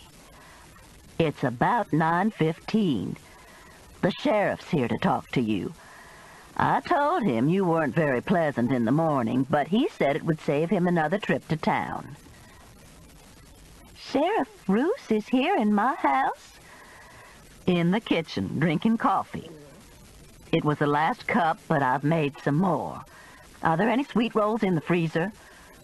I slapped the air where I thought Sister was. Pain arced through my stiff shoulder. "I'll look and see," she said. "You can come out when you're ready." I lay there for a few minutes, hoping that by some miracle Sister's appearance had been a bad dream. The smell of coffee and sweet rolls put an end to that illusion, though. Plus, the coffee smelled wonderful. I finally got up, combed my hair, brushed my teeth, and went into the den. "Here's Miss Slug abed," Mary Alice said cheerfully. She and the sheriff were sitting at my kitchen table in my bay window, drinking my coffee and eating my sweet rolls. "Morning, Mrs. Hollowell. That's some bruise you've got there. Mrs. Crane didn't do it justice." "I'm getting some green makeup today," I said. I headed for the coffee pot with as much dignity as a knot on my head and a bathrobe that needed hemming would allow. "What kind of green makeup?" Sister asked. "Some Haley told me about. It has a greenish base that hides bruises. She thinks Merle Norman has it." "If they don't, I'll bet you could get some at an undertaker's." The sheriff reached for another sweet roll. I looked at him. He was serious, unfortunately. "Thanks. I'll remember that." I put sugar and cream in my coffee and sat down at the table between them. "Okay, what can I do for you?" The sheriff stuffed a whole sweet roll in his mouth, wiped his sticky fingers on a paper napkin, and whipped out a notepad. "Just need to clear up a few things. Mrs. Crane said you wouldn't mind if we came over." This was the reason children are taught not to talk with food in their mouths. "There's icing on your chin," I said. He swiped at it with the back of his hand. "Thanks. Okay, tell me about finding Dudley Cross's body, Mrs. Hollowell. Just free associate here. You may remember something that surprises you. I may ask a few questions, but mainly I want you to just talk." "Has Mary Alice done this?" "Yes." "I didn't remember a whole lot," Sister said. "Well," I took a sip of coffee. "Nemo fell over him, and we fell over her, and didn't even know there was a body there for a minute. It was just a bunch of confusion. Then Mima started screeching about her hog butchering knife, and we saw the body." I looked over at Sister. "Mary Alice got sick. She didn't throw up or anything. She just rooted up against the sofa." "And Mr. Cross?" "Had on a gray wool suit, jacket and all, and it was burning up hot. He had on a red tie, maybe striped, and a white dress shirt that looked like it had been done out of laundry. There wasn't much blood on it." I stopped. "But you already know this." "What was Meemaw doing?" "Sitting there, sort of moaning. Then she started looking for sunshine." I waited for another question, but the sheriff was quiet. "The dogs were there," I added. If a stranger had come up or someone who didn't know about the sticks, they'd have eaten them alive. I paused, trying to remember the details of the scene. Anything else? It didn't look like there had been a struggle in there. The Chinese checker game Meemaw and Sunshine had been playing was still on the table, not even bumped. And everything looked tidy, except for the Indian, of course, Mr. Cross. What do you know about him? Mary Alice asked the sheriff. Nothing much. He'd been in a few minor scrapes. Caught for speeding once, and they found a little marijuana, not enough to be peddling it. Couple of shoplifting charges, none stuck. A man at the caverns swore he took his wallet, but they never could prove anything. The sheriff shrugged. Just piddling stuff. In the Army a while, in Vietnam. Rented a garage apartment from a man out in Bradford, said Cross didn't have any family he knew of. The sheriff picked up his notepad. Sorry. Go on, Mrs. Hollowell. Well, Paw showed up and started flirting with my sister here. He's pretty good at it, too, Mary Alice said. I gave her a hard look. Anyway, it made Meemaw mad, and she said Mary Alice had been coming on to him. Sister grinned. Old coot. And then you said leave, and we left. Nearly got ourselves killed when we got to the road. This car came over the rise going about 100. It was that Dwayne Parker kid. I saw his car at the Exxon station yesterday and recognized it. The sheriff wrote the name down. Who's Dwayne Parker? One of Sunshine's old swains, best we can make out. I think he lives out there somewhere. Drives like greased lightning, too. He was out there with the search party yesterday. I'll check it out. The sheriff made a note and studied it, as if he had just written something important. I know what happened. Sister put her sweet roll down and clasped her hands together. Sunshine was in the trailer, and the man came in and attacked her. She grabbed Meemaw's hog butchering knife to protect herself and hit him a little too hard. Sister paused. Well, a lot too hard. She panicked and called Dwayne to come rescue her, which he did. But being madly in love with her, he's holding her captive. Sunshine, she opened her arms expansively, is a prisoner of love. The sheriff looked amazed. She's been taking creative writing classes at UAB, I explained. She's doing pretty good with them, too. I can tell. The sheriff pointed his pencil at Sister. A few loose ends here, though. For instance, what happened to Mr. Cross's car? Sunshine drove it somewhere, and Dwayne met her. She was in his car when they nearly hit us. Did you see her? She was hiding on the floor. Her bloody nightgown was found in the woods. How do you account for that? I thought it was by the body. Lord, it was too early to be sitting here listening to this. I got up stiffly and poured another cup of coffee. The thermometer on the back porch already read 94 degrees, and there was no sign of Woofer. I knew he was in his igloo perfectly fine, but I needed to check on him anyway. An old animal becomes more precious each day. I'm going to go see about my dog, I said, and stuck a couple of dog biscuits in my pocket. The two at the table paid no attention. They were having a good time. It's like a great puzzle each time, the sheriff was saying, as I opened the door and stepped out into what felt like a blast furnace. Woofer condescended to come out for the treats. He was as stiff as I was. Let's walk around a minute, I said. So we strolled around the yard examining the shrubs and flowers. Only the hardier flowers make it through the summer heat in Birmingham. By August, the petunias and impatiens have had it. But begonias, geraniums, periwinkles, and the tall purple coneflowers have staked their claim to be around until frost. In this morning's heat, though, even the coneflowers were drooping. I turned on the hose and laid it on the ground so it would water the roots but not the foliage. Tonight, I promised myself, I would turn on the sprinkler if we didn't get an afternoon shower. Haley's getting married tomorrow, I informed Woofer, who had just marked his territory on the apple tree. He turned and went back into his igloo. I know how you feel, I said. I may go back to bed, too.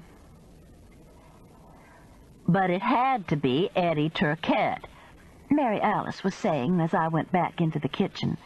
Who else could find a whole turkey, feathers and all? Everybody else would have a frozen butterball one with the gizzards in a plastic bag. Not necessarily, the sheriff countered. There are places all over Blount County where you can buy chickens and turkeys straight out of the yard. Some folks think they're better, but they're crazy.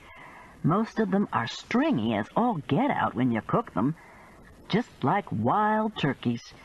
No, ma'am, give me a store-bought freezer one any time. I had obviously not been missed. Excuse me, I said. I'm going to go get dressed. Neither of them looked my way. Maybe it was Meemaw left the turkey, trying to scare me away from Paw-Paw. It seemed to me that this murder investigation was being conducted very casually, to say the least.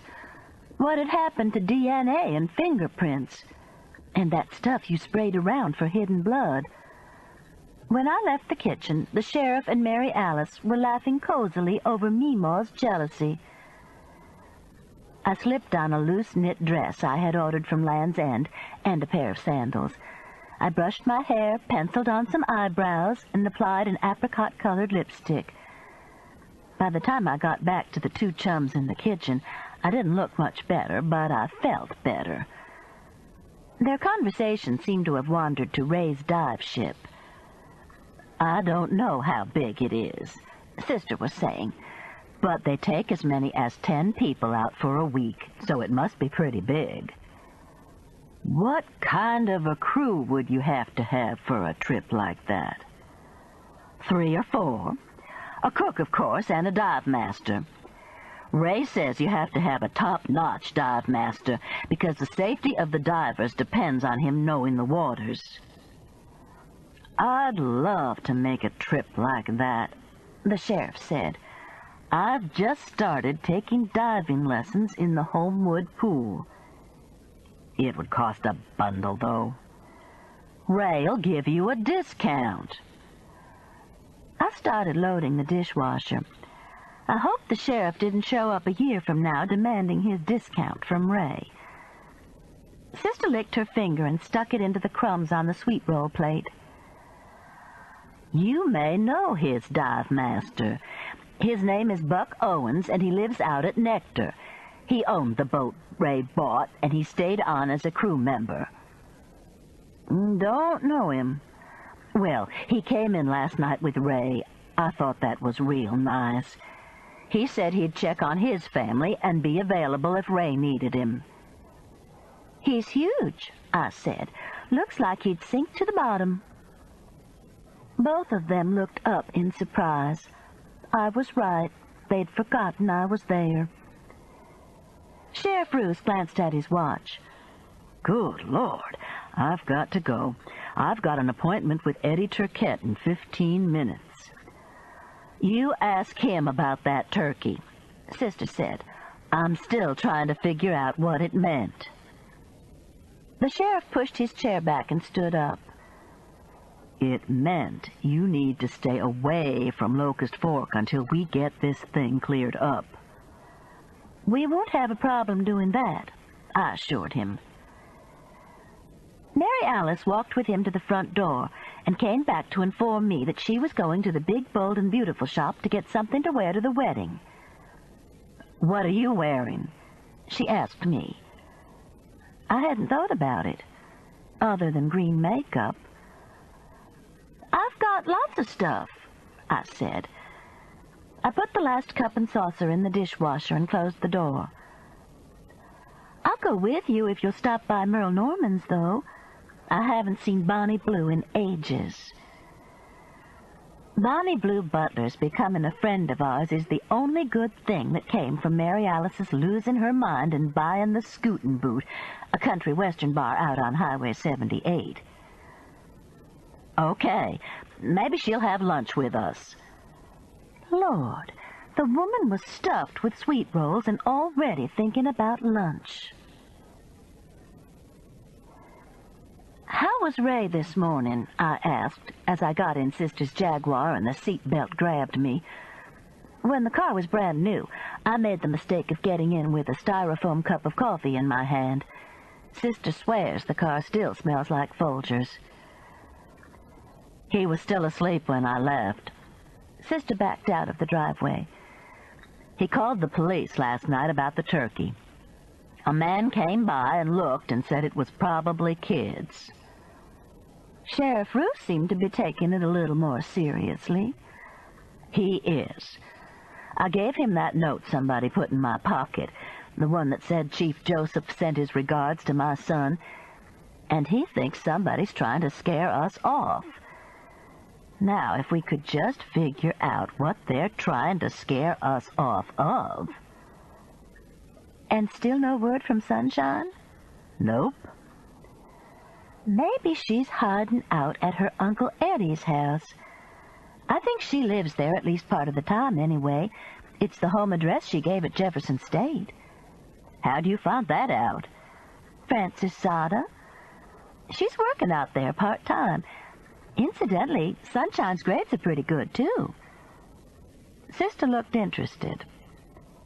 "Is it legal for Frances to be telling you this?" "If I had a computer, I could probably get it myself without going through her." I looked in my purse and found the bank deposit slip on which I had written Eddie Turquette's address. "He lives up close to you. You want to go check it out?" "That's probably where the sheriff was going." "I bet he wasn't. I'll bet he was going out to Eddie's office in Trussville." "What's the address?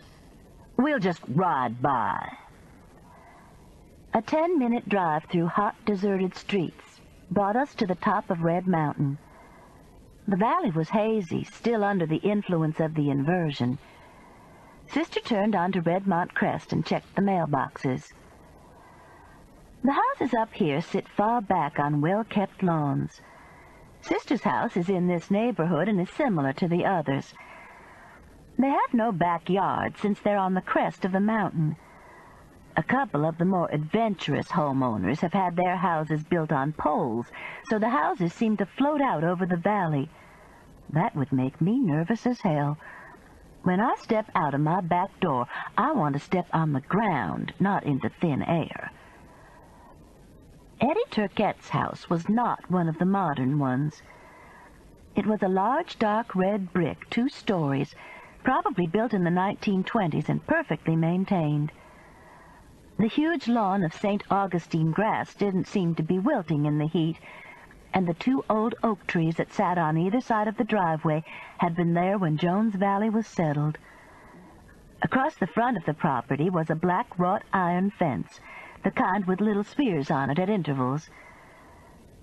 The street was deserted, so Sister stopped. "Look, Mouse, lightning rods in the trees. That's what I should have gotten for that big oak of mine I'm still trying to save." I looked at one of the trees and saw what looked like a TV antenna sticking up. "It's costing me a fortune trying to save that tree." Sister pointed. "And look at that fountain." In front of the house, the driveway circled around a fountain that was spitting water into the air. Not much water pressure, I said. But Eddie Turquette's not on his way to the poorhouse, is he? I'd say not. It's a beautiful house. An expensive one, anyway. What did Meemaw say about Eddie's wife? She said something like he and Howard occasionally had wives and children, and that's why they needed the trailers as a getaway. How can you have an occasional wife? I shrugged. Mary Alice occasionally has husbands, but I thought it best not to mention this. Instead, I said, there doesn't seem to be anybody at home now. This was true. The house seemed deserted. In fact, the whole neighborhood seemed deserted. No one was out in the yards, not even the Chemlawn people. Not a single car had passed us. No dog barked. I thought of my own neighborhood. Certainly not as fancy, but people were walking down the sidewalks and cars were passing. It's nice up here, Mary Alice said, as if she were reading my thoughts. It's too isolated. Not really. Everybody up here's got binoculars and a telescope. Dear Lord, I said, you need to get married again. Sister giggled. Maybe you're right. That got my attention. Is there something I need to know? Not really. She giggled again. Well, maybe. A long pause.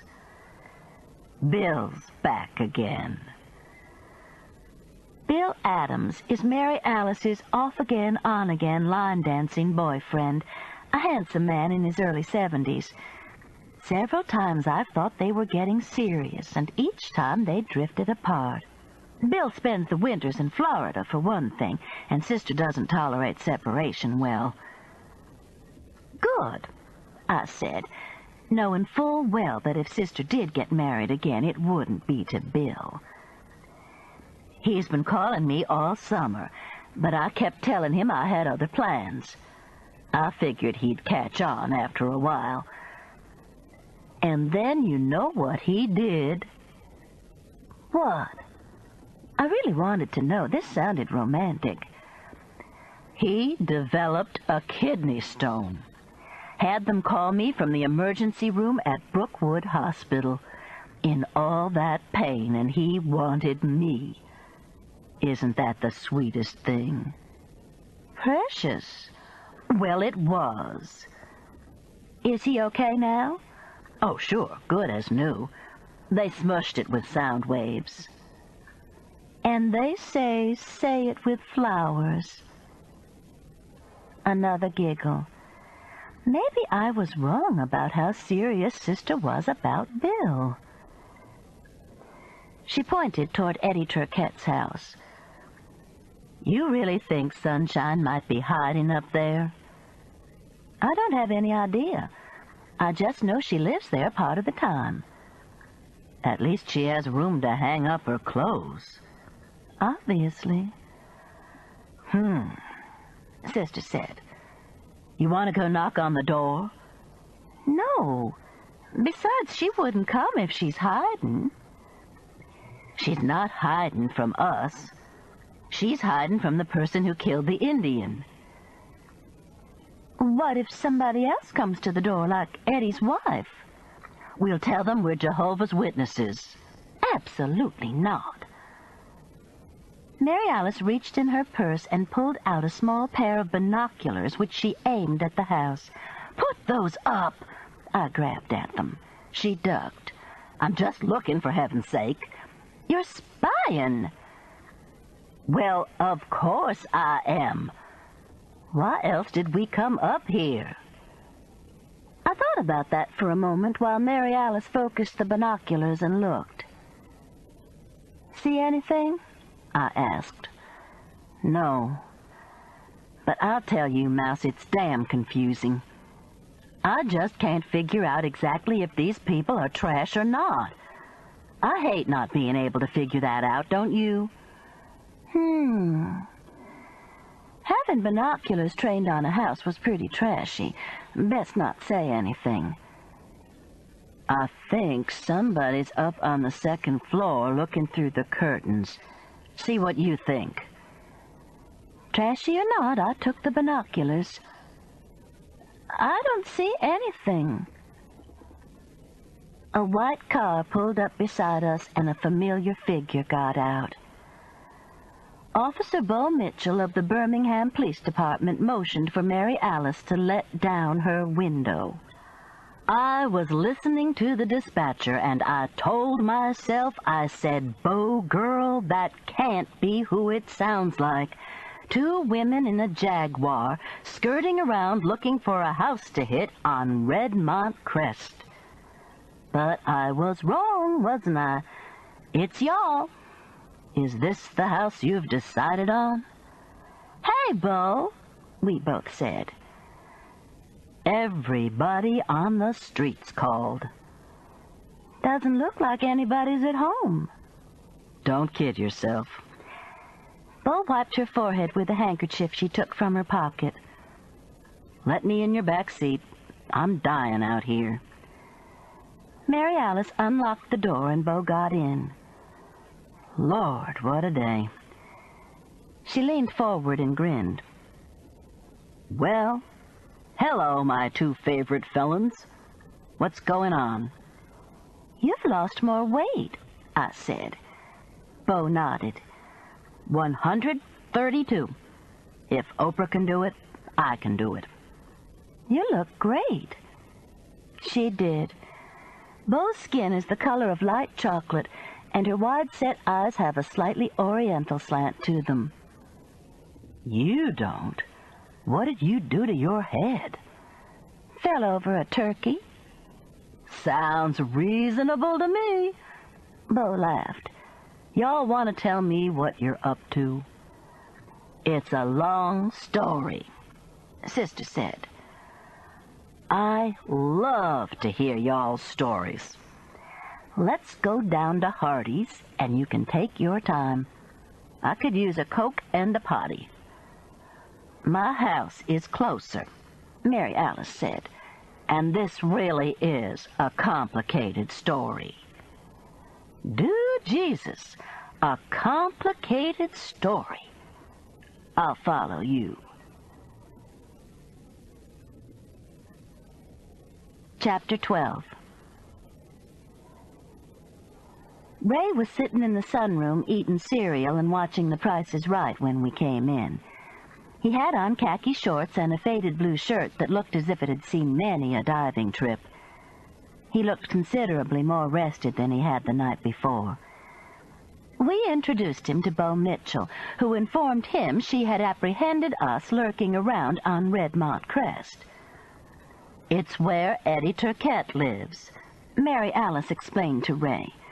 Sunshine gave that as her address at Jeff's State, so we were just looking around. Clue me in. Bo leaned back in a wicker chair and took the Coke I offered her. Take your time. It's a long story, Mary Alice repeated. Suits me. So we told her the whole story of Sunshine, with help from Ray, of the Turquettes, all of them, and of the dead Indian who wasn't an Indian but a man from Bradford named Dudley Cross, which probably meant everybody called him Double Cross. Sister showed her the note that said regards to her son, and I told her about the turkey and how I nearly knocked my brains out falling over it. Bo looked pleased as we finished our story. Y'all are the only people I know that keep falling over dead bodies. It's just a real talent. It's not me. It's Mary Alice, I insisted. She gets involved with weird people. Ray hopped to his wife's defense. Sunshine's not weird. No, she's not, I agreed. I didn't mean Sunshine. That whole trailer camp's weird, though. Wait till you see it, Ray. Mary Alice poured him some more orange juice. You have to have a stick in your hand so the pit bulls won't attack you. Ray put the juice glass on the table. You have to hit the dogs? No, of course not. You just show them the stick. And you have to yell at Paw because he was in a porta-john when a rocket went off. Which was sad, I added. Bo turned to Ray. You listen to these women. You realize how lucky you are? How blessed among men? Ray grinned. Sometimes. Bo held out her Coke glass for a refill. Lord, it's hot today. She held it up, said cheers, took a big swig, and burped slightly. Rockets and pit bulls aside for the moment, you think this sweet child's wife is really over there at her uncle's house? It's a possibility, I said. Bo drained the rest of her Coke. Let me go potty and I'll check it out. How will you check it out? Sister asked. Do what any normal person would do. I'll knock on the door and ask if Sunshine Dabbs Crane is there. And if they say no, I'll say it's too bad because she's been elected Miss Jefferson State and I'm there to deliver her tiara. I don't think they'll buy that, Sister said. Bo sighed. I know it. I'll try to think of something else on the way over there. She got up and headed for the bathroom. Maybe you could be dying, Mary Alice, and asking for her. Try something else, a sister called down the hall. Ray was wiping his beard with a paper napkin. Are you sure all that hair is sanitary? His mother asked. Ray thumped his chest. Me Tarzan. Tarzan didn't have a beard. Mary Alice turned and looked at me. How come Tarzan didn't have a beard, Mouse? Jane wouldn't put up with it. No, I mean, how could he shave? Seems like I remember seeing Jane cut his hair once. And that's another thing. Where did she get scissors? I have no idea, I said. I was too busy worrying about somebody finding the elephant's graveyard. The alligators always scared me, Ray said, just lying around the edge of the water waiting on Tarzan. And how come lightning didn't hit them up there in that tree? Or the treehouse get blown down? Don't you know everything stayed soaking wet? Sister was getting into this. And think how Cheetah must have stunk. And he slept right there with them. Loaded with fleas, I'll bet you. Do they have fleas in Bora Bora, Ray? Sure. Ticks, too. Mary Alice rubbed her forehead. Ticks? I hadn't thought about that. It's a wonder Tarzan and Jane didn't die of Lyme disease. And Boy, too, I added. I never liked Boy, Mary Alice said. Bo came back in. You're right, Ray told her. I'm blessed among men. Bo hoisted her purse to her shoulder. I'll call you if I run up on anything. The neighbors up there'll know what's going on. I'll ask around. We'd appreciate it. Ray stood up. I'll walk out to your car with you. Sister said as the front door closed. I wonder what that's about. He's just being polite. Ray? Don't be ridiculous. He's a very polite man. Did I say he wasn't? This was getting us nowhere. Get your purse, I said. I need that makeup. You sure do, Sister agreed. We were headed out the door as Ray came in. What are you going to do this morning, son? Mary Alice asked. I'm going out to the Turquette compound. Buck's going with me. Well, carry a big stick. And walk softly, I added. "How come he needs to walk softly?" Sister asked. "It's just what Teddy Roosevelt said. Walk softly and carry a big stick." "What does Teddy Roosevelt have to do with the Turkettes?" "Not a damn thing. Get in the car." The big, bold, and beautiful shop always smells wonderful. Flowery, but with a delicate citrus undertone. The perfume is never overwhelming. You catch a whiff of it as you enter, and then it becomes simply part of the pleasure of the shop. Mary Alice wanted to buy some, and was taken by our friend, Bonnie Blue Butler, back to a storeroom where a small machine stuck on the wall went psst every hour and spit out the perfumed air cleanser. When Sister found out it was from a janitorial supply house, she changed her mind. Though it seems to me a smell is a smell, and this one is good. It was especially good and cool on this hot day. Bonnie Blue was glad to see us. She had worked at the Scootin' Boot and nearly gotten herself killed along with us. Now she's manager of the big, bold, and beautiful shop and loving it. Her very words are, "I could eat these clothes up." She came to us with her arms outstretched for hugs. "Lord have mercy! Mary Alice, you've been beaten up on this child again?" "Not enough. She's still sassy." Bonnie Blue examined my forehead. "How do you do that?" "Fell over a turkey." "Figured it was something reasonable. Let's sit down and have some coffee. I want to hear about this." Bonnie Blue pointed to a corner where there was a nice seating arrangement. "We're not overrun with customers this morning. Anybody comes in, Katrinka can wait on them." She grinned. "Katrinka. And they say us black folks give their kids funny names. You rather have a Coke?" "I would," I said. "I'll be back in a minute. You here, Mary Alice, to buy a whole fall wardrobe, I hope?" "Haley's getting married tomorrow. I'm looking for a dress." "Haley's marrying that doctor?" We nodded yes.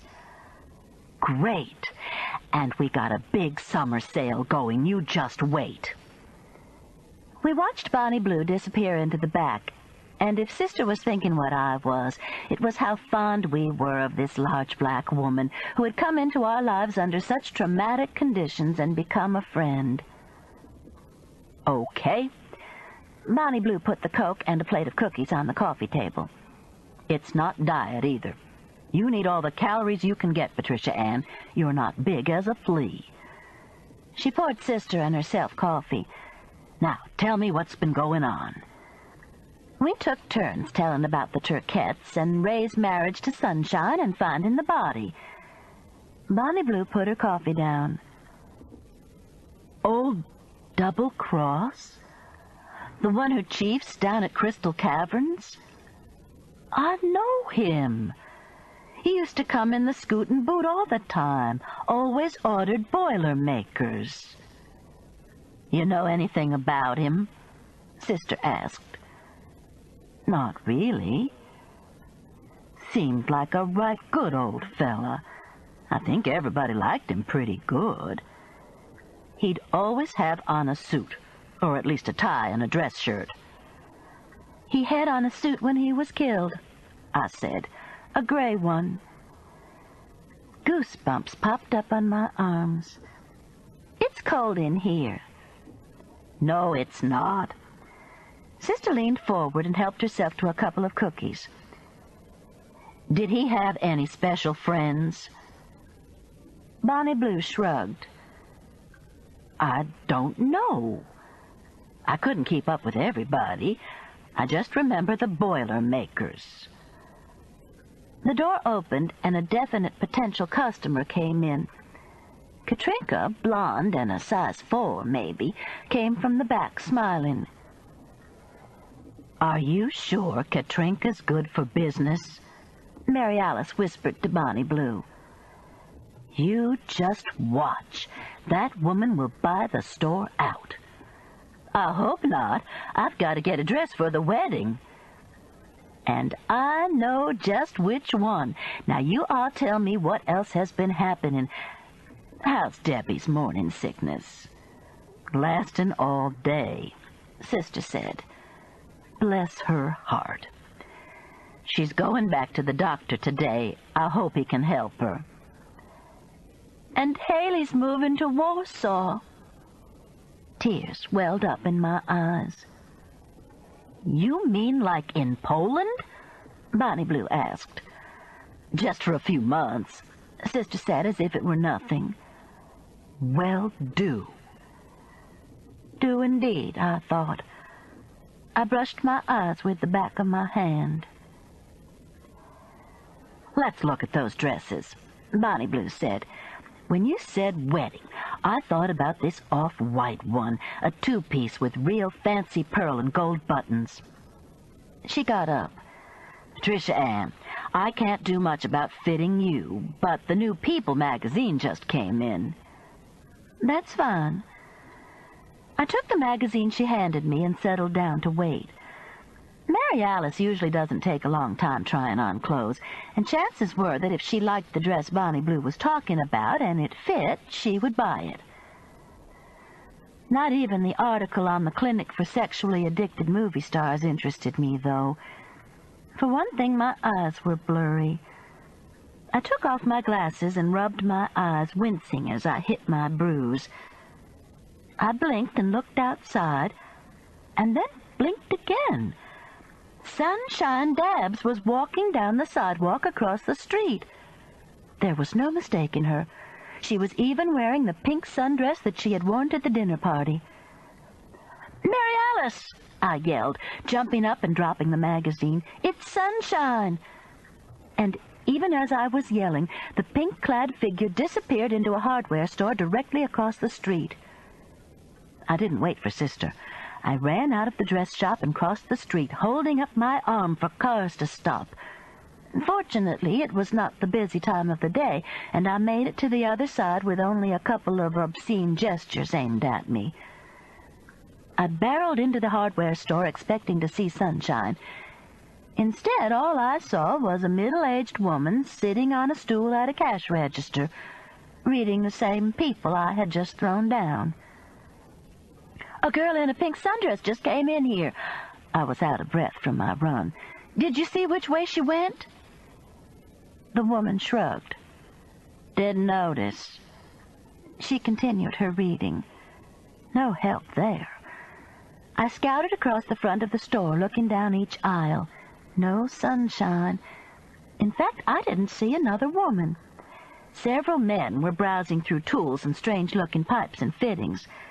One man was counting nails into a small paper sack. "Excuse me," I said. "Have you seen a girl in a pink dress go by here?" He frowned at me. 67, 68. Well, okay. I hurried down the aisle toward the back of the store and realized to my dismay that there was a rear exit that led to a parking lot. There was also another checkout counter at the back entrance, where a clerk and a customer were talking. "Y'all seen a girl in a pink dress?" I asked. The clerk pointed toward the back door with the fishing rod they were discussing. Damn! I ran outside just in time to see a pickup backing out of a parking space. The driver had blonde hair. "Wait!" I screeched. But the truck took off, easing into the traffic of 20th Street. "Where is she?" Mary Alice came rushing out of the hardware store. "She left in a pickup before I could catch her." "You sure it was Sunshine?" I nodded. She even had on that pink sundress. "And you're positive it was Sunshine?" "Damn it, Sister, it was Sunshine." The asphalt of the parking lot was sticky. It was so hot. My run hadn't helped matters either. "Let's get somewhere where it's cool." "I never did get to try my dress on," Sister said. "Tough," I grumbled. We walked back through the hardware store. "Assuming," Sister said as we reached the sidewalk, that it was sunshine. Assume it, damn it. Which way was she coming from? I pointed toward my left. Then she was at... Sister shaded her eyes. A florist, an antique shop, a clothes consignment shop, or a drugstore. And she wasn't gone long because somebody was waiting for her, and it's too hot to wait long. Then while I'm trying on my dresses, why don't you check in those stores and see if you can find out what she was doing? I was about to say do it yourself when Sister added, if you're sure it was sunshine. I've got to get a drink of water first, I said. Lord have mercy, Mrs. Hollowell. You're red as a beet around that green knot on your head. Thank you, Katrinka. I took the glass of ice water she was offering and gulped it down. You shouldn't drink it that fast when you're hot. My granddaddy did that and dropped dead. I took a piece of ice from the glass and held it against my forehead. I remember that. He came in from plowing and drank 3 glasses of ice water and fell over. Katrinka listed to the side. Just like that. She listed some more, her voice lowered. Dead. About your age, too.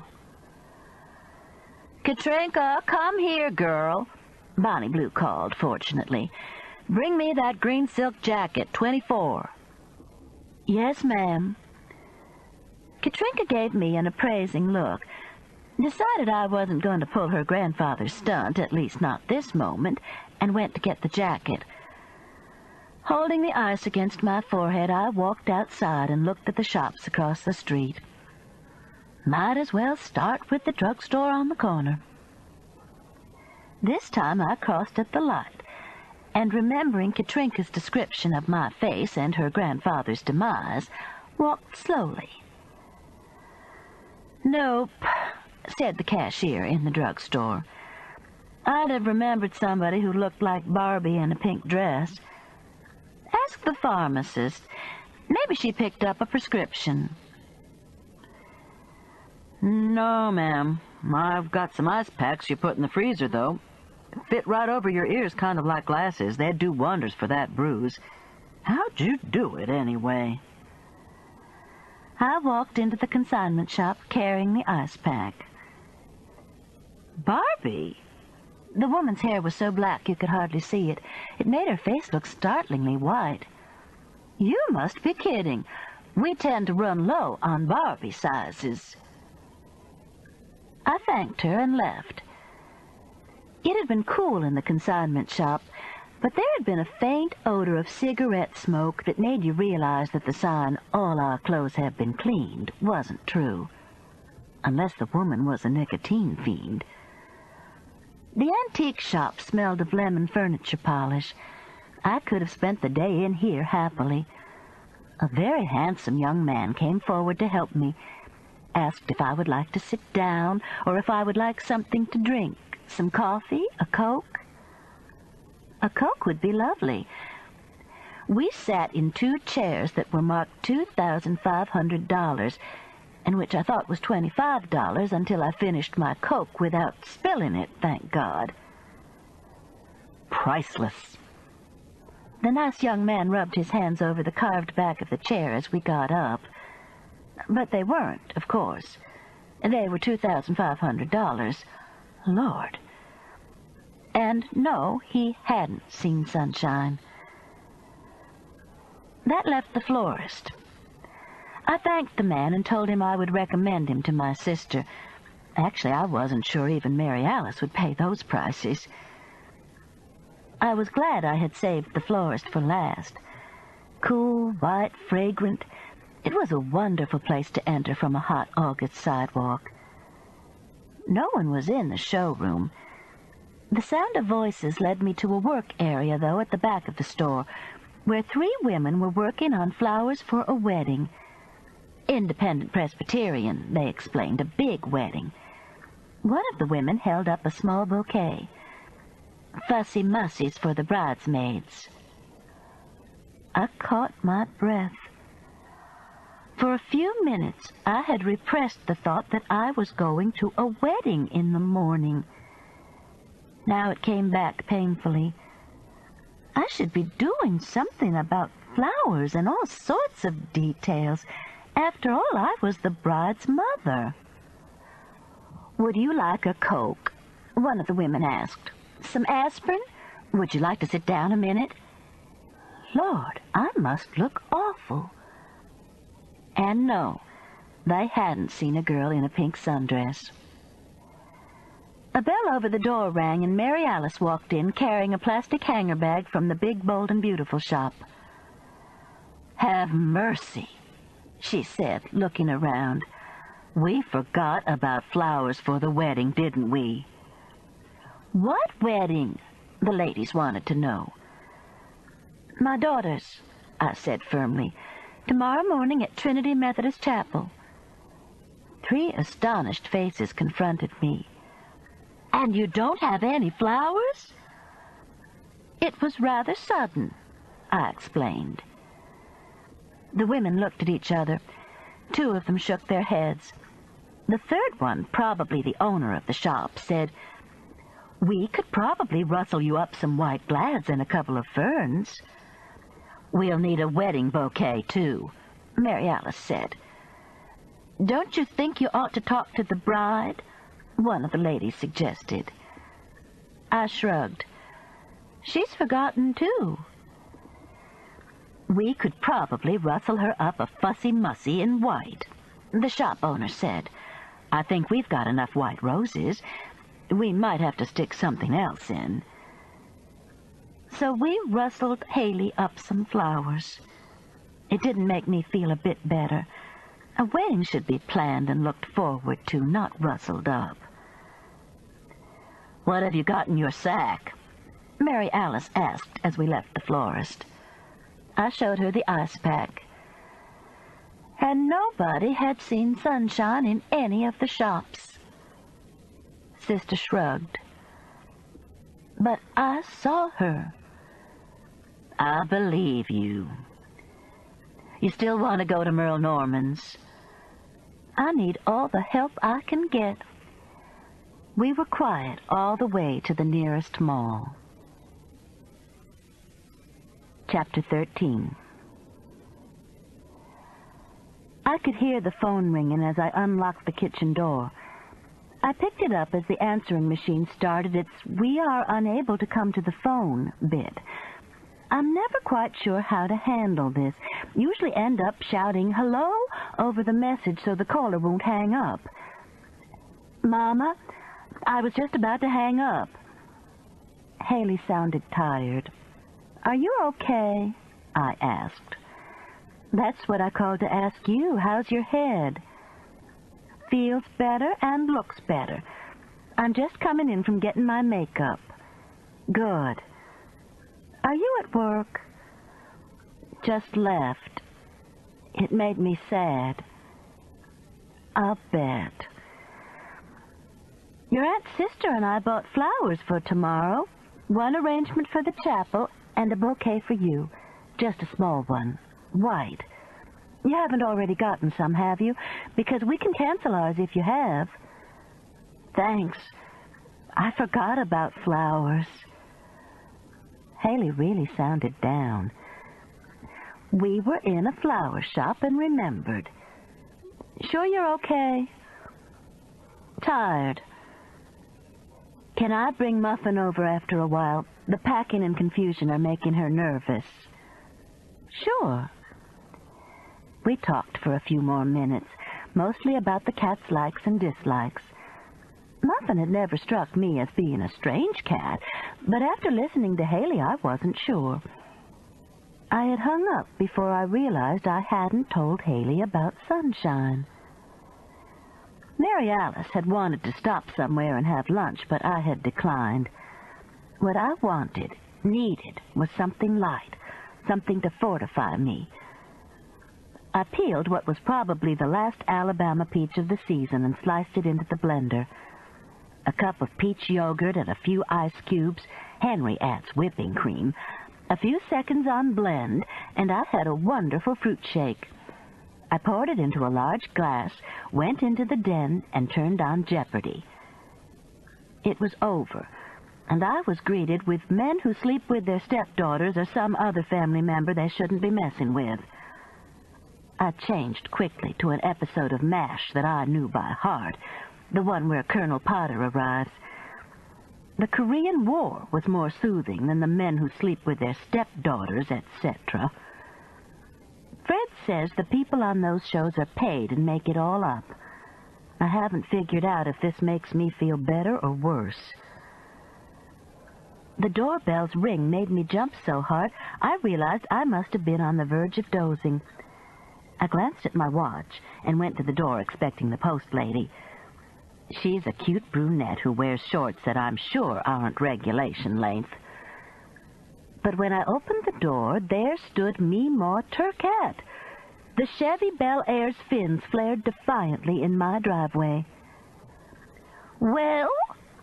she asked. Not even a hello. "Well, what? Don't you have something to tell me?" I had no idea what the woman was talking about, but I tried to be helpful. "I saw Sunshine this morning. She was across the street from me, but she looked fine." "That's all? You saw her across the street?" I opened the door farther. "Why don't you come in where it's cool?" "Don't mind if I do." Meemaw stepped inside. "I could use a glass of water." "Sure, come on back to the den." I started down the hall with Meemaw behind me. "You look like you got hit by a Mack truck," she said. "What happened to your head?" "I had a fall last night." "No use going into the details." "Have a seat. Would you rather have some tea?" Meemaw sank onto the sofa. "Water's fine." "Say, Sunshine looked okay?" she called while I was getting the ice from the refrigerator. "Sure. She had on her pink sundress." "She looks pretty in that." I came back into the den. "She looks pretty in everything." Meemaw took the water and drank about half of it. "She does," she agreed. I had noticed when I opened the door that Meemaw wasn't wearing her usual house dress. Instead, she had on cream-colored polyester knit pants, too long to be shorts, just below her knees, and not full enough to be culottes.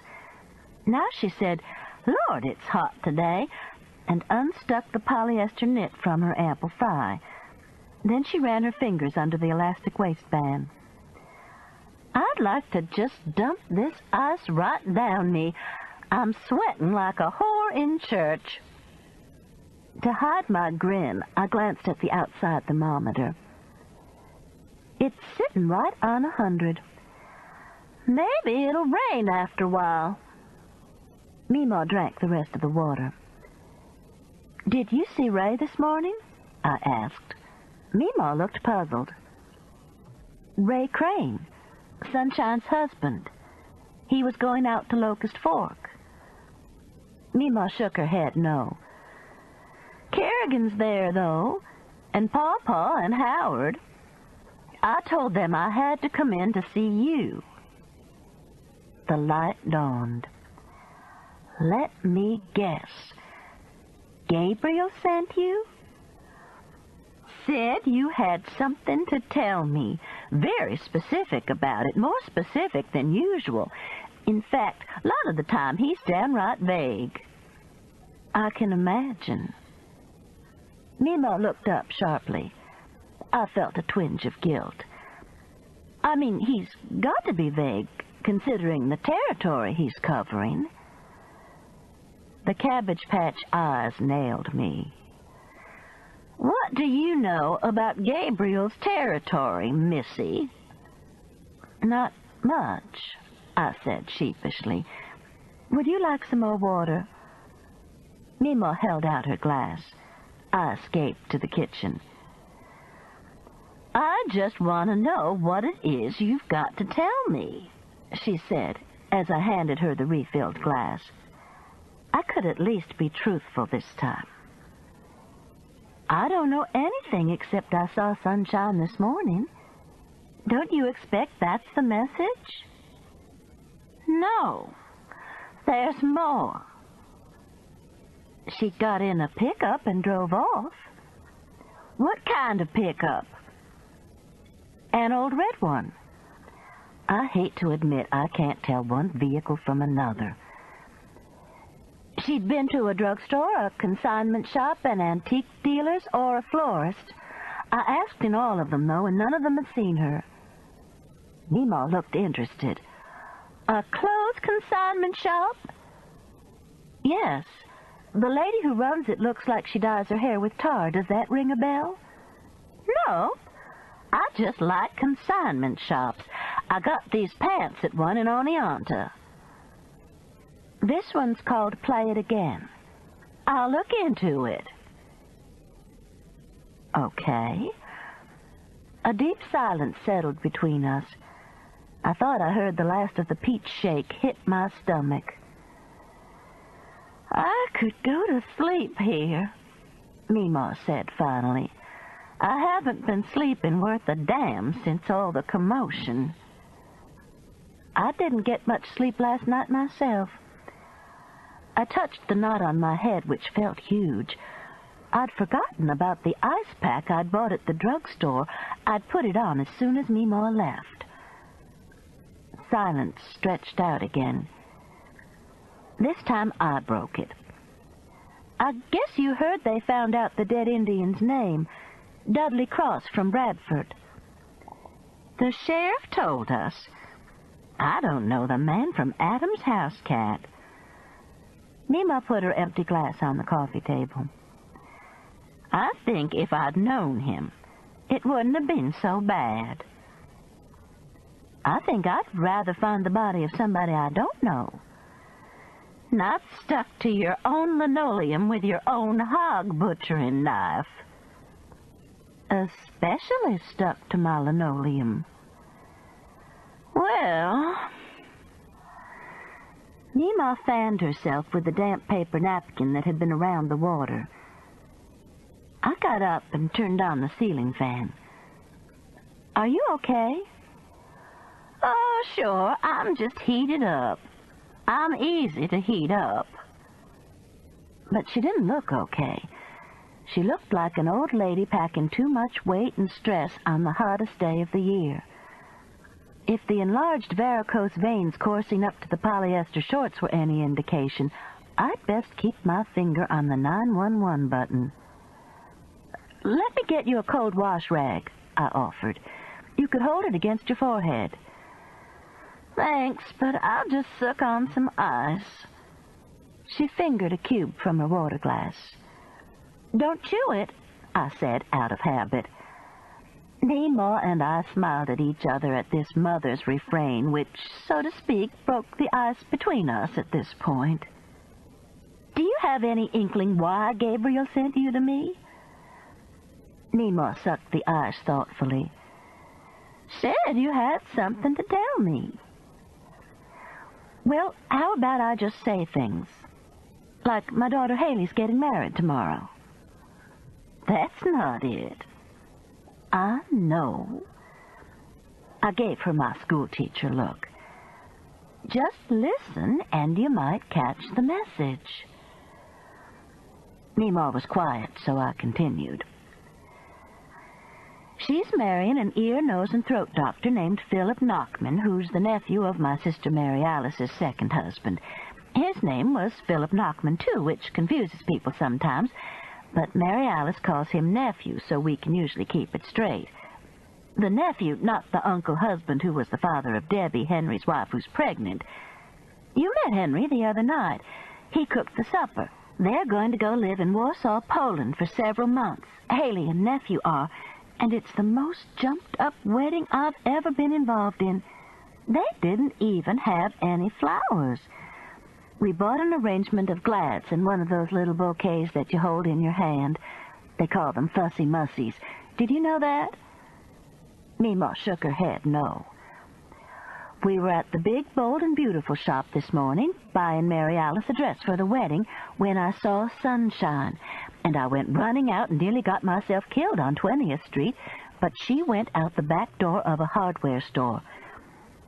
Then we went to Merle Norman's and bought me some makeup for this horn on my head. It helped, but I'm still going to look horrible at the wedding. My grandchildren are going to look at the pictures and say, "What's wrong with Grandmama?" And everybody's going to laugh and say she fell over a turkey. Even my unborn grandchildren will know. I paused. Dear Lord, I'll bet they don't have anybody to take pictures either. I'd better check into it. Mima had moved forward and was sitting on the edge of the sofa. You hurt your head falling over a turkey? Right on my sister's stoop. I could have killed myself.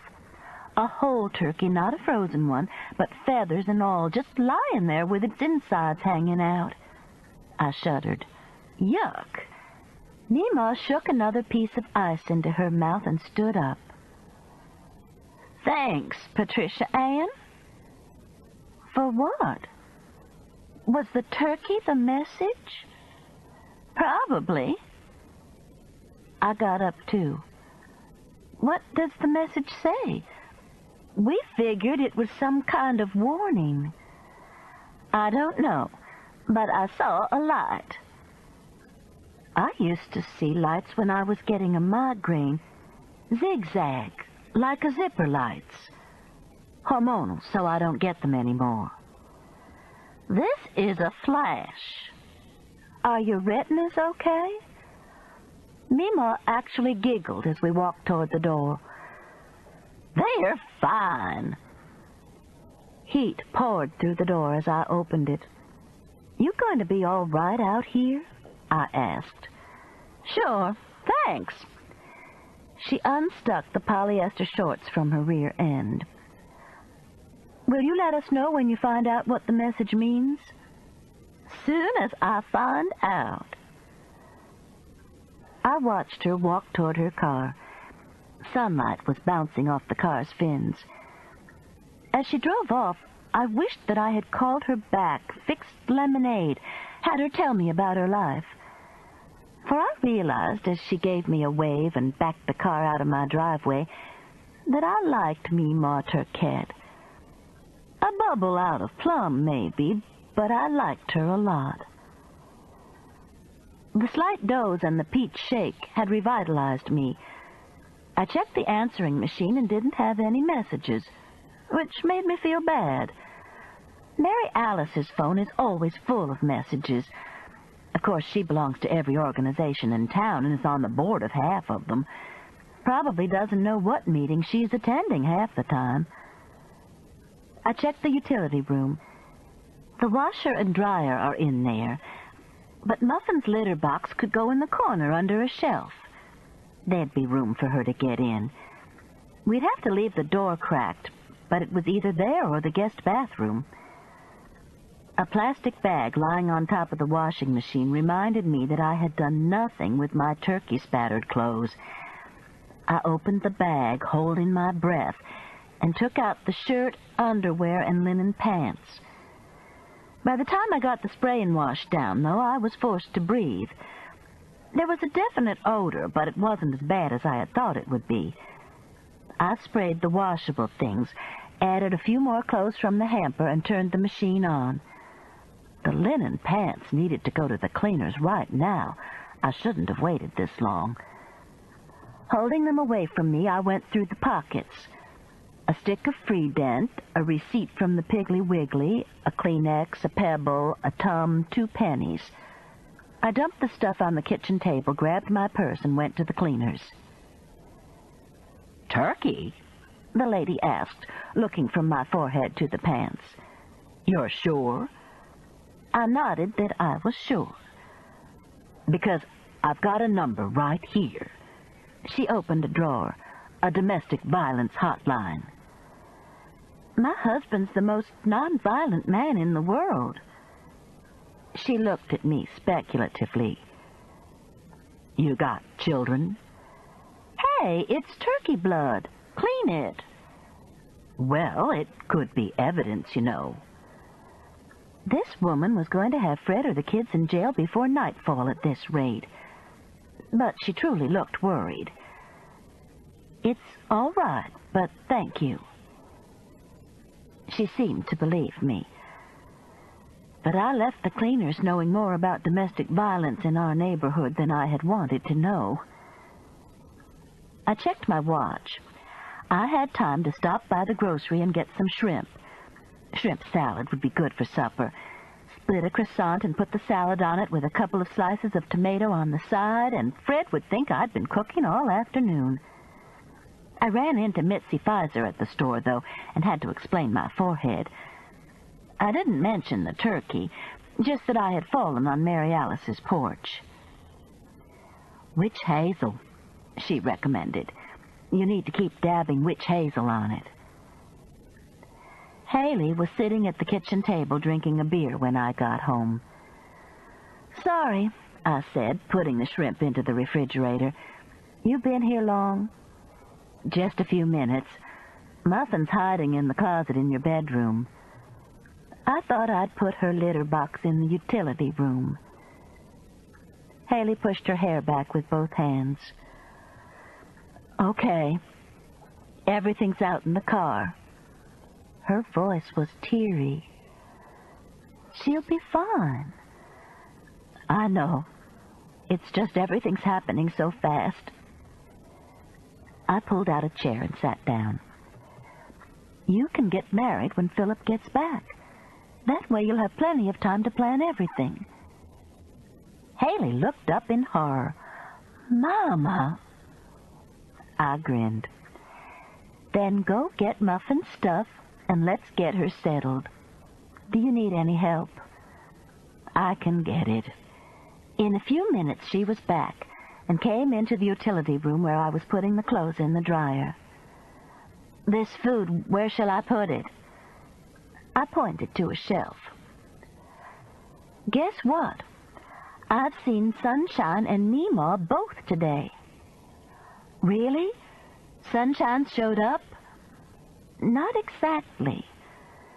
I related the story of Sunshine and the pickup truck and Meemaw's visit. Does Ray know about it? Probably your Aunt's sister's told him by now. She doesn't know about Meemaw's visit, though. That's really strange that she thought the turkey was some kind of sign. By this time, we were back at the table, and Haley reached for the stick of Freedent. Can I have this? Sure, I guess it's okay. It was in the pocket of the pants I had on last night. All this stuff was. I pointed toward the little pile of things I had removed before I took the pants to the cleaners. I don't know. Maybe I'd better throw it away. I sure don't want food poisoning on my wedding day. Haley picked up the rock. What's this? I think it came from Meemaw's trailer. She and Sunshine were playing Chinese checkers and were using pebbles for some of the checkers I guess were lost. That's sad, Mama. It's their choice, Haley. I filled her in on Eddie's wealth. And Pawpaw's got to be drawing a good amount of disability, and Kerrigan and Howard are both doing well. But maybe, some way, Meemaw is left out, scapegoated. Maybe that's why she needs a Gabriel. I couldn't see Meemaw in the role of a scapegoat, but I supposed it was possible. The lady at the cleaners had reminded me that all families are not what they appear on the surface. And Meemaw had said that if she had known the dead man on her floor, it would have been better. Mama! Haley's eyes widened suddenly. There are two big men with beards coming up the back steps. I turned to see Ray waving through the glass top of the kitchen door. It's Ray, Haley. Well, I see it is now. She was out of her chair, opening the door and throwing herself into his arms before I could get up. Little Ray, you've got a beard. And you're getting married. Ray picked Haley up and held her by her elbows as if she weighed nothing. Somebody's marrying himself a feisty redhead tomorrow. And somebody's already married himself a beautiful blonde. But sweet, not feisty. I swear I think I better go call that doctor and tell him what he's getting into. Buck Owens had come into the kitchen behind Ray and was smiling at the reunion. "Hi, Buck," I said. "Come over and have a seat." He ambled over and pulled out a chair. "I'd say those two are glad to see each other."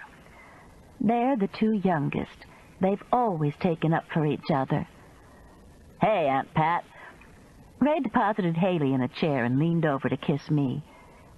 "Haley, this is Buck Owens. Buck, Haley Buchanan, who this time tomorrow will be Haley Knockman. I didn't know I was coming home to a wedding." Haley chuckled. "Neither did I, but I'm certainly glad.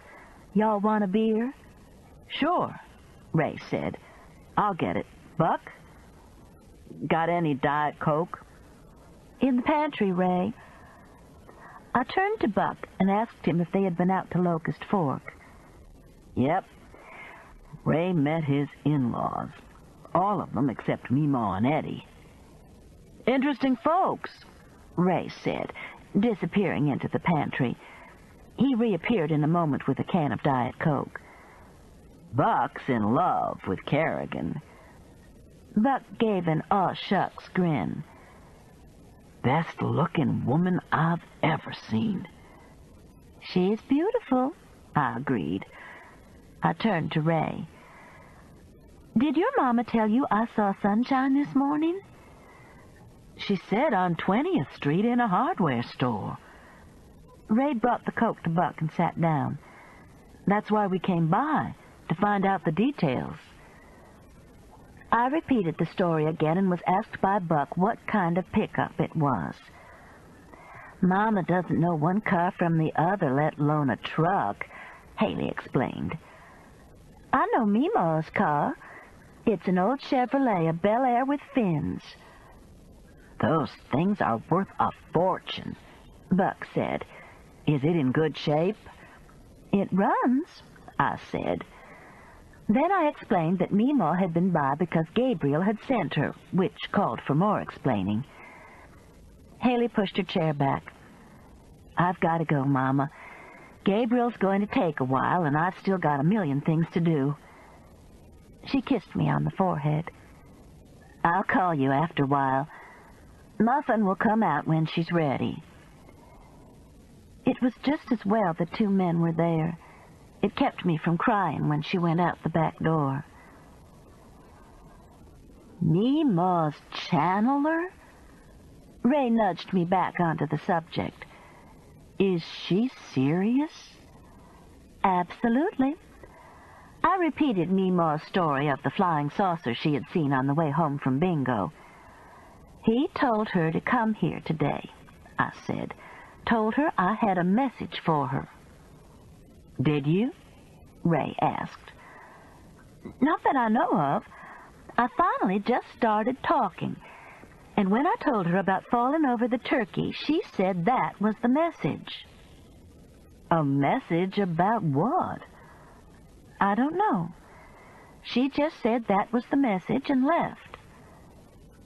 Buck and Ray both smiled. Smart Alex. "Hey, she believes it." The phone rang and I got up to answer it. "Mouse?" Mary Alice said.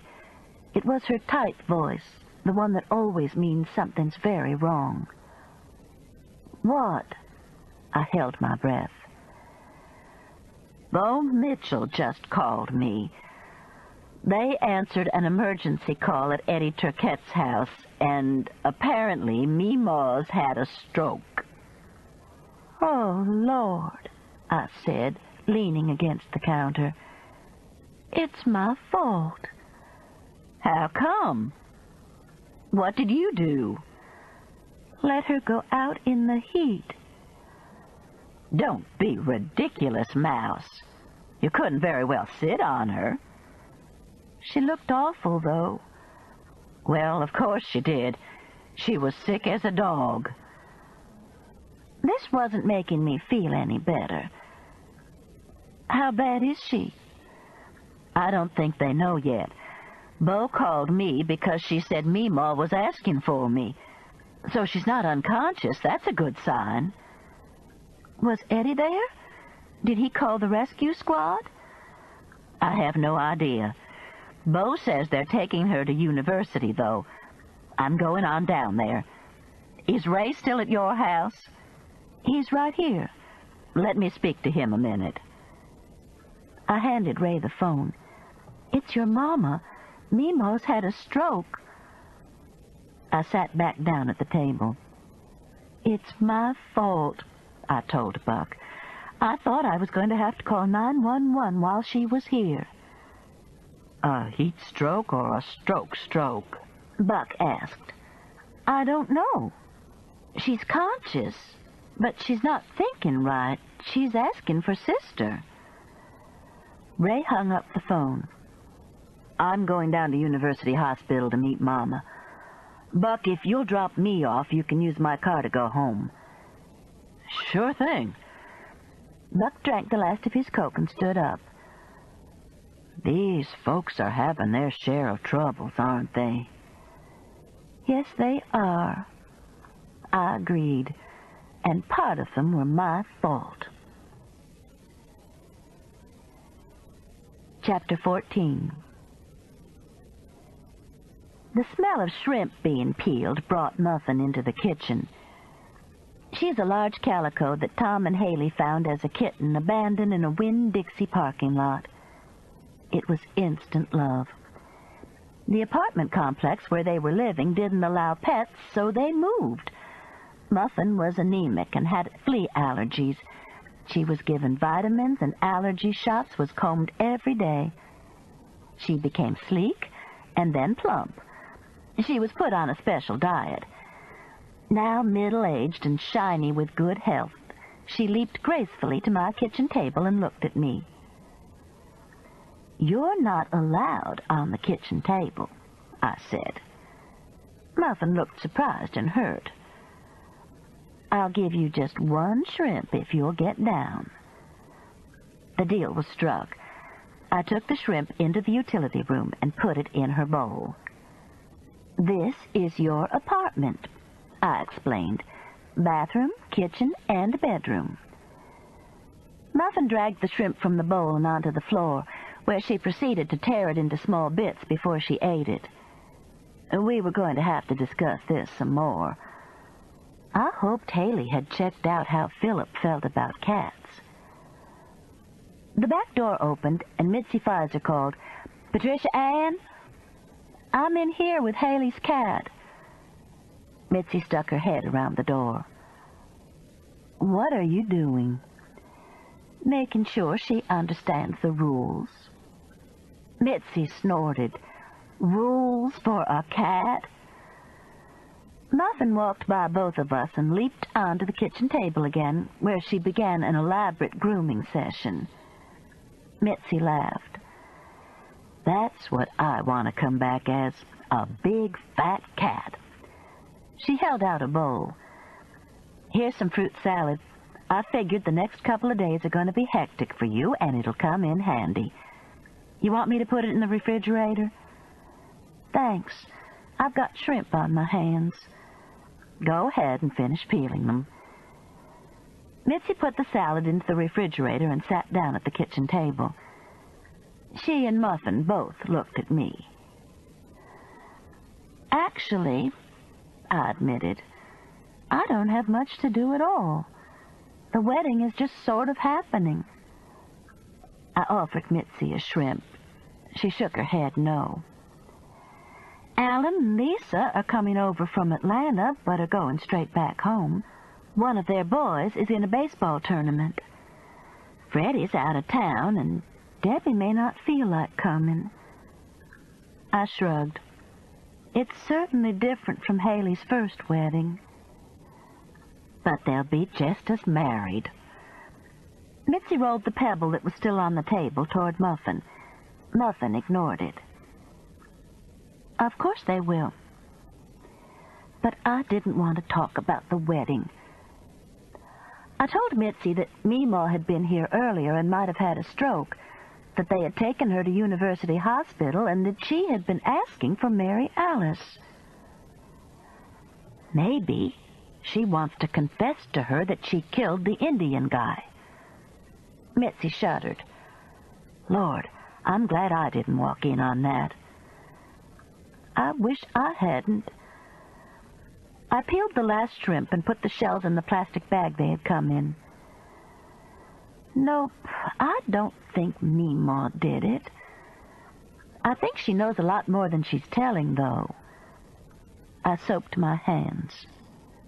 I think maybe she's scared it's Howard or Eddie or even Kerrigan. What makes you think that? And why would Sunshine have run from one of them? I rinsed my hands and dried them on a paper towel. I really don't know, I admitted. Just a feeling.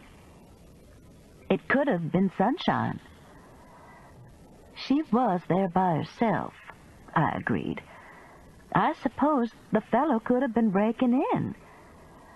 But it doesn't make sense that she'd run.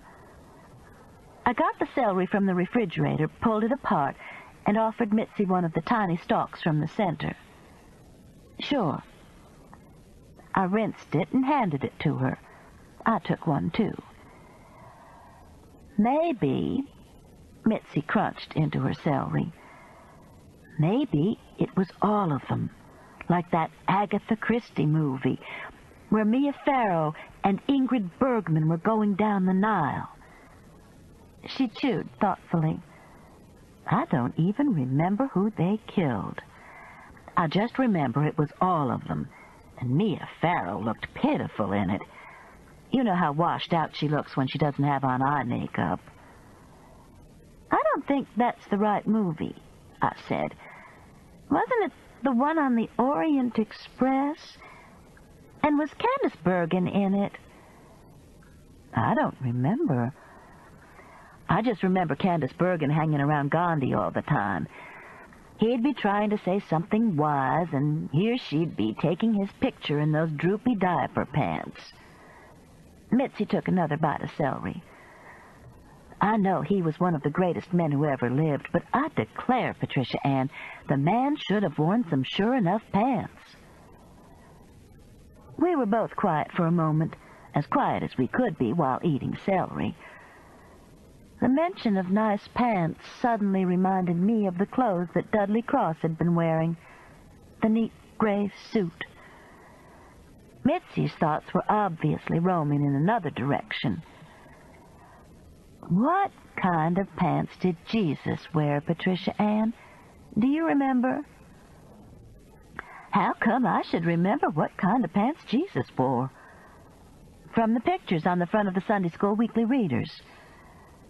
There were always children gathered around him. That's true. I don't guess it matters anyway, does it? I don't think so. I began to chop the celery. You can look it up in the World Book. I want to get on the internet. The phone's ring was welcome. Mrs. Hollowell, Jed Roos here. I'm looking for your nephew Ray and thought you might know where he is. I've tried your sisters. Have you found Sunshine? Mitzi looked up from scratching Muffin's chin. No, I'm afraid not. I'd like to get in touch with him this afternoon, though. I shook my head no to Mitzi, who nodded and continued the scratching. He's at University Hospital. Meemaw Turquette had what they think is a stroke, and he's down there. Meemaw had a stroke? A bad one? I don't know any of the details except she's at university. Well, Lord, I hate to hear that. He sounded like he truly was upset. Sometimes I like Jed Roos. I hate it, too. She was here this afternoon and looked terrible. I never should have let her go out in the heat. You let her go out? It's 102 right now. Sometimes I dislike Jed Roos. Well, you can find them down at university. He thanked me, and I hung up. Jackass. The sheriff? I nodded. Thank the Lord he and Haley didn't hit it off. Gives me the shivers to think she might be marrying him tomorrow instead of Philip. Speaking of which, what are you wearing to the wedding? I haven't decided other than a whole lot of green makeup. It'll be fine. Mitzi got up, gave Muffin a final pat, and hugged me. Call me if you want some company. I'm fine, I said. The truth was, I was so teary I could hardly see the celery I was trying to cut. After the salad was in the refrigerator, though, I knew I had to make some decisions about the wedding. At least about what I was going to wear. I went into the middle bedroom and opened the closet door. This is where Fred and I keep what I still think of as our dress-up clothes. I've never been able to figure out why people who built houses 50 years ago didn't think closets were important. One little, and I do mean little, closet in each bedroom. I've read articles on organizing them, bought shelves and rods from Kmart so I can hang skirts above blouses, but it boils down to 3 little closets. And in the one where I was looking, nothing looked like what I needed for a daughter's wedding during a heat wave. Not that anybody would notice anything about me except the knot on my head. I looked in the mirror, and oh, God, the black eye. Definitely the left eye was much darker than the right. I rushed into the bathroom and turned on the fluorescent light. No question about it. My daughter was getting married and moving halfway around the world. I had nothing to wear to the wedding, and I had a black eye. Well, hell. Time for some regrouping here. I went to the freezer and got the last box of Girl Scout chocolate mint cookies and turned on the movie channel. Fort Apache was playing, with Henry Fonda, John Wayne, and Shirley Temple. Imaginative casting. I sat back, watched the movie, ate cookies, and simply waited for whatever was going to happen next in my life. Which, of course, was a call from Sister. She was stuck at the hospital since Ray had gone to see Sheriff Roos. She would be waiting outside for me in 15 minutes. 15. It was too hot to be kept waiting on the sidewalk in the sun. "How's Meemaw?" I asked. "Not too good. I think they're about to settle on a heat stroke." 15 minutes. Okay. I turned off Fort Apache. It hadn't been hard to figure out what was going to happen to the Indians. Then I got my keys and headed for University Hospital. No Mary Alice. I cruised slowly down 19th Street past the front of the hospital, checked my watch. Maybe she had meant the emergency room exit. I turned on 6th Avenue. A couple of ambulances were parked under the emergency room portico with people scurrying around, but no one was standing on the sidewalk. I went around the block. I went around the block 5 times, slowly. This is one of the most heavily traveled blocks in Birmingham. Consequently, I received several obscene gestures, a couple of them very imaginative, from other drivers. The 6th time around, I turned, came back the other way, and pulled in beside a valet parking sign. A man sat in a little booth furnished with a chair, a TV, and an air conditioner that was chugging rusty rivulets down the outside wall. Behind him were rows and rows of keys. He raised a window and said, "Lady, I'm full up." "So am I said. As I got out of the car and left it, I saw he was watching Fort Apache. I jaywalked across 19th, causing a few more gestures. My sandals stuck to the hot pavement with each step, pop, pop against my heels. The cool lobby of the hospital was a blessing. The woman at the information desk looked up in alarm. "The emergency room's down yonder, honey." She pointed toward a corridor clearly marked emergency. "You need some help getting there? It's a pretty long way." "I'm fine," I assured her. "I just had a fall last night." "You sure did. What happened?" She wasn't being nosy. She really wanted to know. And if I had told her, not only would she have understood, but would probably have had an aunt who had the same thing happen to her. Right over a turkey smack in the middle of a family reunion. I swear I love this place. But I didn't have time for conversation. "Fell on my sister's steps," I said, "and I'm okay." "Stove up, I'll bet." "You got that right." I moved my shoulders stiffly to assure her that I was indeed stove up. "I'm looking for my sister. She was supposed to be out on the sidewalk for me to pick up, and I've been around the block so many times I'm getting dizzy." "Could be a concussion." "No, I'm okay.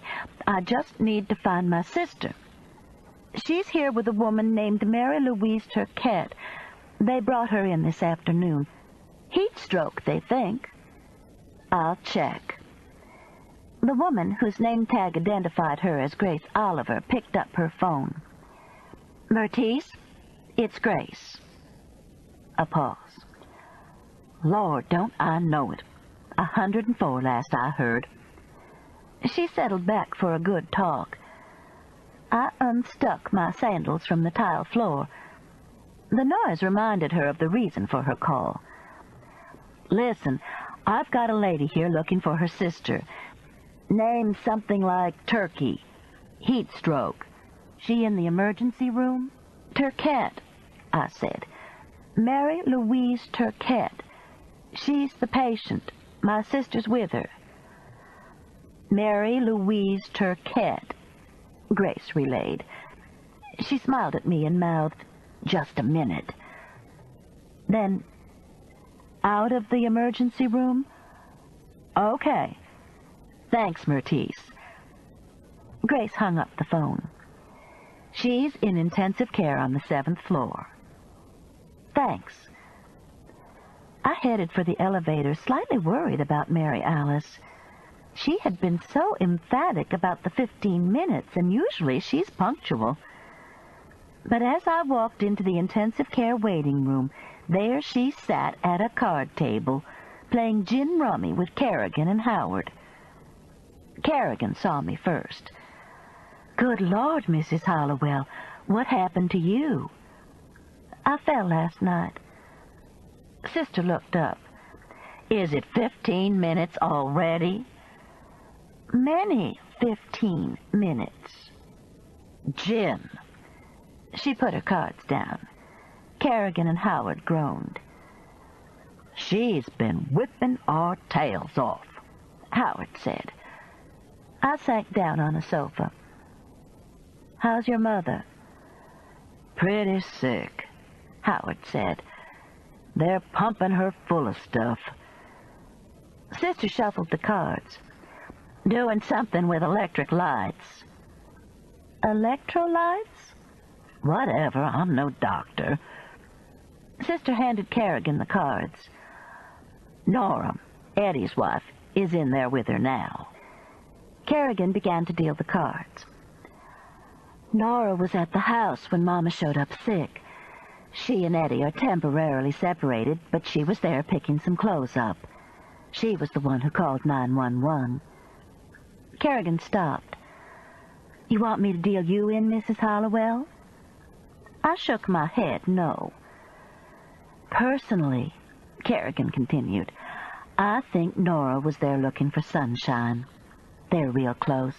Nora's the one who helped her in the Miss Alabama contest. This caught my interest. Sunshine was in the Miss Alabama contest? Kerrigan nodded. Last year and this year. Last year she was a brunette and didn't make the finals. So this year she went blonde. Still didn't make the finals. Everybody picked up their cards and started sorting them. "What's her talent?" I asked. "Fly fishing," Howard said. "She's great at it." I thought about the stage at Samford University where the Miss Alabama contests are held. Fly fishing? They play the music from A River Runs Through It, and Sunshine does a little dance while she flips the rod and hits targets. This year, she and Nora decided to do away with the waders and have her wear a bathing suit, but she still didn't make it to the finals. Kerrigan reached over and drew a card. She wasn't too disappointed. She had the trip to Bora Bora coming up. I got up and walked to the window. Everything seemed normal down there on 19th. Across the street, my car was gone from the valet parking booth, and I had no parking ticket, no way to identify it. "Has anybody heard from Sunshine?" I asked. "Nope. Gin." Howard slapped his cards down. "Where are Pawpaw and Eddie?" Eddie had to go back to work, and we decided not to tell Pawpaw until we know what's what because of his spells, Kerrigan explained. "How did you do that so soon?" Sister asked Howard. "You really got me that time." A young couple pushed an elderly woman in a wheelchair into the waiting room. "We've got to go, Sister," I said. "By the time we locate my car, we're going to be in rush hour traffic." "Okay." Mary Alice pushed back her chair. "Y'all call us if we can do anything or if there's any change." "We will," Kerrigan promised. "And you let us know if Junior Roos wanted anything important with Ray." "I will. I doubt he did, though. That man just likes to have people roll over when he says to." "God's truth," Kerrigan agreed. I apologized to them both for letting their mother go out in the heat. Howard smiled. "Don't blame yourself. I'd like to have seen you try to stop her." This assuaged my guilt slightly, enough so that in the elevator when Mary Alice turned to me and said, "Fly fishing?" I burst out laughing. We were laughing so hard when the elevator opened in the lobby, we were hanging on to each other. Everyone, I'm sure, thought we were crying, which was more appropriate given the location. We jaywalked back across 19th and rapped on the window of the valet parking booth. "I need my car," I said. "A blue '88 Chevy."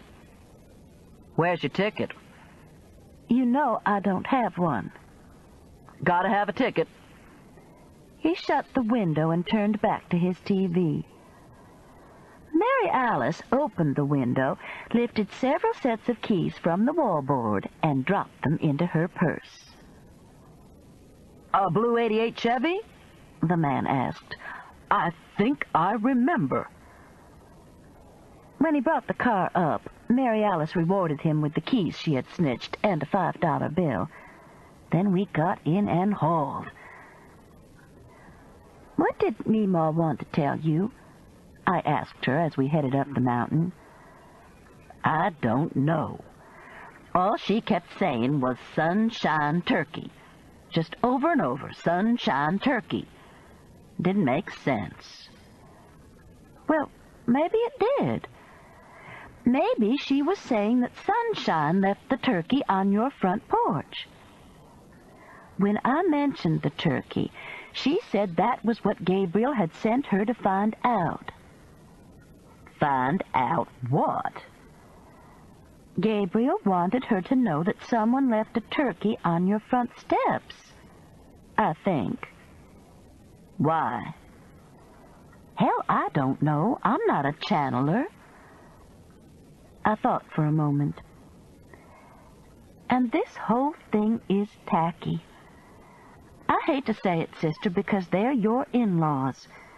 But I think our dear mother would have said that whole turkette bunch is common as pig tracks. I didn't get the reaction I had expected. You're right, Sister agreed. But you've got to admit our holidays are going to be interesting from now on. Think about it. I didn't want to. Every sprinkler was on in the Redmont area where Mary Alice lives. Hers are timed to come on, rain or shine, as I assume most of the others are too. It's disconcerting during a thunderstorm to see water shooting up from the ground. "Want to come have supper with us?" I asked. "Shrimp salad." Thanks. But Bill and Ray and I are going somewhere. Maybe that new Chinese place at Brookwood. I pulled into her driveway and stopped. "This time tomorrow, Haley will be married," I said. And maybe by this time tomorrow, Sheriff Ruse will know which one of the Turkettes killed the Indian, and Sunshine can come home. You really think it was one of the Turkettes? Oh, sure. Which one is your money on? Howard. Why? He's the quietest one. That's always the way it works, Mouse. And why did Howard kill him? Now that I don't know. Sister opened the door and got out. But I was watching him while we played gin. He's the one, all right. Even his eyes are a little shifty. Call the sheriff and tell him. Make his day. That martinet, he can do his own work. I drove back down the mountain, past the statue of Vulcan with its huge bare butt reflecting the late afternoon sunlight, down streets lined with trees somnolent in the heat. Fred's car was in our driveway. I was home. Chapter 15. Fred greeted me when I opened the door with, "That cat was on the table when I came in." He was reading the paper in his recliner, an open beer on the table beside him. Across from him, on the sofa, Muffin, erect as an Egyptian cat, sat watching his every move. He didn't get down when I told him to. It's a she, and don't scare her. She's bound to be nervous in a strange place. I'll teach her not to get on the table. I sat down beside Muffin, who immediately jumped down and disappeared into the hall. Ha! Fred put down the paper and looked at me, and then looked more carefully. Your eye's getting black. I know. Down at University Hospital, they thought I belonged in the emergency room. Fred looked alarmed. You've been to the hospital? To get Mary Alice. I told him about Meemaw's visit and her heat stroke, about driving at least 20 times around the hospital waiting for Mary Alice to show up, and, at this I teared up, about having nothing to wear to the wedding tomorrow and looking awful. Fred straightened his chair with a clunk, dropped the newspaper onto the floor, and came over to hold me. Don't cry, honey. That won't do a thing but make your eye swell up more. Which was true. Sad, but true. I burrowed my head against his chest. He smelled like sweat and Gain detergent and the metals in his warehouse. I could hear the loud thump and the softer thump of his heart, steady, rhythmical. I could go to sleep, I thought, right here, right now.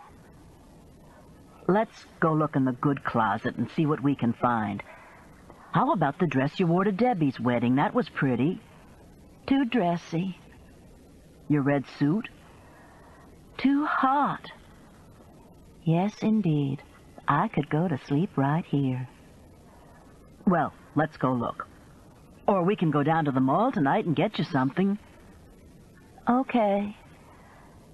But I held on to him for a few more minutes before I let him move. What about this? He pulled a green linen jacket from the closet while Muffin and I sat on the bed and watched. Don't you have a white skirt? An off-white? That'll look good. I was beginning to feel more interested. And I've got an off-white blouse, almost the same off-white as the skirt. Let's see it. In a moment, my wedding outfit lay on the bed. Now you can help me, Fred said. How about a navy jacket and khaki pants? I was safe. That's what he always wears. I don't know why I thought the night would be busy.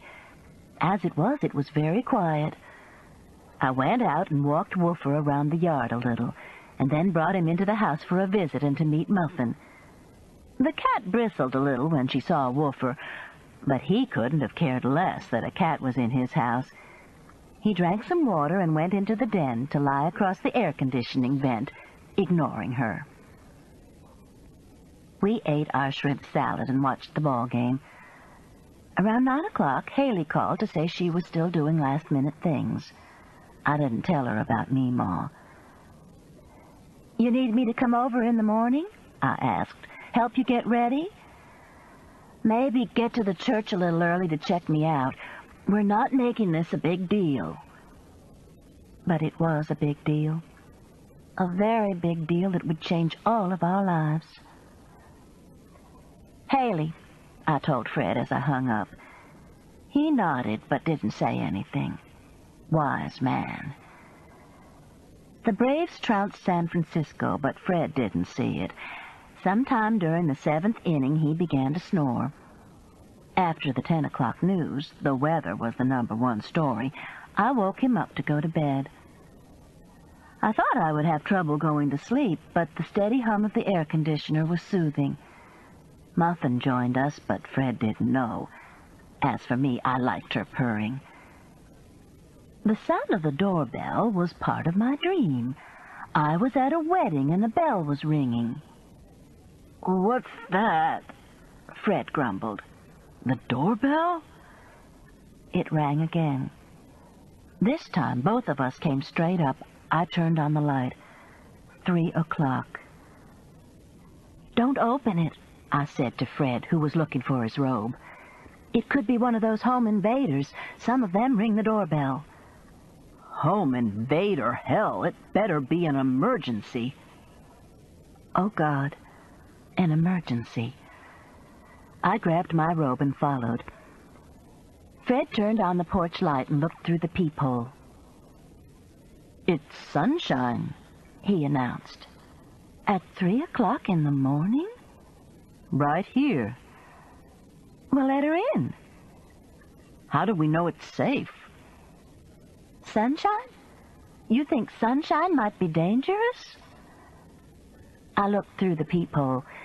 Bedraggled, still dressed in the same pink dress, Sunshine still managed to look beautiful and innocent. Don't be ridiculous. She was almost in the Miss Alabama finals. I opened the door. Oh, Mrs. Hollowell, Mr. Hollowell. She began to cry. I'm so sorry to bother you in the middle of the night, but I've got to find out about Meemaw. I just heard she had a stroke and is in intensive care. You heard it at 3 o'clock in the morning? Fred asked. I know it sounds crazy, and I shouldn't be here.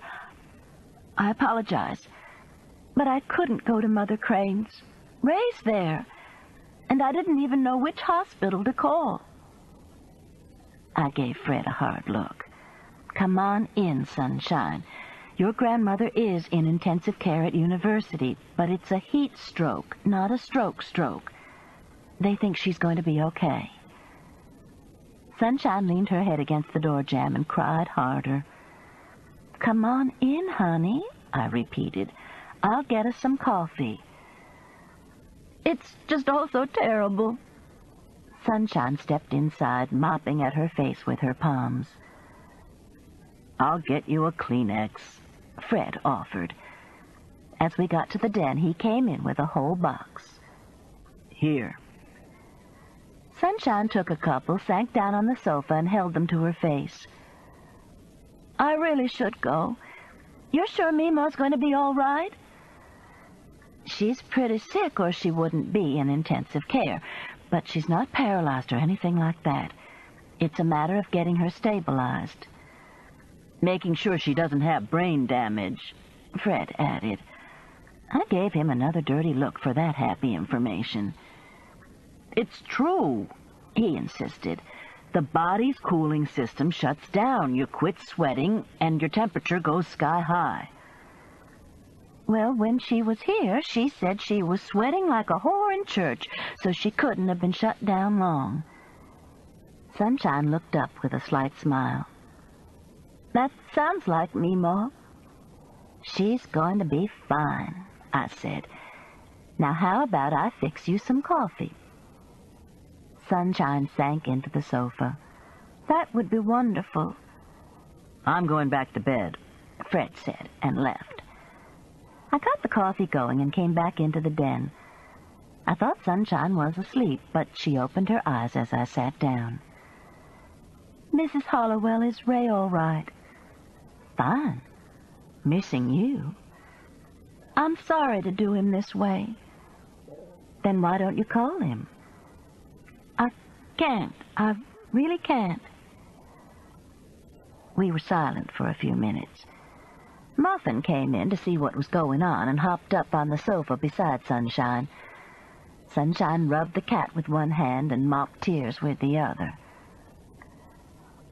You're staying with Dwayne, aren't you? It was a guess, but a good one. I'm staying with a friend of his. He came and got me, though, at the trailer. Her voice lowered. I called him, and he nearly ran us down as we were coming into the highway in Sister's Jaguar. Yes, ma'am. It scared him real bad. Us, too. Again there was a pause. The smell of coffee began to waft into the room. Want to tell me why you ran? I was so scared. I've never been so scared in my life. Sunshine shivered. Obviously, she was telling the truth. But what happened? She shivered harder. Can I use your bathroom? Down the hall. First door on the left. I'll get your coffee. By the time she got back, I had fixed a tray with coffee and the rest of the Girl Scout cookies. Sunshine looked like she needed some sugar. I knew I did. Thanks, Mrs. Hollowell. She put sugar in her coffee, stirred it, and turned to me. It must have been the first time she had really looked at me, because she said, My Lord, what happened to you?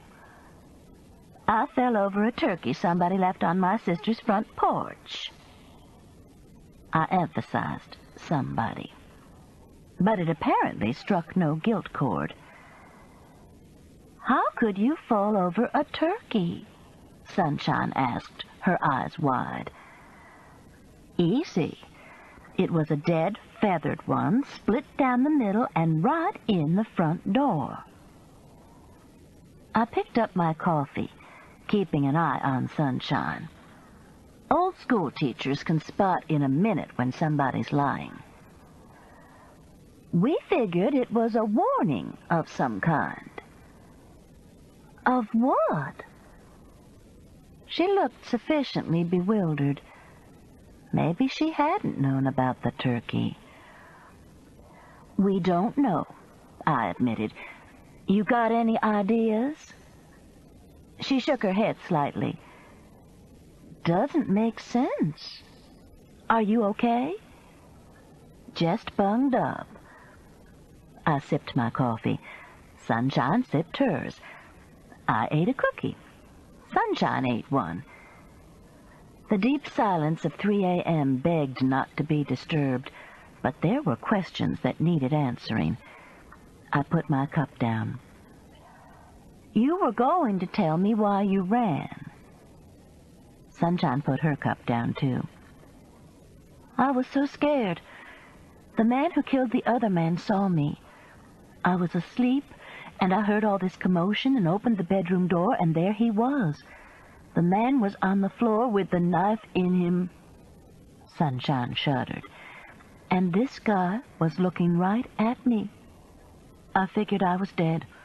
I could hear him at the door when I crawled out of the window and ran toward the woods. You saw him? Close as I am to you. Did you know him? No idea who he is. I don't think he followed me, though. I hid and called Dwayne. You grabbed your cell phone on the way out of the window? Yes, ma'am. And this one dress. Sunshine plucked at the material as if she were sick of it. Why didn't you call the police? I was too scared. I just knew I had to get out of there and quick. I'm going to Sheriff Roos tomorrow. Today, I mean. I'd already decided that when Dwayne came in and said Meemaw was sick. He works at a bar on South Side part-time and doesn't get off work until 2. What was the man like? Or do you mind answering these questions? Oh, no, ma'am, I don't mind. Sunshine picked up her mug and held it with both hands as if trying to warm them. He was in his 50s, partly bald. Had a big stomach, but he wasn't really fat. You know how men do sometimes, get a beer belly. She bit her lower lip, thinking. Probably almost 6 feet tall, and he had great big hands with the veins sticking out on them like he'd been working real hard. He had, I said. He'd been sticking a hog butchering knife through a man. Coffee sloshed from Sunshine's cup onto her pink dress. She grabbed a Kleenex from the box Fred had left. I'm still scared to death, she said. That part I believed. The Mystery Man story was so full of holes you could use it for a colander. Anyway, she said, mopping at her skirt, I probably shouldn't have, but I ran. Sometimes it's the wisest thing to do. I got up and took her cup. Here, let me get you some fresh coffee. I really need to go. Well, I was going to tell you some more about Meemaw. What about her? She held out the cup. I went into the kitchen to refill it. I was at the hospital this afternoon, I called. I came back into the den. Sunshine was stroking Muffin and crying again. Your Aunt Nora was with her. Your mother and Uncle Howard were in the waiting room, and my sister. But your Aunt Nora was with Meemaw. Sunshine nodded. That's good. Aunt Nora's the best one of the whole bunch. I'm glad she was with her. But she and your Uncle Eddie are separated? I was trying to be subtle and find out more about the family relationships. Sunshine was obliging. He works all the time. All the time. They've got that gorgeous house, and if I hadn't been there with her most of the time since the boys left for college, Aunt Nora would have been rattling around up there by herself. The man's crazy. All he thinks about is money. I took another cookie and sat down. What about your Uncle Howard? You mean, does he have a wife? He's had 6. Papa says you've got to give Howard credit. He believes in the institution of marriage. Sunshine reached for a cookie. Now, Mama, on the other hand, She didn't finish the thought, just sat back and nibbled on the cookie. But Meemaw raised you, didn't she? Meemaw and Pawpaw. Her expression softened. I guess my first memory is Pawpaw taking me fishing on the Tennessee River when we lived in Muscle Shoals. That's a nice memory, I said. I remember my grandfather taking me fishing, too. He only took Mary Alice once, though. He told my grandmother that Mary Alice needed the Gulf to fish in. Sunshine smiled. She's an interesting lady, isn't she? As long as she has the whole Gulf to fish in. I stretched. My body was beginning to say 4 a.m. I need to go, Sunshine said. I shouldn't have come here in the middle of the night, but I panicked when Dwayne came in telling me about Meemaw. It's going to be awfully hard for you to leave her to go to Bora Bora, isn't it? It's going to break my heart. The words were simple and heartfelt. Listen, I said. Why don't you just lie down here on the sofa and sleep for a few hours? Call Dwayne if you think he might be worried. Incidentally, does Dwayne have a red-headed girlfriend? Sunshine looked startled. An ex-girlfriend named Leanne Skinner, real red-headed. Why? How did you know? I think she was in the crowd looking for you. Made a couple of remarks. Sunshine managed to smile. That would have been Leanne, all right. I'm glad she didn't find me. She thinks I beat her out for Miss Locust Fork, too. I think it's just as well, too. I smiled, too, thinking of the menace I had attributed to the crawled-from-under-a-rock whisper. Why don't you curl up and let me spread the Afghan over you? You look worn out. I am. You sure it's all right? I'll get you a pillow. Or you can use the guest bedroom. Here's fine. Can the cat stay with me? If she wants to. She decides. By the time I got back, Sunshine was almost asleep.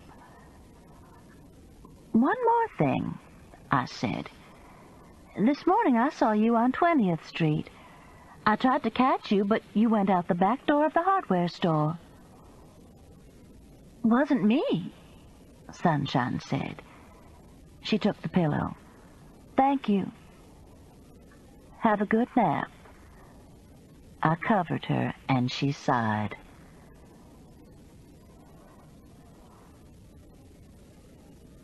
Chapter 16. Sunshine was gone when we got up the next morning, which didn't surprise me. I wondered if she would go to the sheriff with the tale of the man who had killed Dudley Cross. I hoped if she did, that she would tell him about the man trying to come in the door of the bedroom as she went out the window. Not only did the door of the bedroom consist of blue and white striped fabric, the windows were small and high. Sunshine, while not large, would have had a hell of a time getting out of one of those windows with a murderer chasing her. But why had she lied about it? I put on a fresh pot of coffee, poured myself a glass of cranberry juice, and went out to see about Woofer. He was so far back in his igloo that I had to kneel down to reach in and wake him up. Listen, I said when he ambled out. Haley's getting married today. I think you ought to get a bath and put on your diamond collar. He wagged his tail in agreement. Woofer's diamond collar is a family joke. A distant cousin of mine died without a will and with no direct heirs. So one day, out of the blue, a check arrived for me, my part of his estate, for $257. This is mine, I thought, a gift to buy anything I want. A new dress, shoes, books. I spent a whole day trying to spend that money. Every time I'd see something I wanted, I'd think that if I spent the money then, I'd see something I wanted more later. What I finally bought was the rhinestone collar for Woofer. That was all. $20. Mary Alice bought a beautiful bird bath with her $257. St. Francis of Assisi blessing the birds with an outstretched hand that Sister swears stays full of bird crap. But it still looks good in the flower bed under her dining room window. I wish that was what I had bought. I don't know what happened to my money except for Woofer's diamond necklace. "I'll be back in a minute," I said. "Let me go get some hot water." We bathe Woofer in a child's wading pool, and I like to have the water slightly warm. Well, he is an old dog. "What are you doing?" Fred asked. He was pouring himself a cup of coffee. "Fixing to put on my Woofer washing shorts. He's dressing up because it's Haley's wedding day." Fred squinted at the outside thermometer. "Another hot one, too." "You got that right." I finished my cranberry juice, which was still on the counter. "What time did Sunshine leave?" "Don't know. She slept for a while on the sofa, but was gone when I got up. Told me a cock and bull story about the murderer trying to break down the bedroom door of the trailer and her having to climb out of the window." "Sounds smart to me. I'd run like hell, too." I put my glass into the dishwasher. "No door." Fred looked up from pouring milk into his coffee. "No door?" "Nemo's trailer is one of those old ones that just has curtains between the bedroom and the other areas. And those windows are so little, Sunshine couldn't even get her boobs through them." I poured myself a cup of coffee. "You ask me, that girl's got more than a passing acquaintance with a plastic surgeon." "Probably the same one her mother's acquainted with." "Touché." I grinned at Fred. Sometimes the old fellow still surprises me. "You want me to help you with the dog?" he asked, looking pleased with himself. "No, just read the paper. If Mary Alice calls, tell her Sunshine was here last night, and I'll call her when I finish bathing Woofer." "You don't think Sunshine went over to Mary Alice's house?" "No. She's with that Dwayne Parker boy. She said she was staying with a friend of his, but I don't buy that. She also said she wasn't on 20th Street yesterday, and she's lying about that." "Why, the shameless hussy." Fred sat down at the kitchen table with the paper. I stuck my tongue out at him and went to get on my old shorts. There's something so very nice about bathing a dog. The feel of warm water running over your hand and his fur. The way he looks at you as if to say, "Are you sure this is necessary?" I squirted palmolive on Woofer and lathered him. He sat in the wading pool, compliant, sweet, looking half the size he does when he's not wet. "We had a visitor at 3 o'clock this morning," I told him. "You didn't bark. Are you all right?" Woofer held up his chin so I could wash his neck. 3 o'clock in the morning? Decent dogs are asleep in their beds then. "True, and you are a decent, good dog." I finished lathering him and rinsed him with one of the pitchers of warm water. "The water in the hose will be warm," Fred said. He had come out on the deck and was watching us. "I'll get it." "That cat was on the kitchen table again," he said as we finished rinsing Woofer. He picked him up and handed him to me to towel dry. "Is there anything we can do about it? I was reading the damn paper and he jumped up there big as life." "Not a thing." I rubbed Woofer's head, the gray hair between his ears. "And the cat's a she." Well, she needs to learn to behave. Fred dumped over the wading pool, let the water splash out. The August grass would appreciate it, even with the palm olive. Mary Alice called. Did you tell her about Sunshine? I gave Woofer a kiss on his nose and let him go to shake little rainbows into the air and to wallow in any dirt he could find. Didn't have a chance. She was wound up about Haley going to the cemetery this morning. What? I don't know. I told her you'd call her. And you didn't ask her what she was talking about?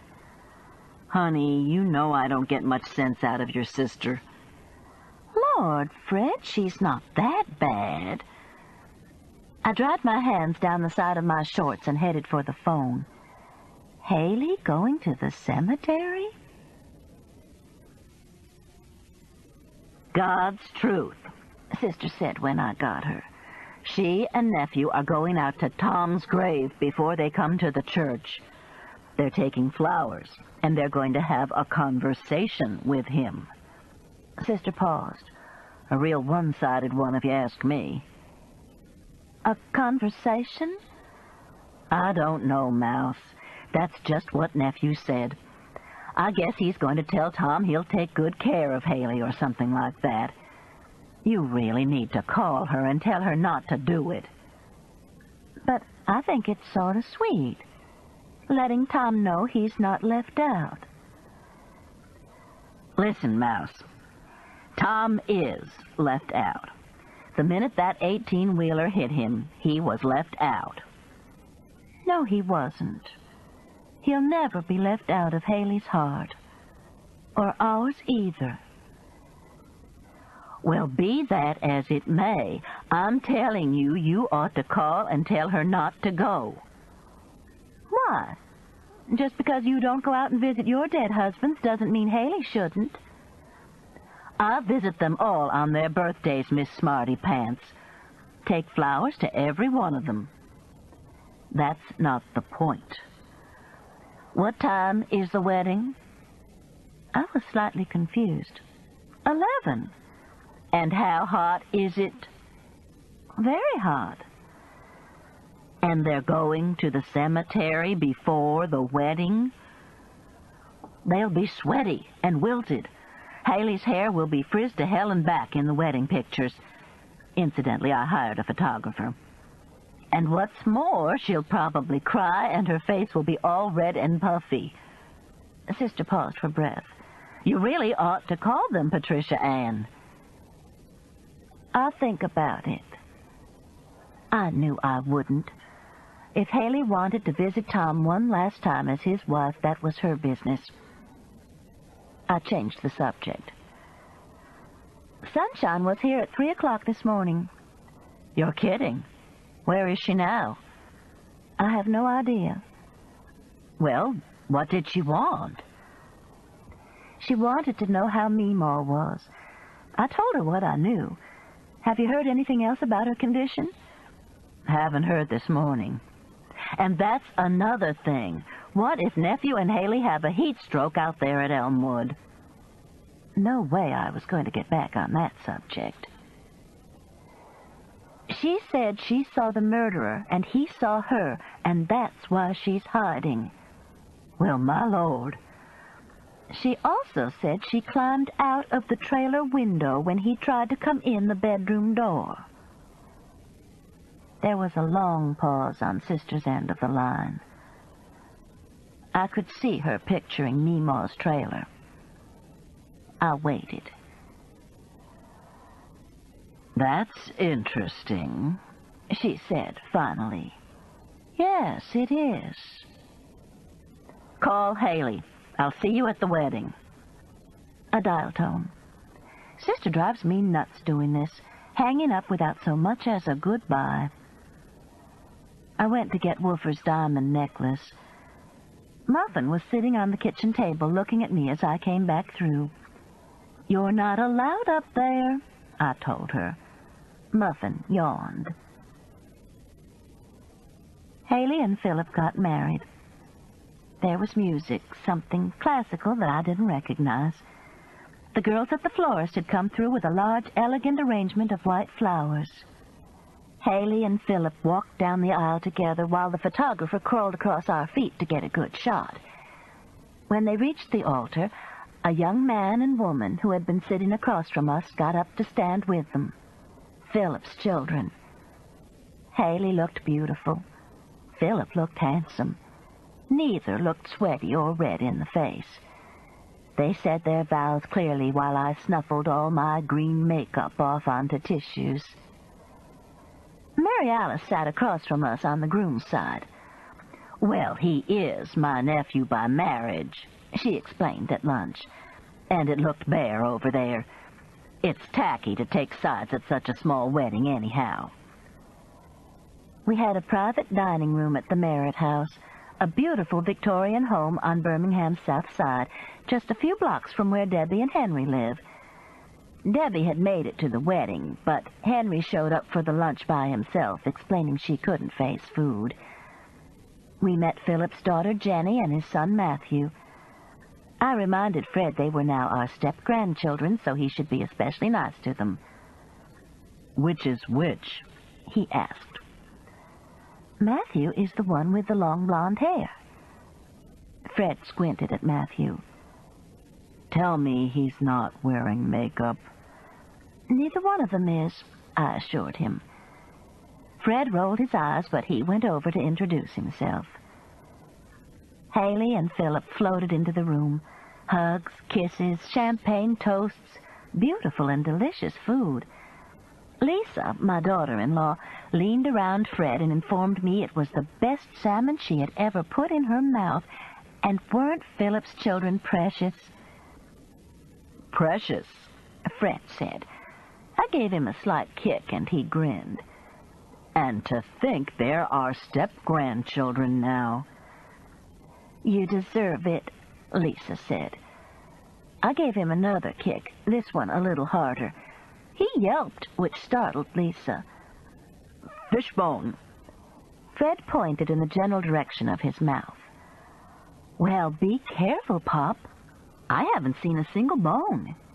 "I will," Fred assured her, touching his thumb and forefinger delicately to his lips to extract the non-existent bone. "Got it." "Good." Lisa turned back to Alan. I turned to my right and talked to Ray. Yes, indeed, Sunshine was fine. 3 o'clock in the morning. She said to tell him she loved him. Had she? I didn't remember, but Ray looked pleased. She'll be back probably tonight. She's going to go talk to the sheriff this afternoon. Well, it was a wedding.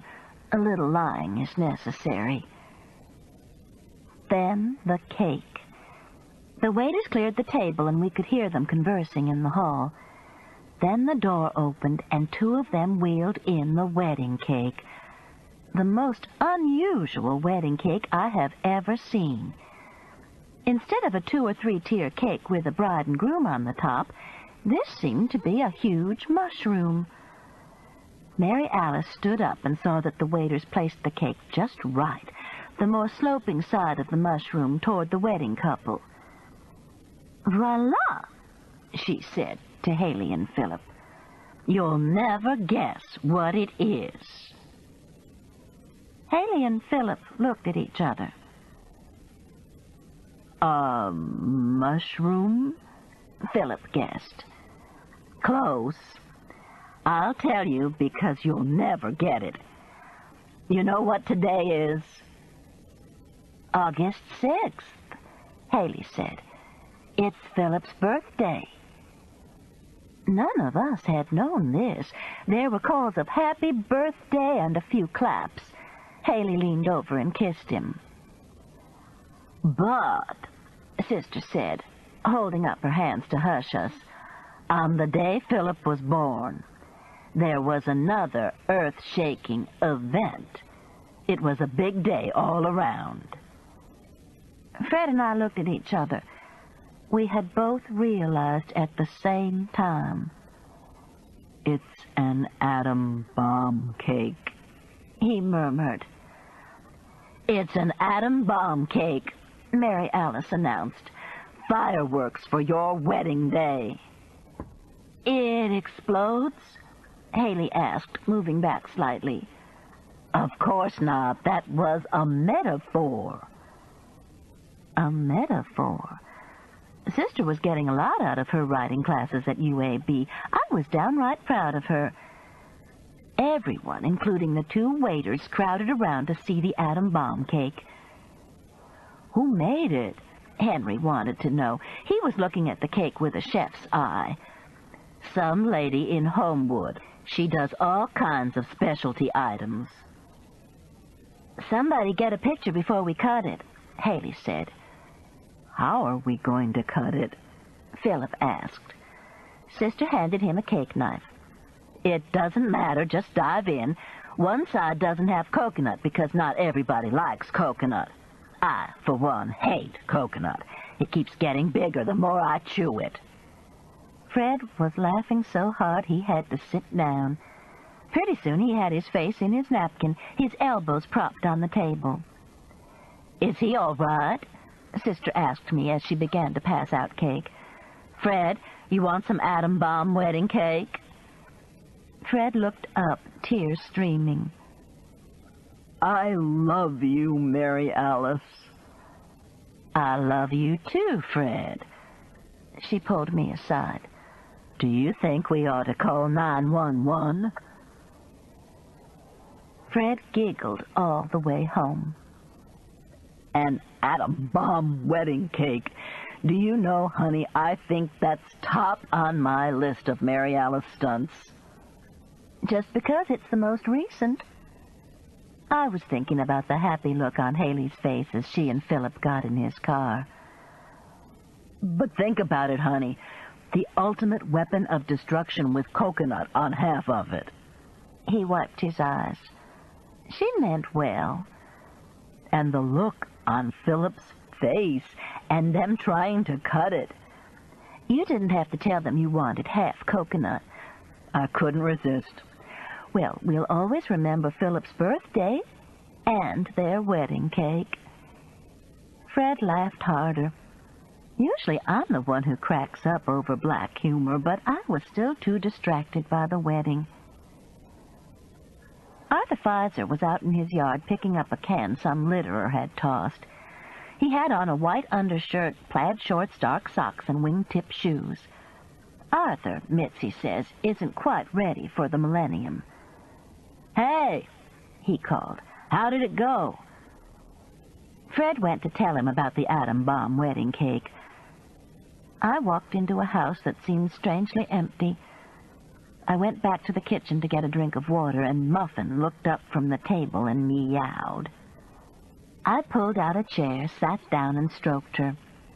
I told her about the wedding, about the atomic bomb cake, how happy her mama had seemed. She purred.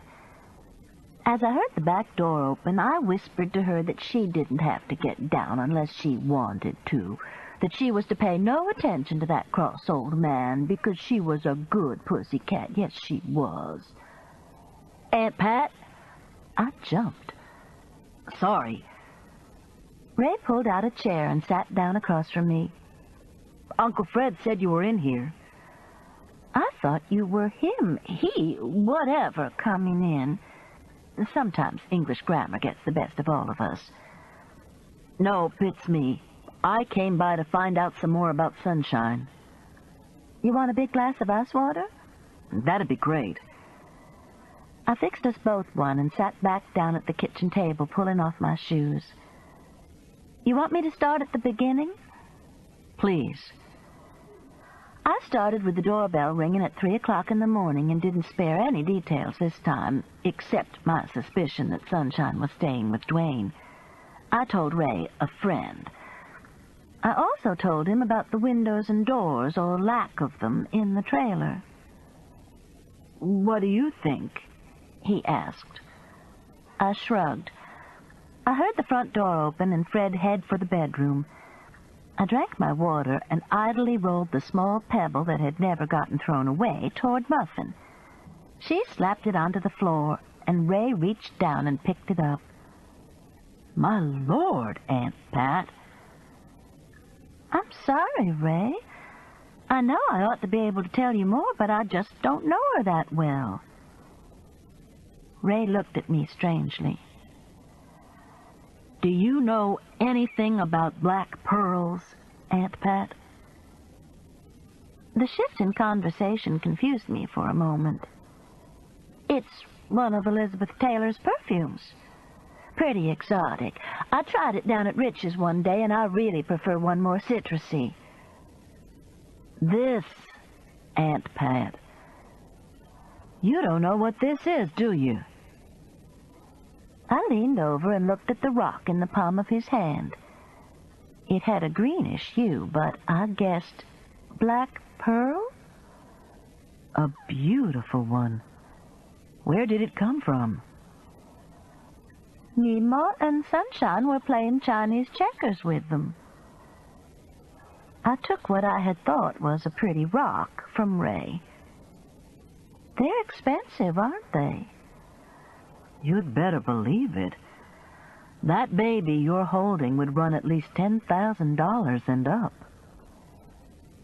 And I had almost thrown it away. I had been rolling it around for the cat to play with. "Fred!" I screeched. "Get in here!" He came to the door, zipping his shorts. "What?" I held up the stone. "This is a black pearl. Ray says it's worth maybe $10,000. Are you serious? God's truth. Ask him. It's true, Uncle Fred. Black pearls are a big business in Bora Bora. The biggest next to tourism. Ray took the pearl back. This is a beautiful one. A touch of polishing and the green color will really show. Fred took the pearl from Ray. And they're expensive? You better believe it. The whole process takes forever. They grow the oysters for a couple of years, seed them, and then harvest them 3 years later. That's 5 years. And then only a few of the oysters will have made pearls, especially this size. There were a bunch of them on Nemo's table. Ray's face darkened.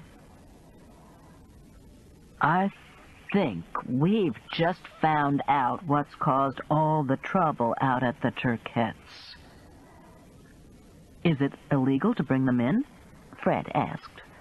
No, they can be shipped in legally. There are a couple of companies that grow most of them and ship them around the world. It's like farming, Uncle Fred. There are a few small operations, but if they don't have a good harvest, they can't weather it. And believe me, the Turquettes couldn't have afforded to buy any or pay the import on them. Maybe they didn't know what they were, I said. They were out on the table like they were nothing. I hope so. Ray got up and went to the phone. "Who are you calling?" I asked. The sheriff. Whether she knew about them or not, Sunshine's in big trouble. There was a knock on the kitchen door. Fred went to open it. I knocked, Fred. Remember that. You're always fussing when I don't. Sister sailed in. I saw Ray's car was here, and I came to have a good post-mortem on the wedding. Bad choice of words, Ray said. Then into the phone. Yes, I'd like the number of the Blount County Sheriff's Office, please. Sister clunked her purse down on the counter with such a noise that Muffin ran from the room. What's he calling the sheriff for? This. I held up the stone. A rock?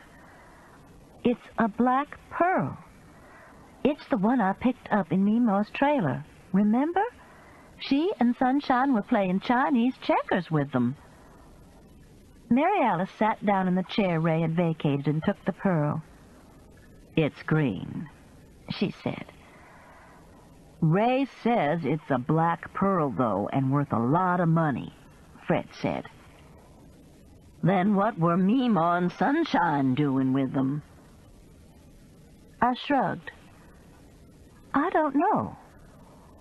But they obviously didn't know what they were, or they wouldn't have been playing with them. Sister turned the pearl, looking at it from all angles. Maybe this is what the Indian was after. That's why Ray's calling the sheriff. Well, I'll be damned. Black pearls. Let me see it again, Fred said. Ray came back to the table. He's out fishing or something. They said they'd try to get hold of him and have him call me. I gave him this number and my number at home. How do you know this is a black pearl, Ray? His mother asked. They sell them in all the stores in Bora Bora, Mama. You can buy an imperfect one on a tiny chain for maybe $2,000. The large, perfect ones are sent to Saudi Arabia and Kuwait and sell for God knows how much. But there's a sizable market for them here in the U.S., too. Anyway, I've seen a lot of them. He sat down and reached for the pearl. This one is a honey. Then how... Mary Alice spoke the question that was on all our minds. Did they end up in a trailer in Locust Fork, Alabama? Because someone there had just gotten back from Bora Bora. This had to be painful for Ray to say. Fred, Mary Alice, and I looked at each other. But maybe she didn't know what she had. Maybe someone stuck them in her suitcase and she didn't know anything about it. And that's what that Dudley Indian guy was doing there. He knew the pearls had come in, and he came to get them. Mary Alice was talking so fast she was almost out of breath. I suppose it's possible, Ray admitted. Of course it's possible, I agreed.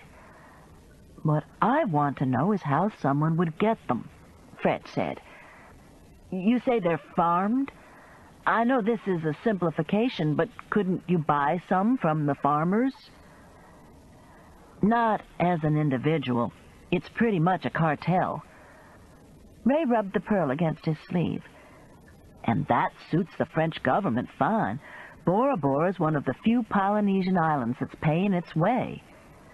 I keep forgetting Bora Bora is French, Mary Alice said. Ray smiled. Mama, you keep thinking I'm in Pago Pago. Is that French? That's American. Well, Lord, those islands are so messed up. Do they have black pearls in Pago Pago? Fred tapped his fingernails on the table. We all looked at him. Ray, how would one go about getting black pearls, then?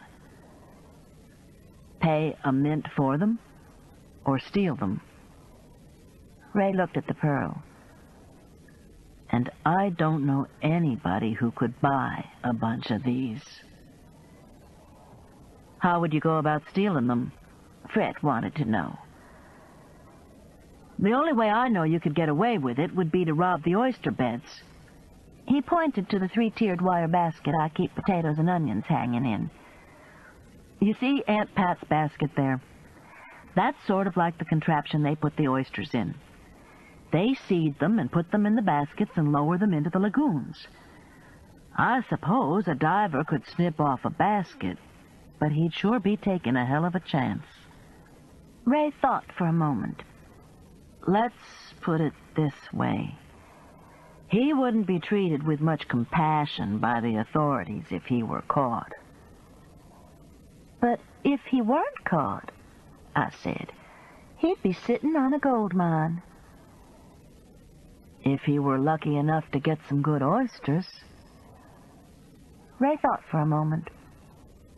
And then he'd have to smuggle them off the island and into another country. Which would be where a cute blonde in a pink sundress would come in handy. You say they're seeded, Fred said. What do they seed them with? You're not going to believe this.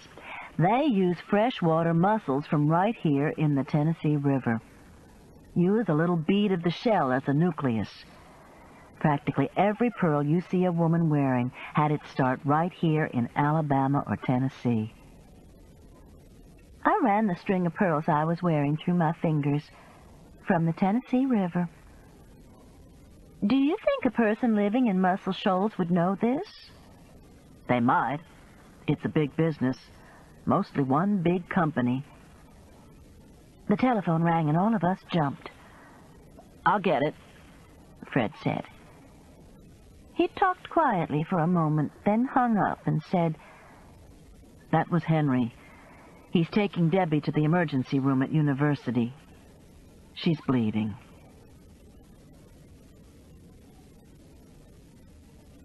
Chapter 17.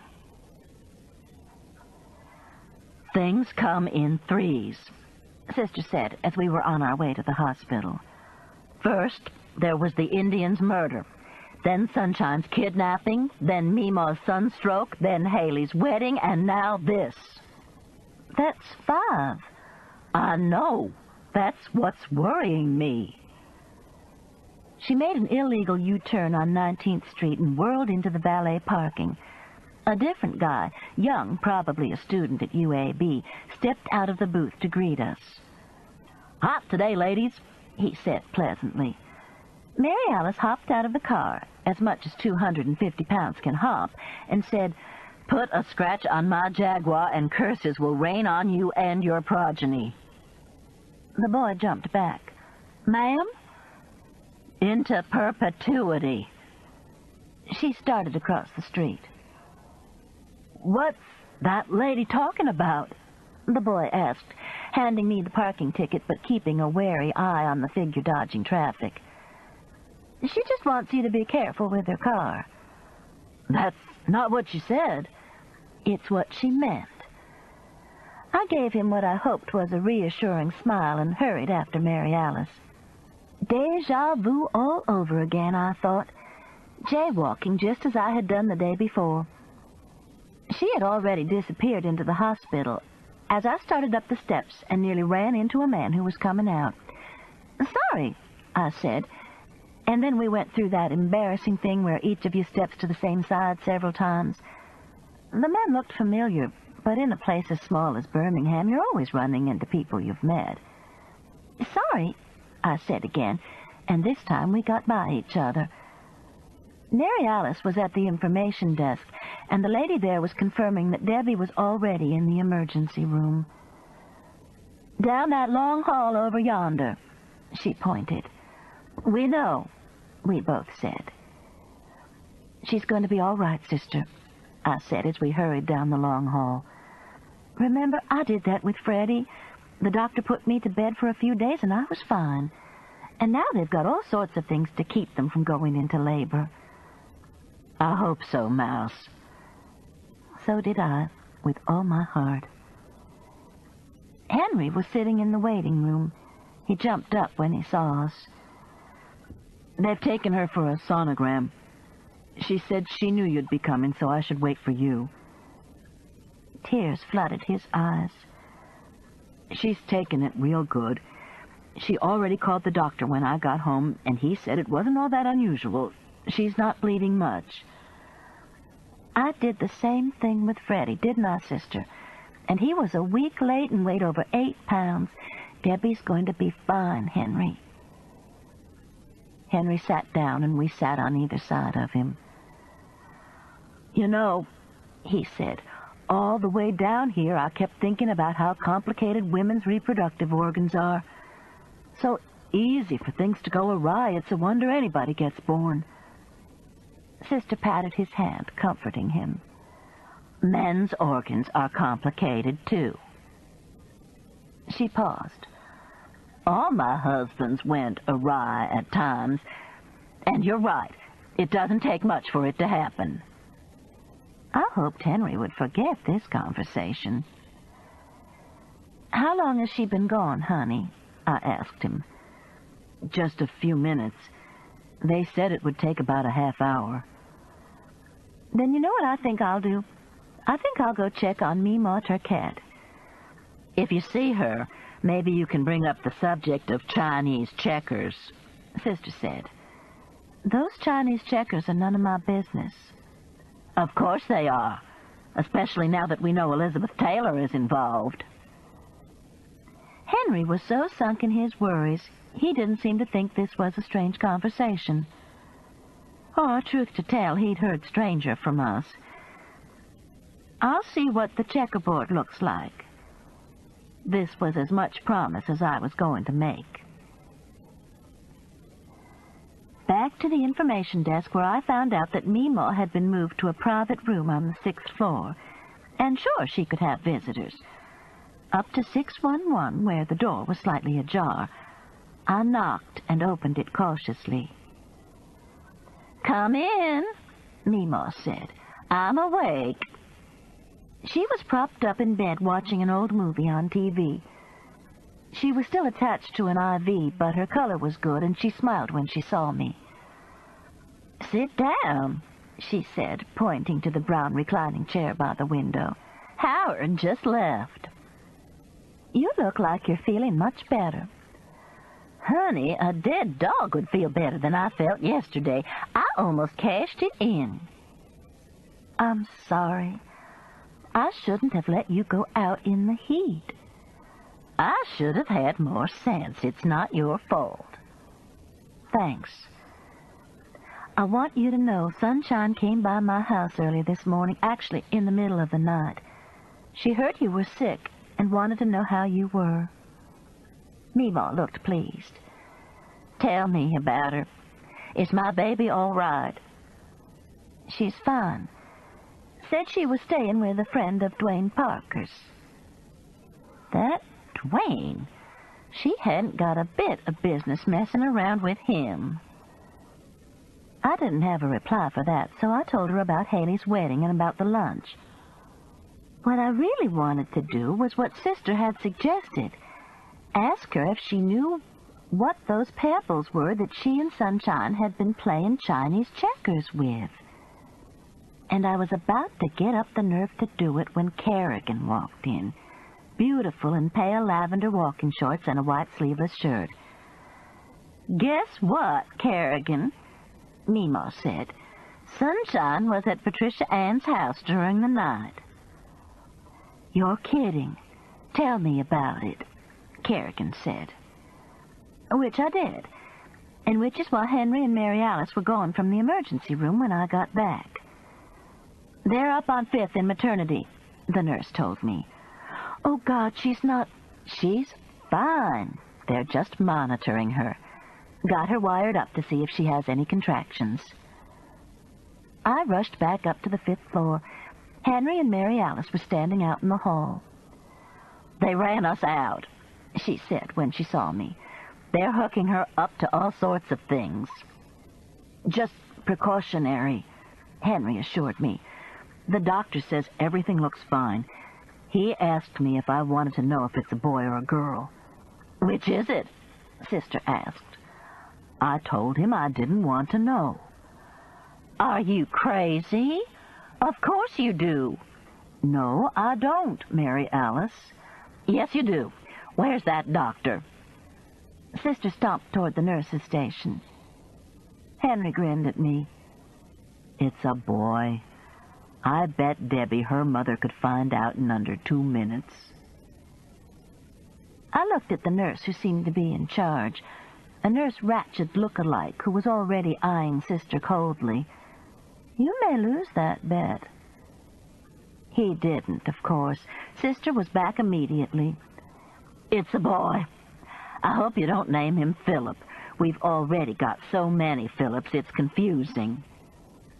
Henry clasped his hands to his heart. "A boy." Sister looked pleased.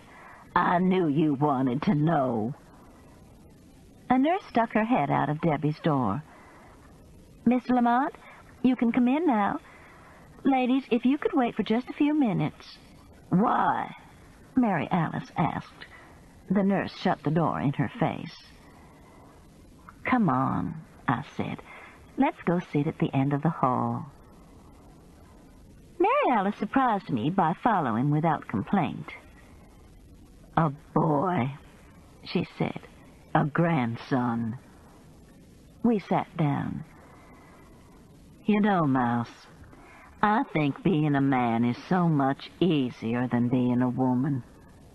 Think of the decisions you don't have to make. I could have asked what, but I didn't. Instead, I told her that Mimo seemed to be doing fine, and that I had told her about Sunshine's visit. The twins are going to be thrilled to have a little brother, Sister said.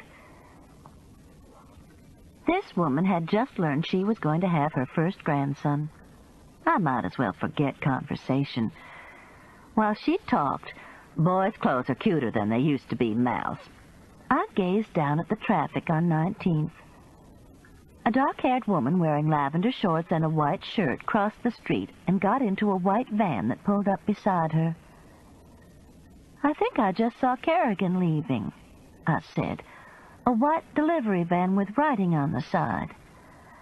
Even smocking, Sister said. They smock little boats and ducks on them. A tall, skinny young man came down the hall and introduced himself as Dr. Lanigan. Everything looks good, he explained.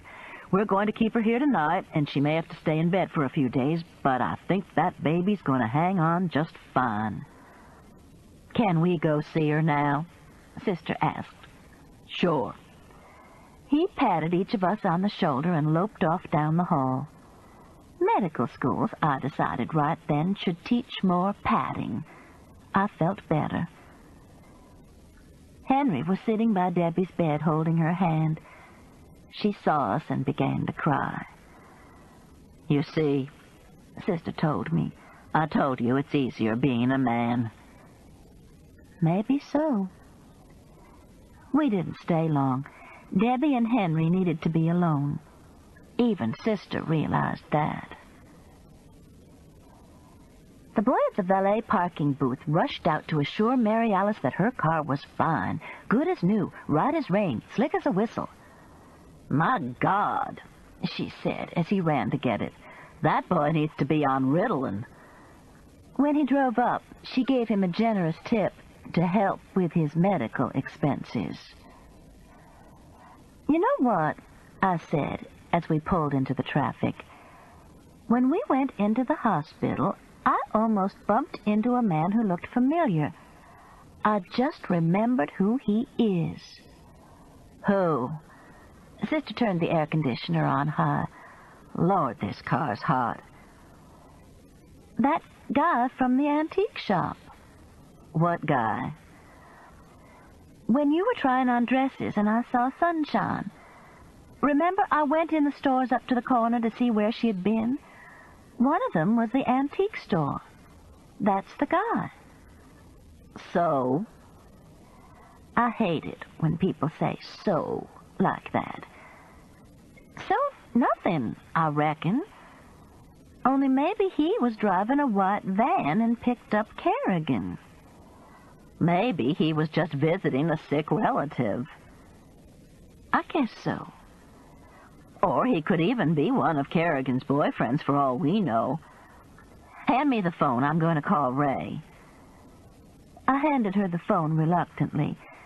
To me, driving and talking on the phone are things that are best not done together. Mary Alice disagrees. Hey, honey, she said, almost running a red light. Would have if I hadn't screamed. Your sister's going to be okay. They're keeping her overnight, but she's not showing signs of going into labor. A pause. He is? She looked at me. He does. She held the phone against her chest and said, The sheriff's at my house. He wants to talk to us. To me? Ray says both of us. I looked at my watch. Oh, for Pete's sake, Patricia Ann, Fred's still stuffed with salmon, probably asleep or watching a ball game. I knew she was right. Okay, I agreed. It'll take your mind off Haley. You need to get the wedding cake to put in your freezer, too. Actually, my mind hadn't been on Haley until she reminded me. Some of the sprinklers had already come on as we drove through Mary Alice's neighborhood.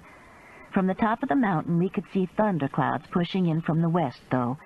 That was what was needed to break the heat. Sheriff Roos was standing on the porch at Sister's house as we drove up. "Been out to let up my windows," he said. "It's gonna storm in a little while." He looked nice today. He was wearing light gray chinos, a faded blue chambray shirt, and docksiders without socks. He looked like he'd stepped straight from a Land's End catalog. Not bad at all. "You look spiffy," Mary Alice acknowledged. "I've got a date. When Ray told me what had happened, I figured I'd better come by here first, though." "Is Ray in the sunroom?" The sheriff nodded and held the door open for us. "He told you about the pearls?" I asked. "He sure did. Smuggling's a federal offense, of course, but I want to get all the facts straight before I notify the authorities. Make sure that's what we're dealing with." We walked down the hall toward the sunroom. Ray stuck his head out of the kitchen and asked if we wanted something to drink. Both of us wanted a big glass of water. "Okay," Sheriff Roos said. "Let's sit at the game table. I can write better there." Ray brought us our water and we sat down. I was in the chair facing west. The storm clouds suddenly blocked out the sun. The sheriff got out his notepad and pen. "How many pearls would you ladies say you saw?" "I didn't see any," Mary Alice said. I tried to picture the Chinese checkerboard. 8, maybe 9. "On the table in Meemaw's trailer?" "Yes. In the commotion, one ended up in my pocket. I thought it was just a pebble." "They had to come back from Bora Bora with sunshine," Ray said. "But they could have been planted on her." "I'll bet Buck Owens did it," Mary Alice said. "What do you know about him, Ray?" "I don't think Buck would have done it, Mama." "Wait a minute," I said. "Sunshine supposedly won this trip on Wheel of Fortune. I've never seen them give away a trip to Bora Bora." "And Patricia, Ann, and Fred watch Wheel of Fortune every night," Sister said. The sheriff made a note. "That'll be easy to check." "And if she didn't," I continued, "then whoever sent her is in on the caper." "The caper?" Sister murmured. "Well, you know what I mean." "All right." The sheriff seemed surprisingly agreeable. "Who could have sent her?" "Eddie? Howard? Kerrigan? The man in the antique store?" "What man in the antique store?" he asked. I explained. The sheriff took notes. "They all did it," Sister said. Lord, we were back to that again. "Did you find any connection between Dudley Cross and the Turkettes?" Ray asked. "Not so far. It would help if Sunshine would show up." "She's scared," Sister said. "She shouldn't be scared to come to me." Ray's voice was slightly bitter for the first time. Thunder rumbled. We all looked up. Rain was advancing down the valley. The sheriff turned back to his notepad. "About your fall, Mrs. Hollowell." "I think I know who put the turkey there. I think it was Dwayne Parker. It was a childish warning, and Sunshine seemed startled when I told her about it. So did Meemaw." "Maybe it wasn't a warning," Ray said. "Maybe somebody, maybe Dwayne, was trying to tell us something." The rain suddenly lashed against the window. Sister, who had been more subdued than usual, put her hands palms down on the table. "Jed Roos," she said to the sheriff, "you want to sit around here on your butt and have us solve your crimes? Okay, I'll solve this one for you.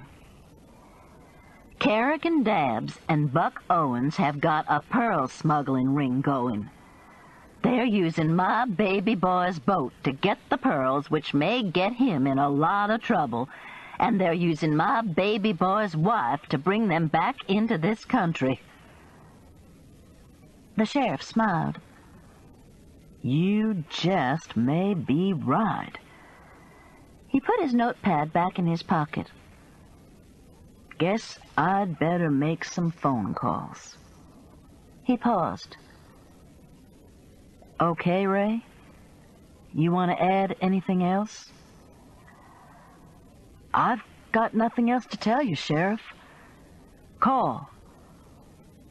The sheriff went into the kitchen. "What authorities is he talking about?" Sister asked. "The FBI, I guess," Ray said. He drummed his fingers against the table. His mother reached over and stopped him. "That's a terrible habit. Makes people think you're nervous." "I am nervous," Ray admitted, but he stopped the drumming. I was thinking about what Ray had said about Buck Owens. "What makes you think Buck didn't have anything to do with the pearls?" I asked him. "He's too nice a guy. I bought his boat in a fair transaction, and he's been my dive master for 3 years with no complaints. He's just a good old country boy, Aunt Pat." "Who happens to dive a lot in Bora Bora." "It's his job." But Ray began to drum his fingers again. From the kitchen we could hear the sheriff talking. In a few minutes he came back into the sunroom. "Did you call the FBI?" Mary Alice asked. "I got their office. Somebody's supposed to call me in a little while. I gave them my page number because I've got a lady waiting on me to take her to the movies." "The FBI," Mary Alice mused. "Do you know, when I was married to Will Alec, or Philip," she stopped to think and then shrugged. "Anyway, we went to an inaugural ball, and I danced with J. Edgar Hoover in an orange dress." "J. Edgar Hoover was wearing an orange dress?" Ray asked. "Not at an inaugural ball, son. I was. Orange knit. Looked good, too." She frowned. "I remember I thought he was Broderick Crawford at the time, and that he wasn't much of a dancer. Will Alec told me later it was J. Edgar Hoover." "I read in his biography that he was a wonderful dancer," I said. Sister thought about this. "Well, maybe it was Broderick Crawford. Couldn't even two-step. Just sort of shifted from one foot to the other." "I hate it when men dance like that," I said. "Lazy dancing." The sheriff cleared his throat. "I'd appreciate it if y'all'd stick around. Somebody may call you in a little while." I looked at my watch. "I've got to get home, but I'll stick around there." "Fine. You need a ride? I'm going right by your house." "I remember Edward G. Robinson was at the same party, but it couldn't have been him," Sister mused. "He was too short, even in those elevator shoes." "Thanks," I told the sheriff. "I'd love a ride." Chapter 18. The streets had been so hot they steamed as the rain hit them. We drove through little pockets of fog on the way to my house. By the time the sheriff dropped me off, the heaviest rain was over, a typical Birmingham summer thunderstorm. But it had cooled everything down, washed the pollution from the air, and given the trees a good drink of water. I let myself into the kitchen and found a note from Fred on the counter. He had gone to help Haley and Philip lift weights? That couldn't be right. Leap heights? After all those years of teaching school, I can read almost anything. But Fred's handwriting defies translation at times. At any rate, he was helping the newlyweds, which was nice. There were 2 bills, an advertisement, a small manila envelope, and a Time magazine in the mailbox. The manila envelope was from our cousin Luke in Mississippi. Pukey Lukey, Mary Alice's nemesis. In it were a bumper sticker and a note. Luke Jr., who was in the House of Representatives, was going to run for the Senate this fall. Would I please put this on my car? Name recognition, etc. Bumper stickers are not high on my list of favorite things, but hey, Luke was family. And who knows, Mary Alice might get to dance at another inaugural ball, this time with Pukey Lukey Jr. I put the bumper sticker on the coffee table, pulled off my shoes, and settled down on the sofa to read the Time. It was a special issue on the frontiers of medicine, and I had made it through the first paragraph on how to keep senility at bay when the last 24 hours caught up with me, and I was sound asleep. No afternoon doze, but a middle-of-the-night zonk out.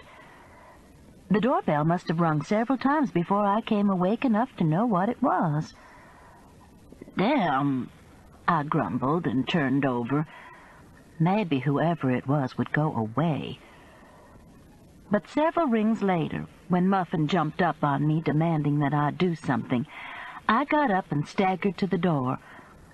I ached all over, still stiff from the fall over the damn turkey. My head ached from crying at the wedding. My feet ached from wearing heels. I was a mess when I opened the door and saw a smiling Kerrigan and Paw-Paw. For a second, I didn't recognize Paw-Paw. It was the first time I had ever seen him wearing anything but overalls. In khaki pants and a knit shirt, he was much thinner than I had thought. His old shapeless felt hat was clutched in his hand. "Hey, pretty lady," he said. My face was black, blue, and green. My eyes were almost swollen shut, and my hair hadn't seen a comb since morning. I had to smile. "Hey, Paw-Paw, Kerrigan." "You were asleep, weren't you, Mrs. Hollowell? I'm sorry." Kerrigan, bright-eyed and bushy-tailed, looked anything but sorry. In fact, she was more glowing than ever. I could learn to hate this woman. I nodded. "Is Mima all right?" "She's fine." Kerrigan turned and looked at Paw-Paw. "My granddaughter was here early this morning and left something we need to get," he said. "Sunshine left something?" "A package, I suppose," Kerrigan said. I shook my head. Granted, I'm not the best housekeeper in the world, and the morning had been hectic, but I would have noticed a strange package. "It's a little one," Kerrigan assured me. "Haven't seen anything," I said. "Then you wouldn't mind if we came in and looked." Kerrigan pushed right by me, followed by Paw-Paw. I was so startled by their nerve that by the time I could have said, "Yes, I do mind," which I probably wouldn't have, they were halfway down the hall. "She said she left it in the den," Paw-Paw said. "She didn't say exactly where." "You mean she wouldn't say," Kerrigan added. "True. You should have done a better job, Kerrigan." "There's nothing in the den," I said. Paw-Paw turned to me. "Sunshine said there was." It suddenly dawned on me that he was hearing everything that was being said. "He can hear," I said to Kerrigan. Smart. He's got on those big hearing aids. Show her, Papa." He turned obligingly. The hearing aids were made like a Walkman radio, but instead of ending in the little earplugs, these ended in brown plastic discs, the size of pocket calculators, behind and slightly above each ear. "They work pretty good," he said. "I can still wear my hat, too." "They make them smaller all the time," Kerrigan added. "The sound's still tinny, though." Pawpaw tapped a fingernail against one of the discs for verification and nodded. "Tinny." By this time we were in the den. "Listen, y'all," I said. "I haven't seen any kind of a package here." "It isn't necessarily a package," Kerrigan stated, running her hand along the mantel. If she looked at her fingers to see if they were dusty, I was going to belt her one. What the hell were they doing anyway? And then I realized. Sunshine had told them she had left some pearls here. That had to be it. Some pearls that they didn't know I knew about. Some pearls that I'd better not know about from the intense looks on Kerrigan and Pawpaw's faces. But that didn't make sense. Why would Sunshine have stashed pearls in my den? In fact, none of it made sense. How on God's earth had I, Patricia Ann Hollowell, a retired schoolteacher living a quiet life in Birmingham, Alabama, managed to find a body in a trailer at Locust Fork, fall over a turkey and nearly kill myself, and get mixed up with a bunch of folks who were smuggling black pearls in from Bora Bora? The answer came in the back door. My sister, Mary Alice, carrying a large freezer bag. "I tried to catch you, but you were already out of the driveway. Here's the cake.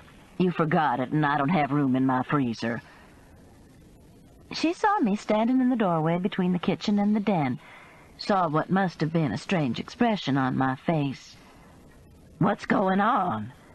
she asked, putting the cake on the counter. I shrugged. "Kerrigan and Pawpaw are here." "Oh?" She walked to the door. "Well, hey, you two, what are you up to?" "Sunshine told them she left a package here last night." I gave her what I hoped was a sufficiently warning glance.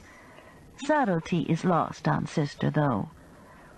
"What kind of package?" she asked. "A small one," Kerrigan said. "You mean she might have left some of the pearls here?" Sister asked. Kerrigan and Pawpaw both paused. I closed my eyes and heard the sound of silence. Simon and Garfunkel had known what they were talking about. "Could be, little lady," Pawpaw said. "But why would she do that?" Sister was digging the hole deeper. Didn't she realize that Kerrigan and Pawpaw were in on the smuggling, or they wouldn't be here looking for the pearls? "Shut up," I muttered, to no avail. "I mean, Patricia Ann's bound to find them eventually and turn them over to the FBI. I have an iron skillet I use for making cornbread. It was on the stove. I could get it and hit Sister over the head with it. That might shut her up. Kerrigan was pulling the sofa cushions off. Good Lord, the junk. Change, a squashed magazine. How long since I dust-busted back there? "Here, Papa," she said, holding up a little drawstring bag. "Here they are." Mary Alice turned and looked at me as the light dawned. I nodded. Deep doo-doo. Pawpaw took the bag, loosened the drawstring, and shook the contents onto the coffee table.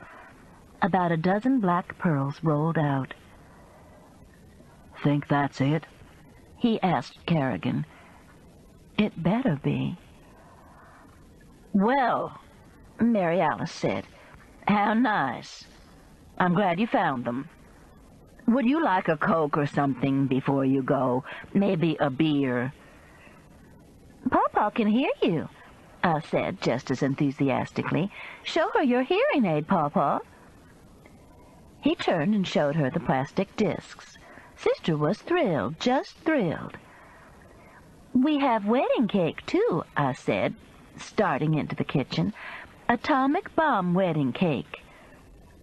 How to reach the phone and dial 911 without them hearing? Kerrigan never gave me a chance. She was on her knees examining the pearls one by one, but she looked up and said quietly, "Sit down, Mrs. Hollowell. You too, Mrs. Crane. Papa and I'll decide about you in a few minutes." "I think I'll get a Coke," Mary Alice said, but Pawpaw was behind her. "I think you'll sit down. And your sister, too." The two of us obeyed immediately. Kerrigan raked the pearls back into the sack, stuck them in her purse, and stood up. "What do you think, Kerrigan?" Pawpaw asked. "Don't know, Papa.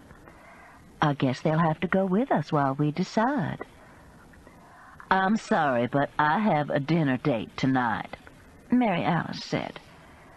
Pawpaw grinned. "Well, pretty lady, I guess some man's just gonna be stood up. We got some planning to do." "I can't go anywhere," I said. "My husband will be back any minute." "Then we'd better hurry.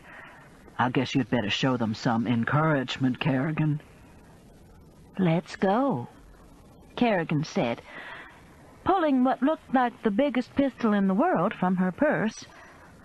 "Is that a real gun or a play gun?" Mary Alice asked. Pawpaw came over and took her gently by the hand. "You know, pretty lady, you haven't got bitty brains. Now get up off your fat ass before you find out whether that pistol's real or not." Sister turned around, looked at me, and actually said, "Now look what you've done, Patricia Ann." The old Chevy Bel Air was sitting on the street. We marched toward it in single file, Pawpaw leading and Kerrigan following with her purse. If I broke and ran, would she shoot? "Don't be a fool and try anything," she cautioned, reading my thoughts. "You're not going to get away with this," Sister said. "Tell them, Mouse. Tell them the FBI already knows about them." "The FBI already knows about you." Pawpaw and Kerrigan both laughed. "Don't be ridiculous," Kerrigan said. "It's Saturday. You couldn't get hold of an FBI agent if your life depended on it." She paused. "Which it does." They seemed to find this amusing and laughed some more. Pawpaw opened the back door of the car. "You ladies get in. Kerrigan will drive and I'll ride shotgun." They found this amusing, too. "There's dog hair back here," Mary Alice said. "Bunches of it, and I've got on a new dress." "Slip me the encouragement, Kerrigan." Kerrigan handed Pawpaw the pistol. I looked toward Mitzi's house, praying that she might glance out of her window and somehow notice. The whole street seemed deserted, though. The thunderstorm had driven everyone into TV screens. "Just get in," Pawpaw said. We did. Kerrigan got in the driver's seat, and Pawpaw got in the front seat beside her. But he turned, facing us. "There aren't any seat belts," Sister said, feeling around behind her, scattering dog hair. "I wouldn't worry about it if I were you," Pawpaw said. "Well, where are you taking us?" she asked. Pawpaw turned slightly toward Kerrigan. "Where are we taking them, Kerrigan?" "We'd better decide." "How much time do we need?" Not much. I'm ready. If the fools have really called the FBI, I guess we'd better hurry. Take your time, I said. Paw grinned at me. He looked like nothing so much as a friendly, pleasant fellow. Tell you what, he said to Kerrigan. Let's go on out to Locust Fork. Buck can collect Meemaw for us.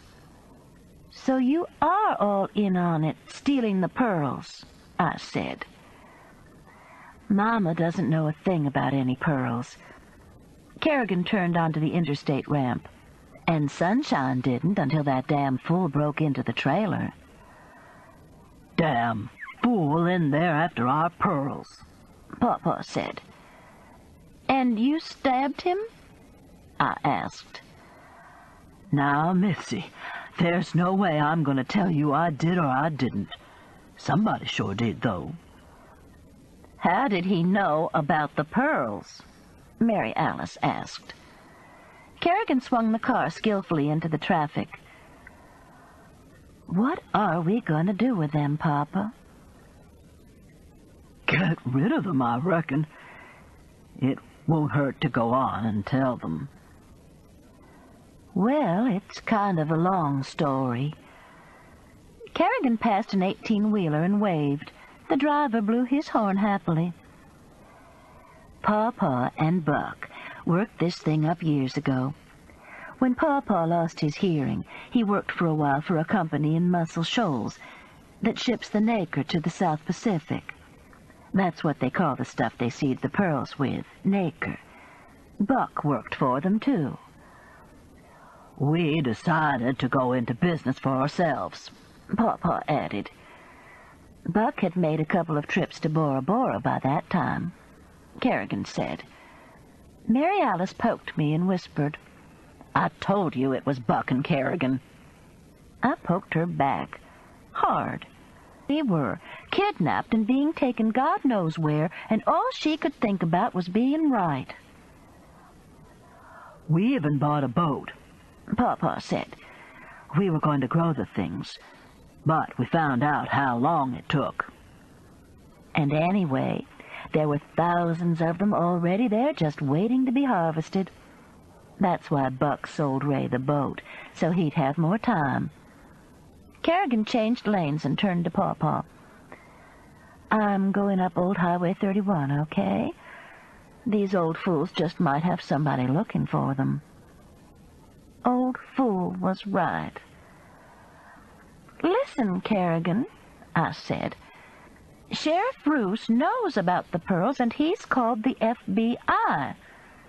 Why don't you let us out? You're just asking for more trouble. Because you're lying. Jed Roos wouldn't know a black pearl from a sheep pill. And we're not going to hurt you, for goodness sakes. We just need some time. Where are you going? Sister asked. Pawpaw shook his head. Hadn't got bitty brains. Sister's eyes narrowed. I do so have bitty brains. Just shut up, I whispered. And to Kerrigan, how did you get the pearls back here? You mean into the United States? I made a couple of trips to Bora Bora, and Buck came home a couple of times. I swear you can just walk in with them in your purse. You probably could if you looked like Kerrigan, I thought. But what about when you got them here? What did you do with them? Simple. Toddy handled them for us. He's Buck's half-brother. The guy in the antique store. I knew it before she said, he runs an antique store. That damn fool Dudley Cross worked for him part-time.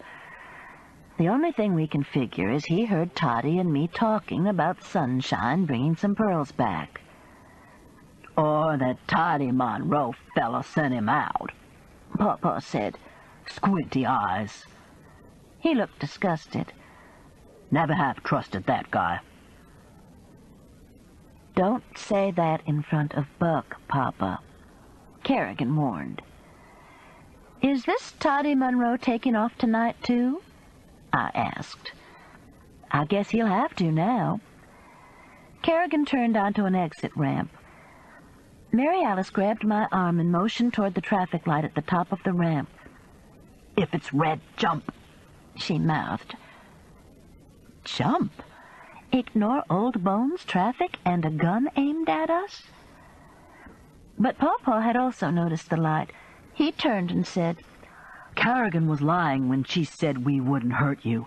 Try anything and you're dead meat." Neither of us had a hankering to be dead meat. At some point on the trip to the Turquette compound, I realized why Dudley Cross had been so well dressed. He'd worked next door to a consignment shop.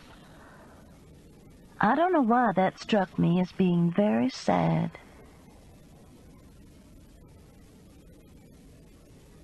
Chapter 19.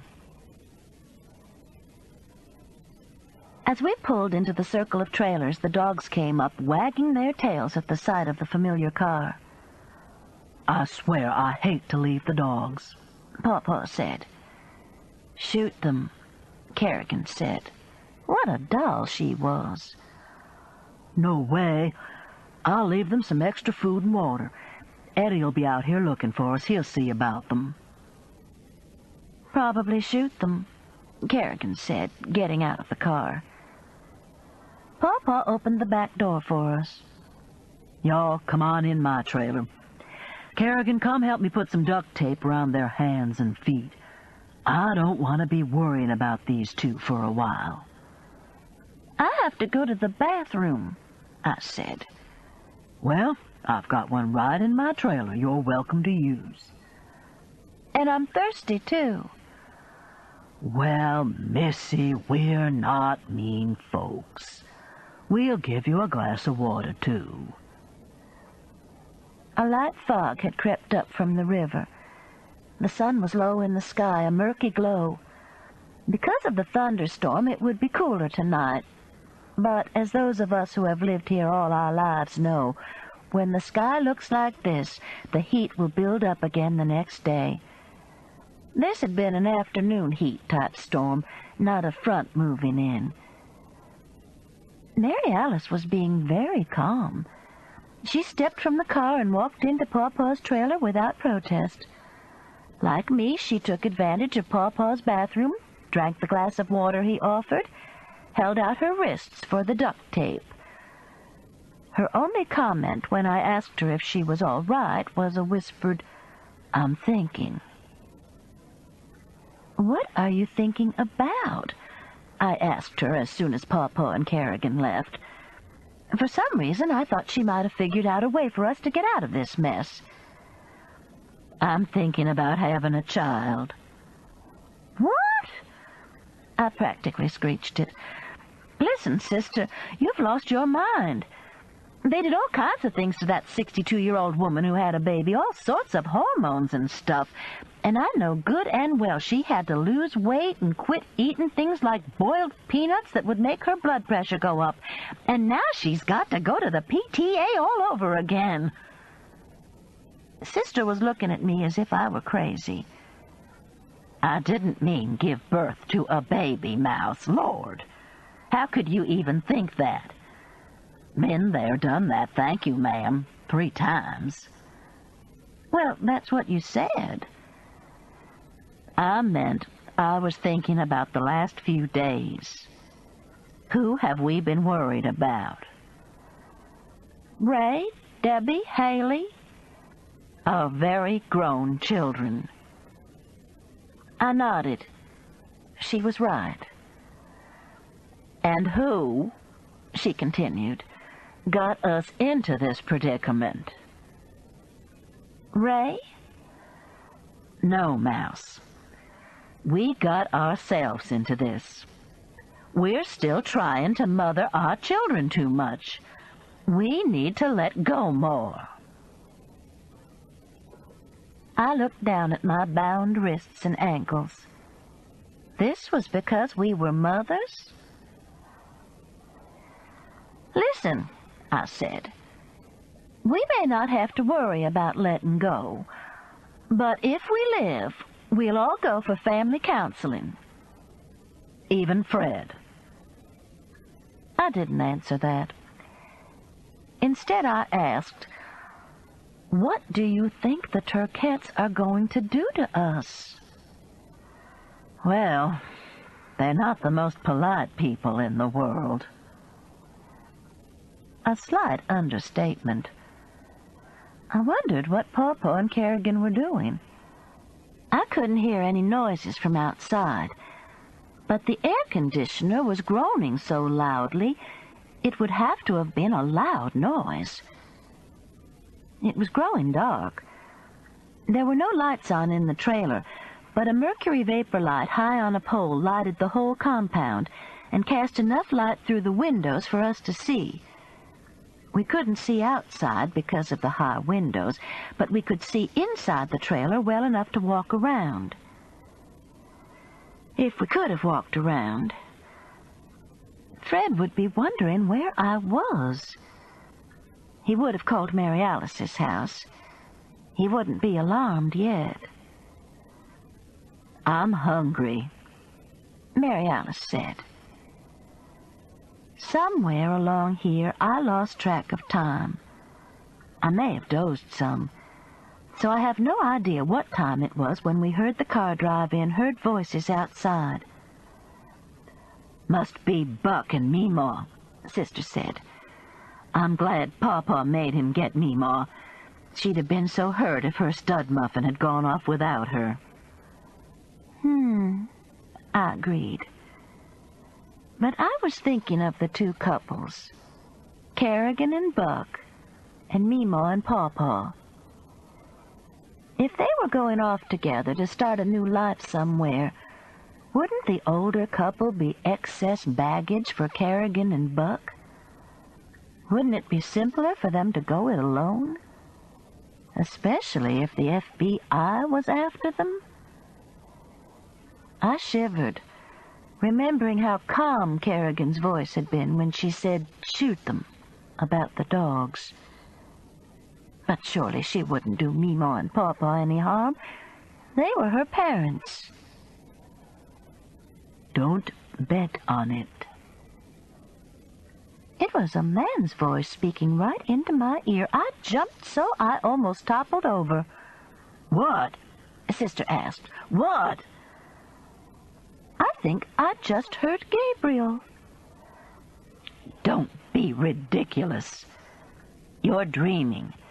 You've been snoring for I don't know how long. I hoped she was right. The trailer door opened, and Meemaw stepped in and turned on an overhead light. "Well, now," she said, "look who's here." "Kerrigan and Pawpaw kidnapped us," Sister said. "So I understand. They said you'd found out too much about their business." "If that's what you want to call it," I said. "What do you know about their business?" "No, it's best to let sleeping dogs lie." "God's truth," Sister muttered. Meemaw sat down abruptly on the sofa. "Are you all right?" I asked. "Still a little weak-kneed." She ran the back of her hand across her forehead. "Shouldn't have left the hospital," Sister stated. "I'll be okay. Pawpaw needed me." "Listen, Meemaw," I said. "I don't think you and Pawpaw should leave with Kerrigan and Buck." I hesitated and then said, "Gabriel told me." "Bless his heart! I wondered where he'd been." She stood and steadied herself against the door. "You tell him I'll be fine and to stay in touch." "No, I'm serious. Let Kerrigan and Buck go on. You and Pawpaw stay here. I'm sure you can work things out." "Not hardly." Meemaw opened the door. "I just wanted to ask you to look after Sunshine for me. Tell her I'll be in touch when I can. Tell her I said a bushel and a peck. She'll know what I mean. I knew, too. That's how much I had told my own children and grandchildren I loved them. "Wait a minute, Meemaw," Mary Alice said. "We're hungry." "I'll send Pawpaw in," she said, and she was gone. "Are you nuts?" I asked. "We're kidnapped, bound up with duct tape. God knows what's going to happen to us, and you're hungry?" "Well, everyone isn't anorexic like you. I was just thinking while you were snoring that I'd like to be at the Redneck in Destin, having boiled shrimp and slaw, and then a big piece of their key lime pie." I had to admit it didn't sound bad. The door opened and the light came on again. This time it was Buck Owens who stood there grinning. "Well, well," he said. "You've stepped in a whole pile of it this time, haven't you, ladies?" "Not as much as you have," Sister said. "Ha! Tomorrow Kerrigan and I will be sleeping like babies in Toronto." "Any particular hotel?" Sister asked. "We want to be sure and tell the FBI right." "Sarcasm," Buck said. "I declare." Pawpaw came into the trailer behind Buck and announced that everything was ready. "Come on then, ladies," Buck said. "Where are we going?" Sister asked. "Not far. Because I have to go to the bathroom." Buck looked at Pawpaw. "I think they've got bladder problems," Pawpaw said. "But let them both go. Give them some water, too." Buck laughed, but he took the tape off, first Mary Alice and then me.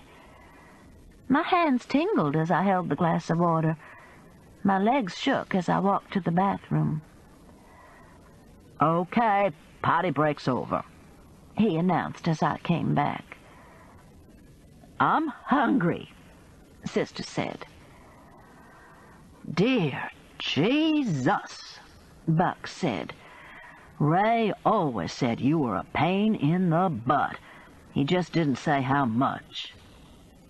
Sister bristled. "Ray never said that." "If he didn't, he should have." Buck took the tape from Pawpaw and secured our wrists again, but he left our ankles free. "Let's go," he said. Mary Alice and I didn't move. "Want me to encourage them?" Pawpaw asked. "No, they're going to cooperate." Buck leaned over and grasped my right shoulder and Mary Alice's left with his huge hands. "I said let's go." We could smell butterscotch on his breath, so unexpected that we each hesitated, but only for a moment. The fingers clamped into our shoulders. We got up and walked out of the trailer. Kerrigan and Meemaw were nowhere in sight. A white delivery truck with Toddy's Antiques painted on the side was backed in between Pawpaw's and Meemaw's trailers, though. This was where Buck led us. "Get in," he said, opening the back door. "Where are you taking us?" I asked. "I told you. Nowhere much. Just a couple of cotton fields over." "But why?" "Neither one of them's got bitty brains," Pawpaw told Buck. "Call the dogs," Buck said. Pawpaw whistled, and Mary Alice and I made a dive for the truck. The double doors slammed shut behind us, and we could hear the men laughing and the dogs yelping. "Mouse," Sister's voice was shaking. "They're going to take us out and shoot us, aren't they?" "I'm not talking to you," I said. "I've let you push me around for 61 years, you hear me? 61 years. And where do I end up? Dying in my bed like a nice, decent person? Of course not. I end up on the floor of Toddy's Antiques delivery truck in some cotton field out in the middle of nowhere. And of course they're going to shoot us over some black pearls that when they first talked about them, I thought was that perfume they sprayed on me out of the testing bottle at Rich's. Damn it to hell. And the skin's off both my elbows to boot." Lord, you don't have to be so snippy. Someone, probably Buck, opened the front door of the truck and got in. We couldn't tell who it was because the body of the truck was enclosed. If someone had broken into the cab, they still couldn't have gotten to the antiques. Smart for Toddy, not smart for us. We heard gravel hitting as we went down the compound road. Then there was the smoothness of the highway, a left turn, and what could only be the rows of a cotton field. The bouncing and rocking brought us the knowledge that Toddy had been preparing a delivery when Buck took the truck. He also had not tied the delivery down well. "Cover your head," Sister said, unnecessarily. My behind was already in the air, and my head covered with my still-taped arms. Finally, the truck stopped. Now, I thought, Buck will open the back door and take us out one at a time like that guy in the Tombstone Pizza commercials. "I forgive you, Sister," I said, my last words on earth. "I forgive you too, Mouse." We waited. Buck banged on the side of the truck, making us both jump. "Enjoy yourself, ladies." And then there was silence. After a few minutes, Sister whispered, "You think he's gone?" "I don't know." A few more minutes passed. "I guess he is," I said. "You think he really did what he said he was going to? Leave us in a cotton patch?" "Buying time." I felt around. "Where are you?" "Here. I think I'm under some kind of little table." "I'm coming over there." "Be careful." "Keep talking," I said. "I think we can get this tape off of each other's wrists." "I'm over here." "And what did you mean by you forgive me? I haven't done anything." "Well, you forgave me back. What for?" "Just in general." "Me too." My outstretched arms hit something soft and squishy. "What's that?" "My stomach, you fool." "Hold your arms out, then. If I can find the end of the tape, I think I can get it off."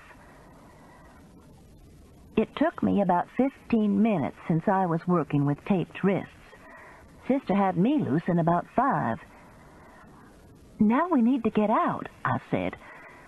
I crawled toward what I thought was the back door, lucked out, and touched the handles. They wouldn't budge. I rattled and shook them. Nothing. "They won't open," I said. I heard Sister crawling toward me. Whoop! Right into me. "Sorry," she said. "Let me try it. There should be a button you push." I moved to the side. "Here it is," she said.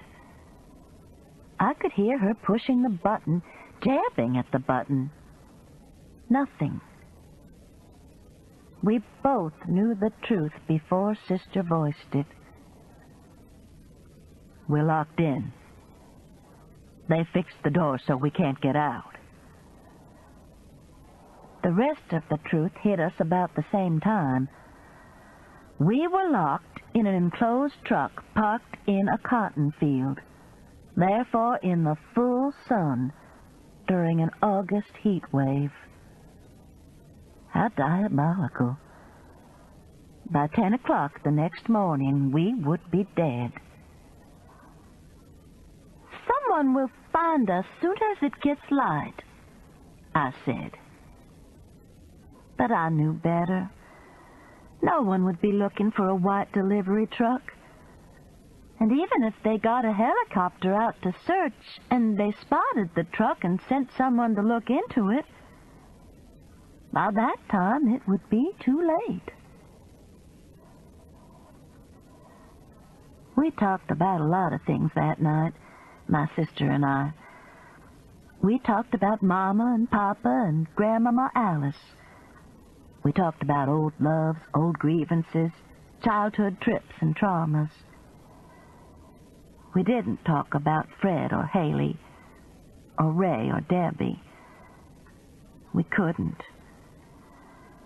We didn't talk about tomorrow or about how we had ended up in this truck. We simply talked about a shared lifetime. Swimming at Blue Sink, how I got caught on a tree root while I was sliding down the clay slide and ripped off my bathing suit. Trips with Pukey Lukey, Aunt Lottie's peach cobbler. And sometime during the night we went to sleep and slept deeply on the hard floor of the truck. There was nothing else we could do. I was dreaming I was jitterbugging with my high school friend Cynthia Collins. I could hear In the Mood plainly. "My turn to lead," I said. Cynthia grabbed my shoulder. "Mouse, wake up. We can see." "I'm not asleep," I said. "Then open your eyes. We can see." For a second I was confused, still dancing to In the Mood. And then I was back in the truck, rubbing sleep out of my eyes and trying to sit up. Every bone in my body ached. "I don't think I can move," I groaned. "I need aspirin, quick." But Sister was poking me. "Look, there's a skylight." I looked up very carefully, having to move my whole body since my neck seemed frozen in place. She was right. Light was pouring through a small skylight toward the cab end of the truck. "How come we didn't see that last night?" I asked. "We were under a ton of furniture." I looked around. Tables, chairs, hat racks. Tottie's business must be doing well. "You can climb through it and get us out," Sister said. "No, I can't. I told you I can't move. Try the door again." Mary Alice crawled by me. "We don't have much time, Mouse. It's already hot as a firecracker in here." She was right. The back of my neck was wet with sweat. I watched her jiggle the door handle, push against it, even kick it. She must be in better shape this morning than I was. I looked back at the skylight. It wasn't very large, but there was a possibility. Didn't some UPS guy win an award for coming up with the idea of skylights in their trucks? "What?" Mary Alice gave the door a final vicious kick. UPS or somebody had a contest to make delivery more efficient, and this guy came up with skylights so they could see what they were doing. They also have the locks fixed so you can't be locked in. Sister was rubbing her foot. "Then tell me the secret, Miss Jeopardy." "Buck and Pawpaw rigged the lock. They've got it plugged up or something." "I figured that out." We sat on the floor and looked at each other. Then we looked at the skylight. "I don't have a choice, do I?" I asked. "Not much time either. It's hot in here." Well, let me study it a minute. I'm not even good and awake yet. You can stand up on that table. Sister pointed in the general direction of some jumbled antiques. Put a chair on top of it and go right out. That skylight doesn't let up and down. Besides, you broke my arm last year. I don't think I can pull myself up. We'll bust the glass out. Burst, not bust. Like I said, we'll bust the glass out, and I'll get up on the table and shove you. And how the hell was it I broke your arm? I wasn't even there. It was your fault. Mary Alice grabbed the arm I had broken and snatched me up off the floor. Cry baby. Mama always said you were the cry baby. Now get up off your cry baby butt and let's get out of here. I'm up. We extricated the table from the pile of antiques and cleared a place for it under the skylight. It looked like a sturdy table. It would have to be. Mary Alice's 250 pounds and my 106 was a considerable amount of weight. I climbed up on it and felt the skylight. I think it's that plexiglass stuff. We'll still have to hit it with something hard, though, and it's going to fall back in here and cut us. Wait a minute. I'll find something. In a moment, Sister was back with a tin tray and a hat rack. Hold this over your head and hit it with this. Damn it, Mary Alice, this is a two-woman job. She climbed up on the table with an agility that surprised me. The table wobbled but held. Okay, she said. I'll hold the tray over us. You jab the skylight. I can't see with the tray over me. Damn it, Mouse, just aim. Which I did. The end of the hat rack went through the skylight with a loud popping sound. No plexiglass rained down on us. I looked up. There was indeed a hole in the skylight. The plastic had been pushed upward and out around the hole the hat rack had made. It took a lot more work and a lot of sweat to clear the whole opening. We sat down on the table and rested a few minutes, but we knew we didn't have much time to waste. I got a straight chair, placed it on the table, and put my hands on either side of the skylight. It should be big enough, I figured, but the metal was too hot for me to hold. Hand me your slip or something, I said. This is burning me. It's a new one, all silk. I paid a fortune for it. Damn it! Well, I did. In a moment, Sister handed me her pantyhose. These'll work better anyway. They've got two sides. I grasped the sides of the opening and pushed my head out. My shoulders made it okay. Shove, I told Sister. I came out of that truck like a jack-in-the-box, slid down the windshield, bounced off the hood, and landed on a couple of cotton bushes, which sound soft, but which are nothing but sticks and sharp balls. Dear Lord, I might never move again. I lay there with the bright Alabama sun shining down on me from the deep blue Alabama sky and thought, there it is, Patricia Ann. You didn't think you'd see it again. Mouse, Sister beat on the side of the truck. Are you okay? Come let me out. I'm okay, I yelled. I wasn't, of course. I was burned, cut, bruised, dehydrated, you name it. But I was looking at the blue, blue sky. Getting Sister out turned out to be a problem. I finally found a couple of rocks and was beating on the locks when I heard something click.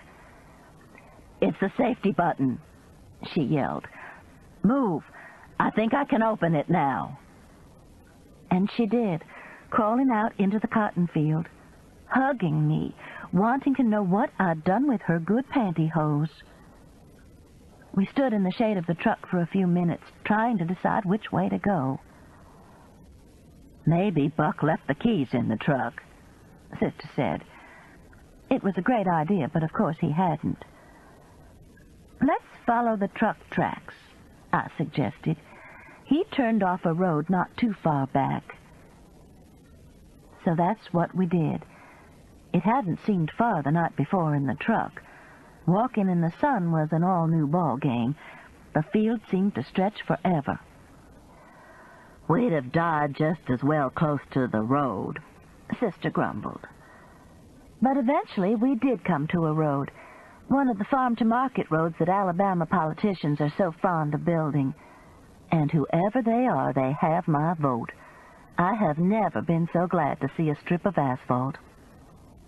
Now what? Sister asked, as we sank down beneath an oak tree. An acorn landed in my lap, the first sign that summer was ending. Wait, I reckon. I'll bet a car doesn't come by here once a day. Maybe there's a house nearby. I've just got to have a drink of water. I'm going to wait, I said. Fred and the FBI will find us here. Fred? Fred. Tears filled my eyes and rolled down my sunburned cheeks. Fred will find me. I'll bet he is worried, Sister said. I'll bet they all are. This just made me cry harder.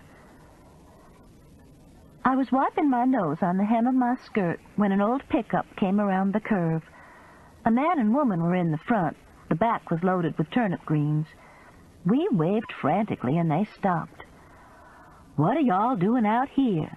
the woman asked. "Did you have a wreck?" "We got kidnapped," Sister said, "and we need some help. Have y'all got any water?" The woman looked sympathetic. "You poor things. There's a watermelon or two in the back. If y'all don't mind riding back there, you can bust one of them." "Who kidnapped you?" the man asked. But we were already heading for the back of the truck. And that's how we arrived at the nearest gas station, surrounded by turnip greens, watermelon all over us.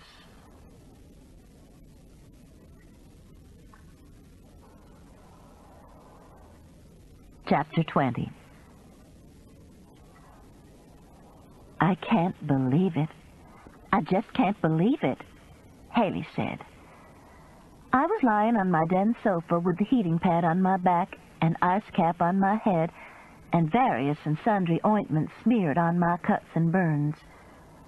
Fred had pulled a kitchen chair in and was sitting beside me feeding me Jell-O, which I was perfectly capable of feeding myself, but hey, don't knock a good thing. And it was a good thing.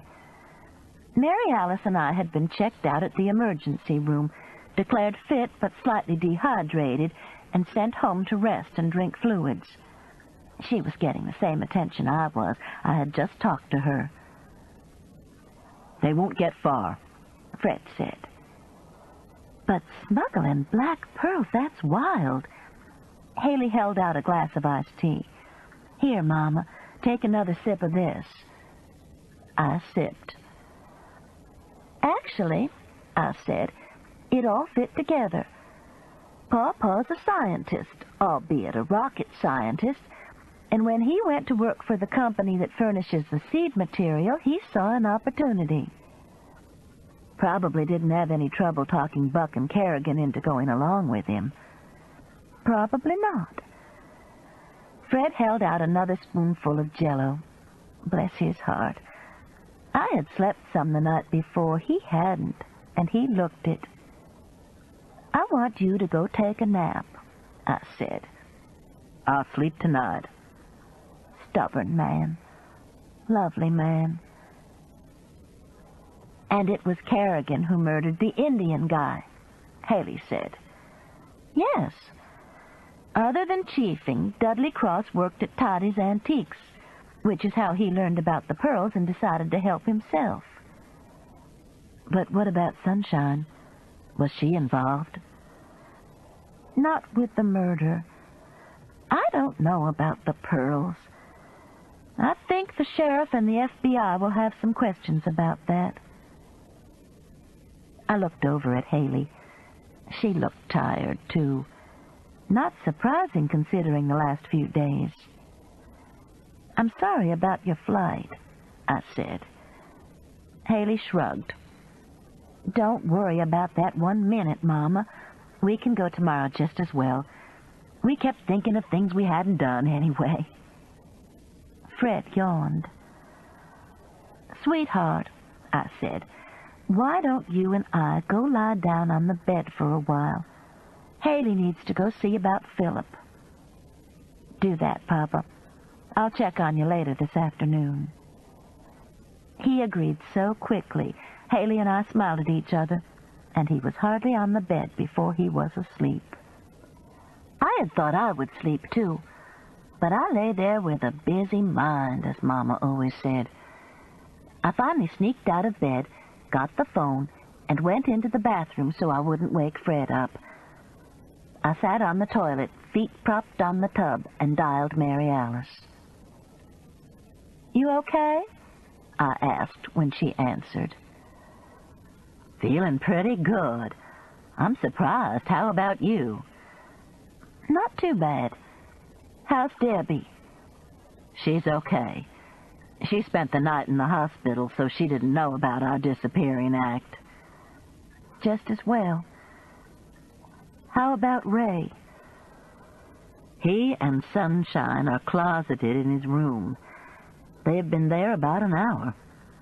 The sheriff was here questioning her for a long time." "I figured as much. Did she have any interesting answers?" "I don't know.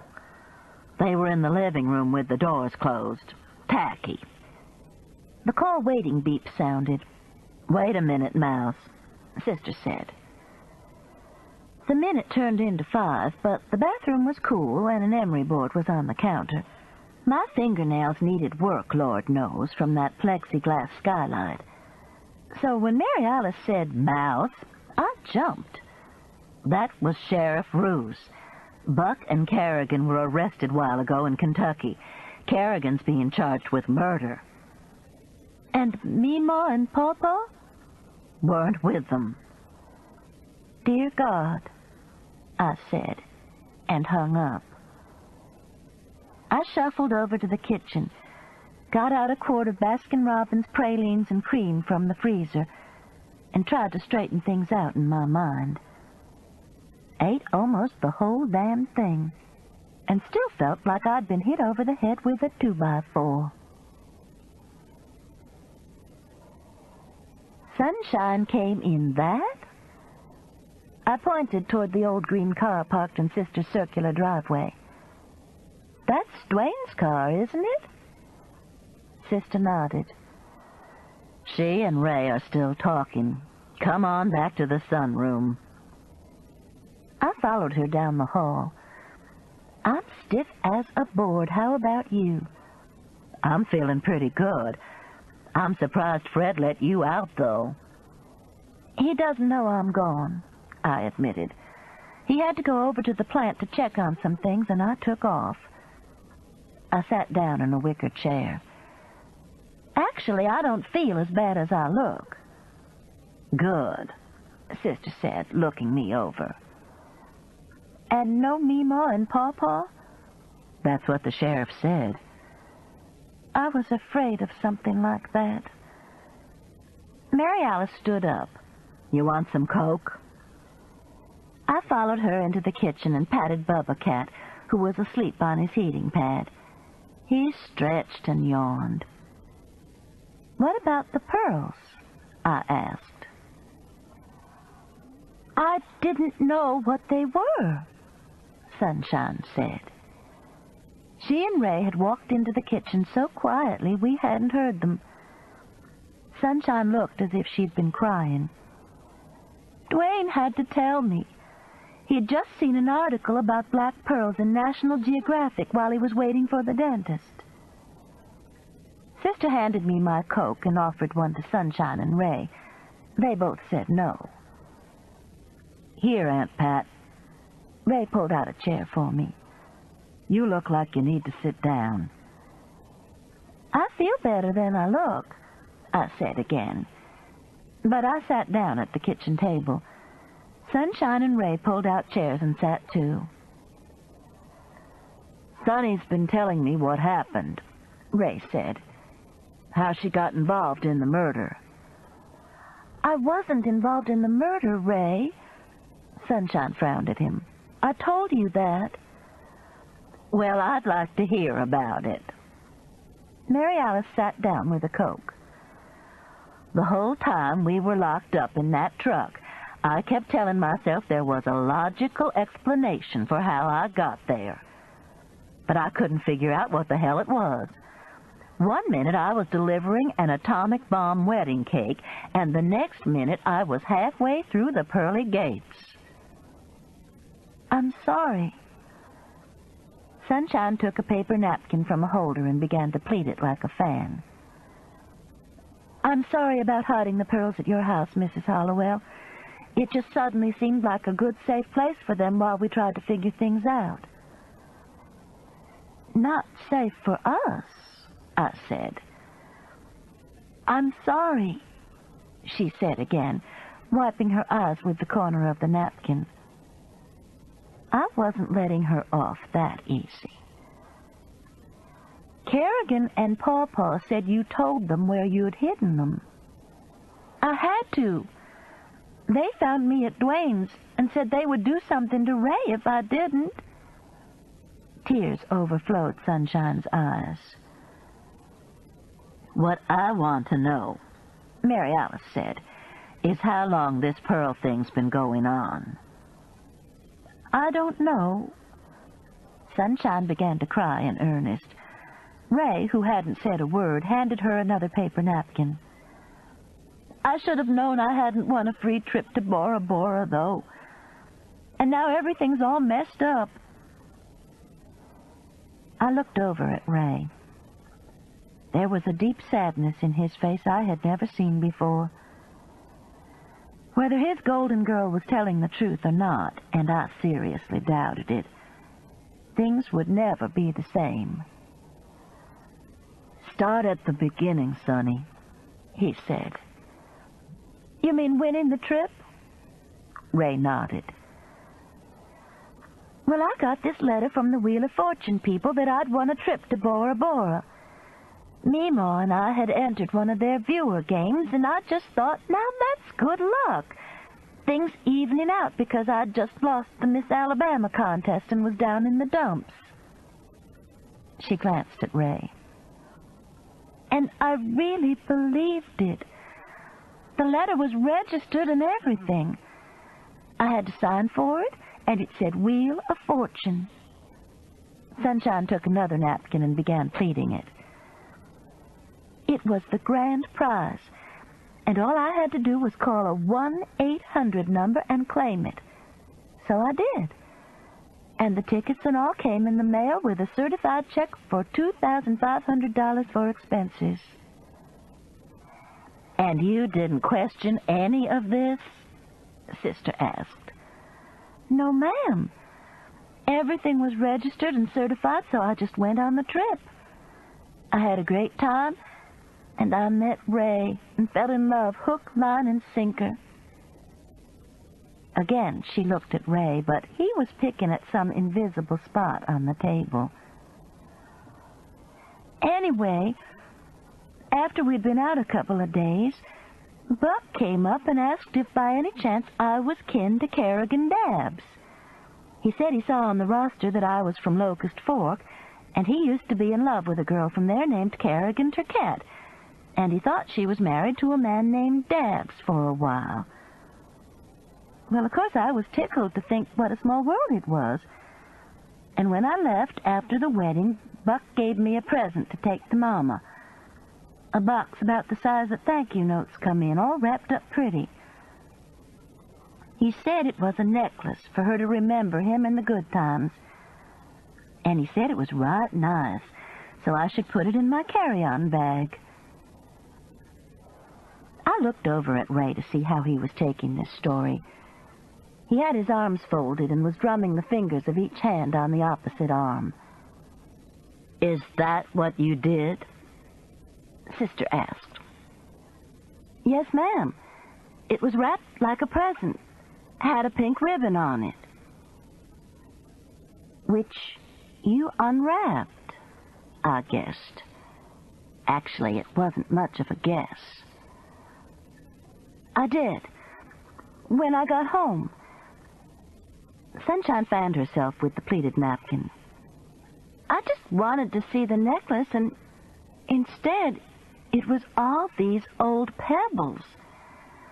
I thought Buck was being ugly to Mama because maybe she'd ditched him. I showed them to Meemaw, and she thought so too. So I just put them back in the box, most of them. Meemaw kept several of them to glue on a lamp. She makes real pretty lamps, you know. Gets them at garage sales and dresses them up." Ray got up and got a can of beer out of the refrigerator. "Tell them about the murder, Sonny." "I was there." Sunshine pulled her hair back as if she were going to put it in a ponytail. "Dwayne and I was there." For a moment, there was silence. Then, "Dwayne, is that why you sent Meemaw for the soup? Because Dwayne was coming?" Mary Alice asked. Sunshine's grip tightened on her hair. It gave her a defiant look. "Well, he called that morning so sad about the party the night before and me marrying Ray, and I said come over and we'd talk. But I knew Meemaw wouldn't like it. So Dwayne parked in the woods and came in as soon as Meemaw left." Sunshine let go of her hair. It fell around her shoulders as blonde and shiny as a Nice and Easy ad. I wondered what color it was. "And there we were just talking when we heard a car drive up. I thought it was Meemaw, that she'd forgotten something. But it was Mama's car. She and the man got out and went to her trailer.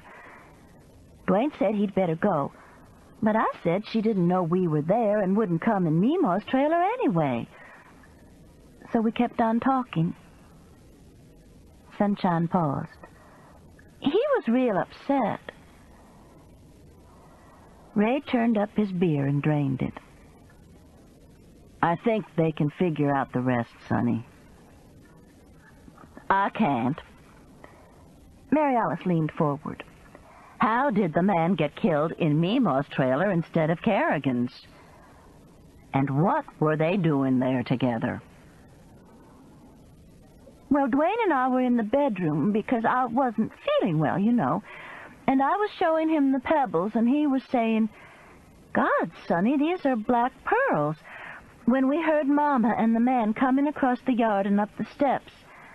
The man was yelling that Mama was holding out on him, and she was yelling that she was sick and tired of being blackmailed by a pissant fake Indian." Sunshine paused. "And then we heard a whump, and someone running down the steps and Mama's car starting. When we looked around the curtain, we saw the man, that Dudley Cross." "And you ran," I added. "We didn't know what else to do. We were so shocked we couldn't think." "And you took the pearls." "Well, the box was still in my purse." "And of course you remembered to get your purse," I wanted to say. "And did Dwayne know you borrowed someone's pickup to come see what Toddy would give you for them?" But the look on Ray's face stopped me. Right now he didn't need anything else. It would all come out in time. Instead I asked, "And the dead turkey and the note threatening Ray?" Dwayne's idea. We were hoping y'all would be scared away while we were trying to decide what to do. Sunshine wiped her eyes again. We didn't want anything else to happen. A call to the sheriff would have sufficed, I thought.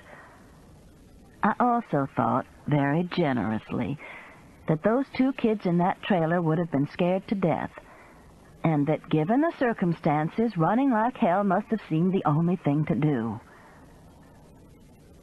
The kitchen was quiet. Bubba Cat hopped down from his heating pad and got in Sister's lap, purring loudly.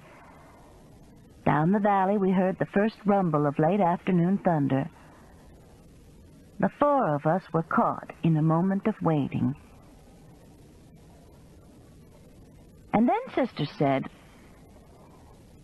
"Sunshine, Meemaw said to tell you a bushel and a peck." Sunshine held out her hands, looked at them, and then brought them to her face. Chapter 21.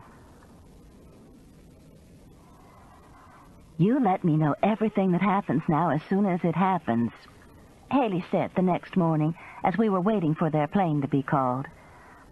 "And how Ray's doing. We've got a phone in the apartment.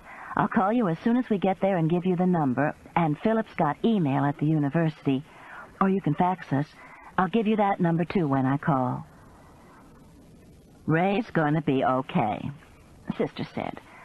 "I think he's feeling right now like he stepped in a bed of fire ants, but he's going to be fine.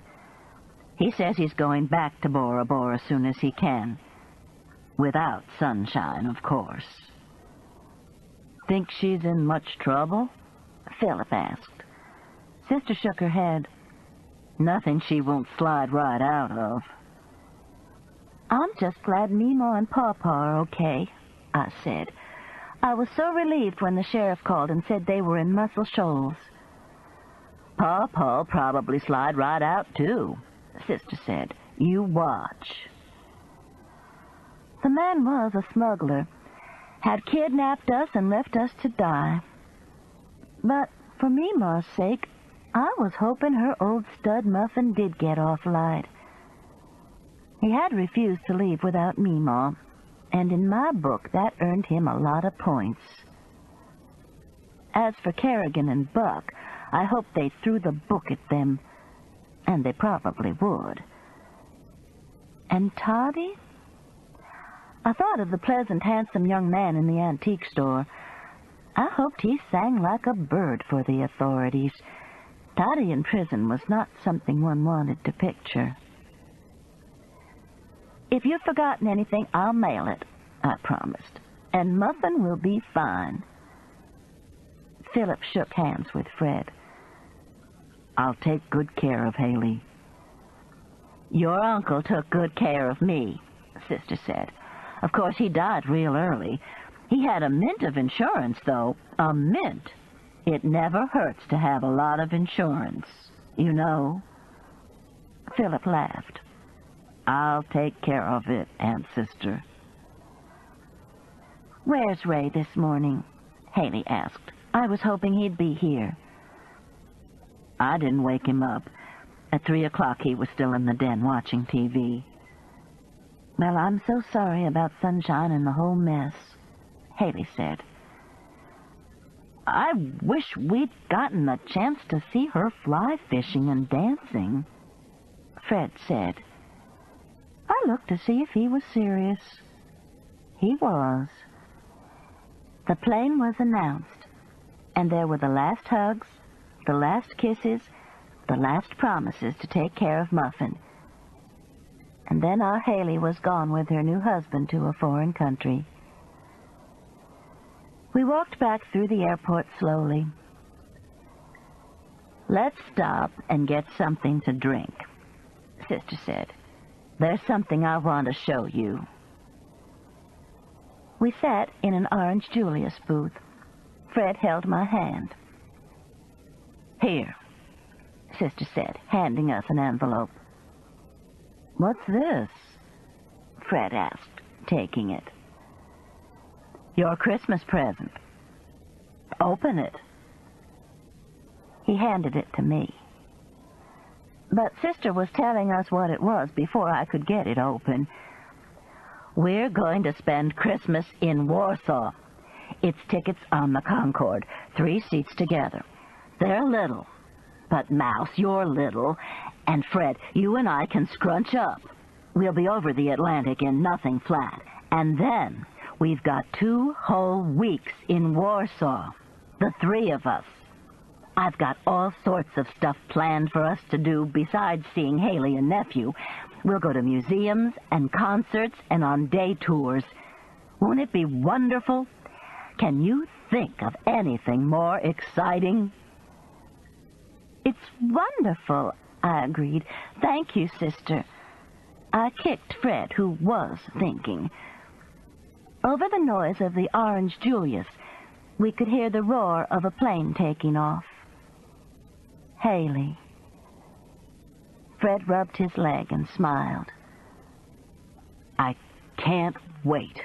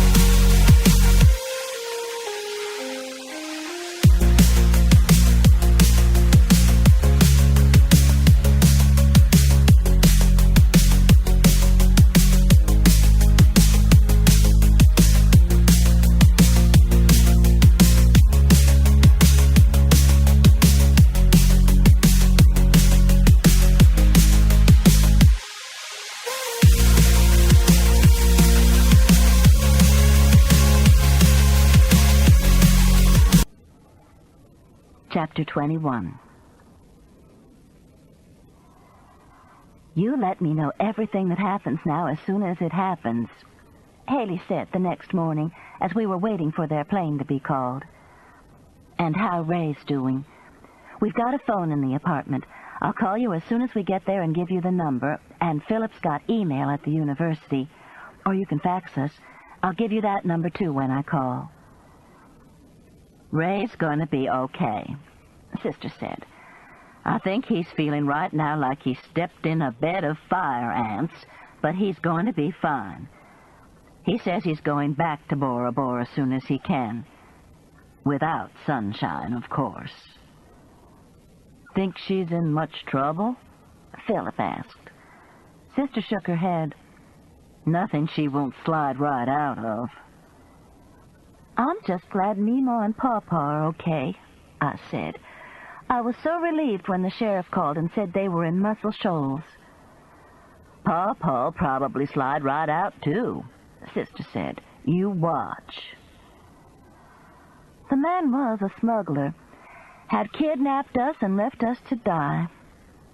But for Meemaw's sake, I was hoping her old stud Muffin did get off light. He had refused to leave without Meemaw, and in my book that earned him a lot of points. As for Kerrigan and Buck, I hoped they threw the book at them, and they probably would. And Toddy? I thought of the pleasant, handsome young man in the antique store. I hoped he sang like a bird for the authorities.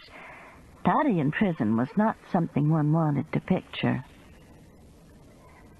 If you've forgotten anything, I'll mail it, I promised, and Muffin will be fine. Philip shook hands with Fred. I'll take good care of Haley. Your uncle took good care of me, Sister said. Of course, he died real early. He had a mint of insurance, though. A mint. It never hurts to have a lot of insurance, you know. Philip laughed. I'll take care of it, Aunt Sister. Where's Ray this morning? Haley asked. I was hoping he'd be here. I didn't wake him up. At 3 o'clock he was still in the den watching TV. Well, I'm so sorry about Sunshine and the whole mess, Haley said. I wish we'd gotten a chance to see her fly fishing and dancing, Fred said. I looked to see if he was serious. He was. The plane was announced, and there were the last hugs, the last kisses, the last promises to take care of Muffin. And then our Haley was gone with her new husband to a foreign country. We walked back through the airport slowly. Let's stop and get something to drink, Sister said. There's something I want to show you. We sat in an Orange Julius booth. Fred held my hand. Here, Sister said, handing us an envelope. What's this? Fred asked, taking it. Your Christmas present. Open it. He handed it to me. But Sister was telling us what it was before I could get it open. We're going to spend Christmas in Warsaw. It's tickets on the Concorde, 3 seats together. They're little, but Mouse, you're little, and Fred, you and I can scrunch up. We'll be over the Atlantic in nothing flat, and then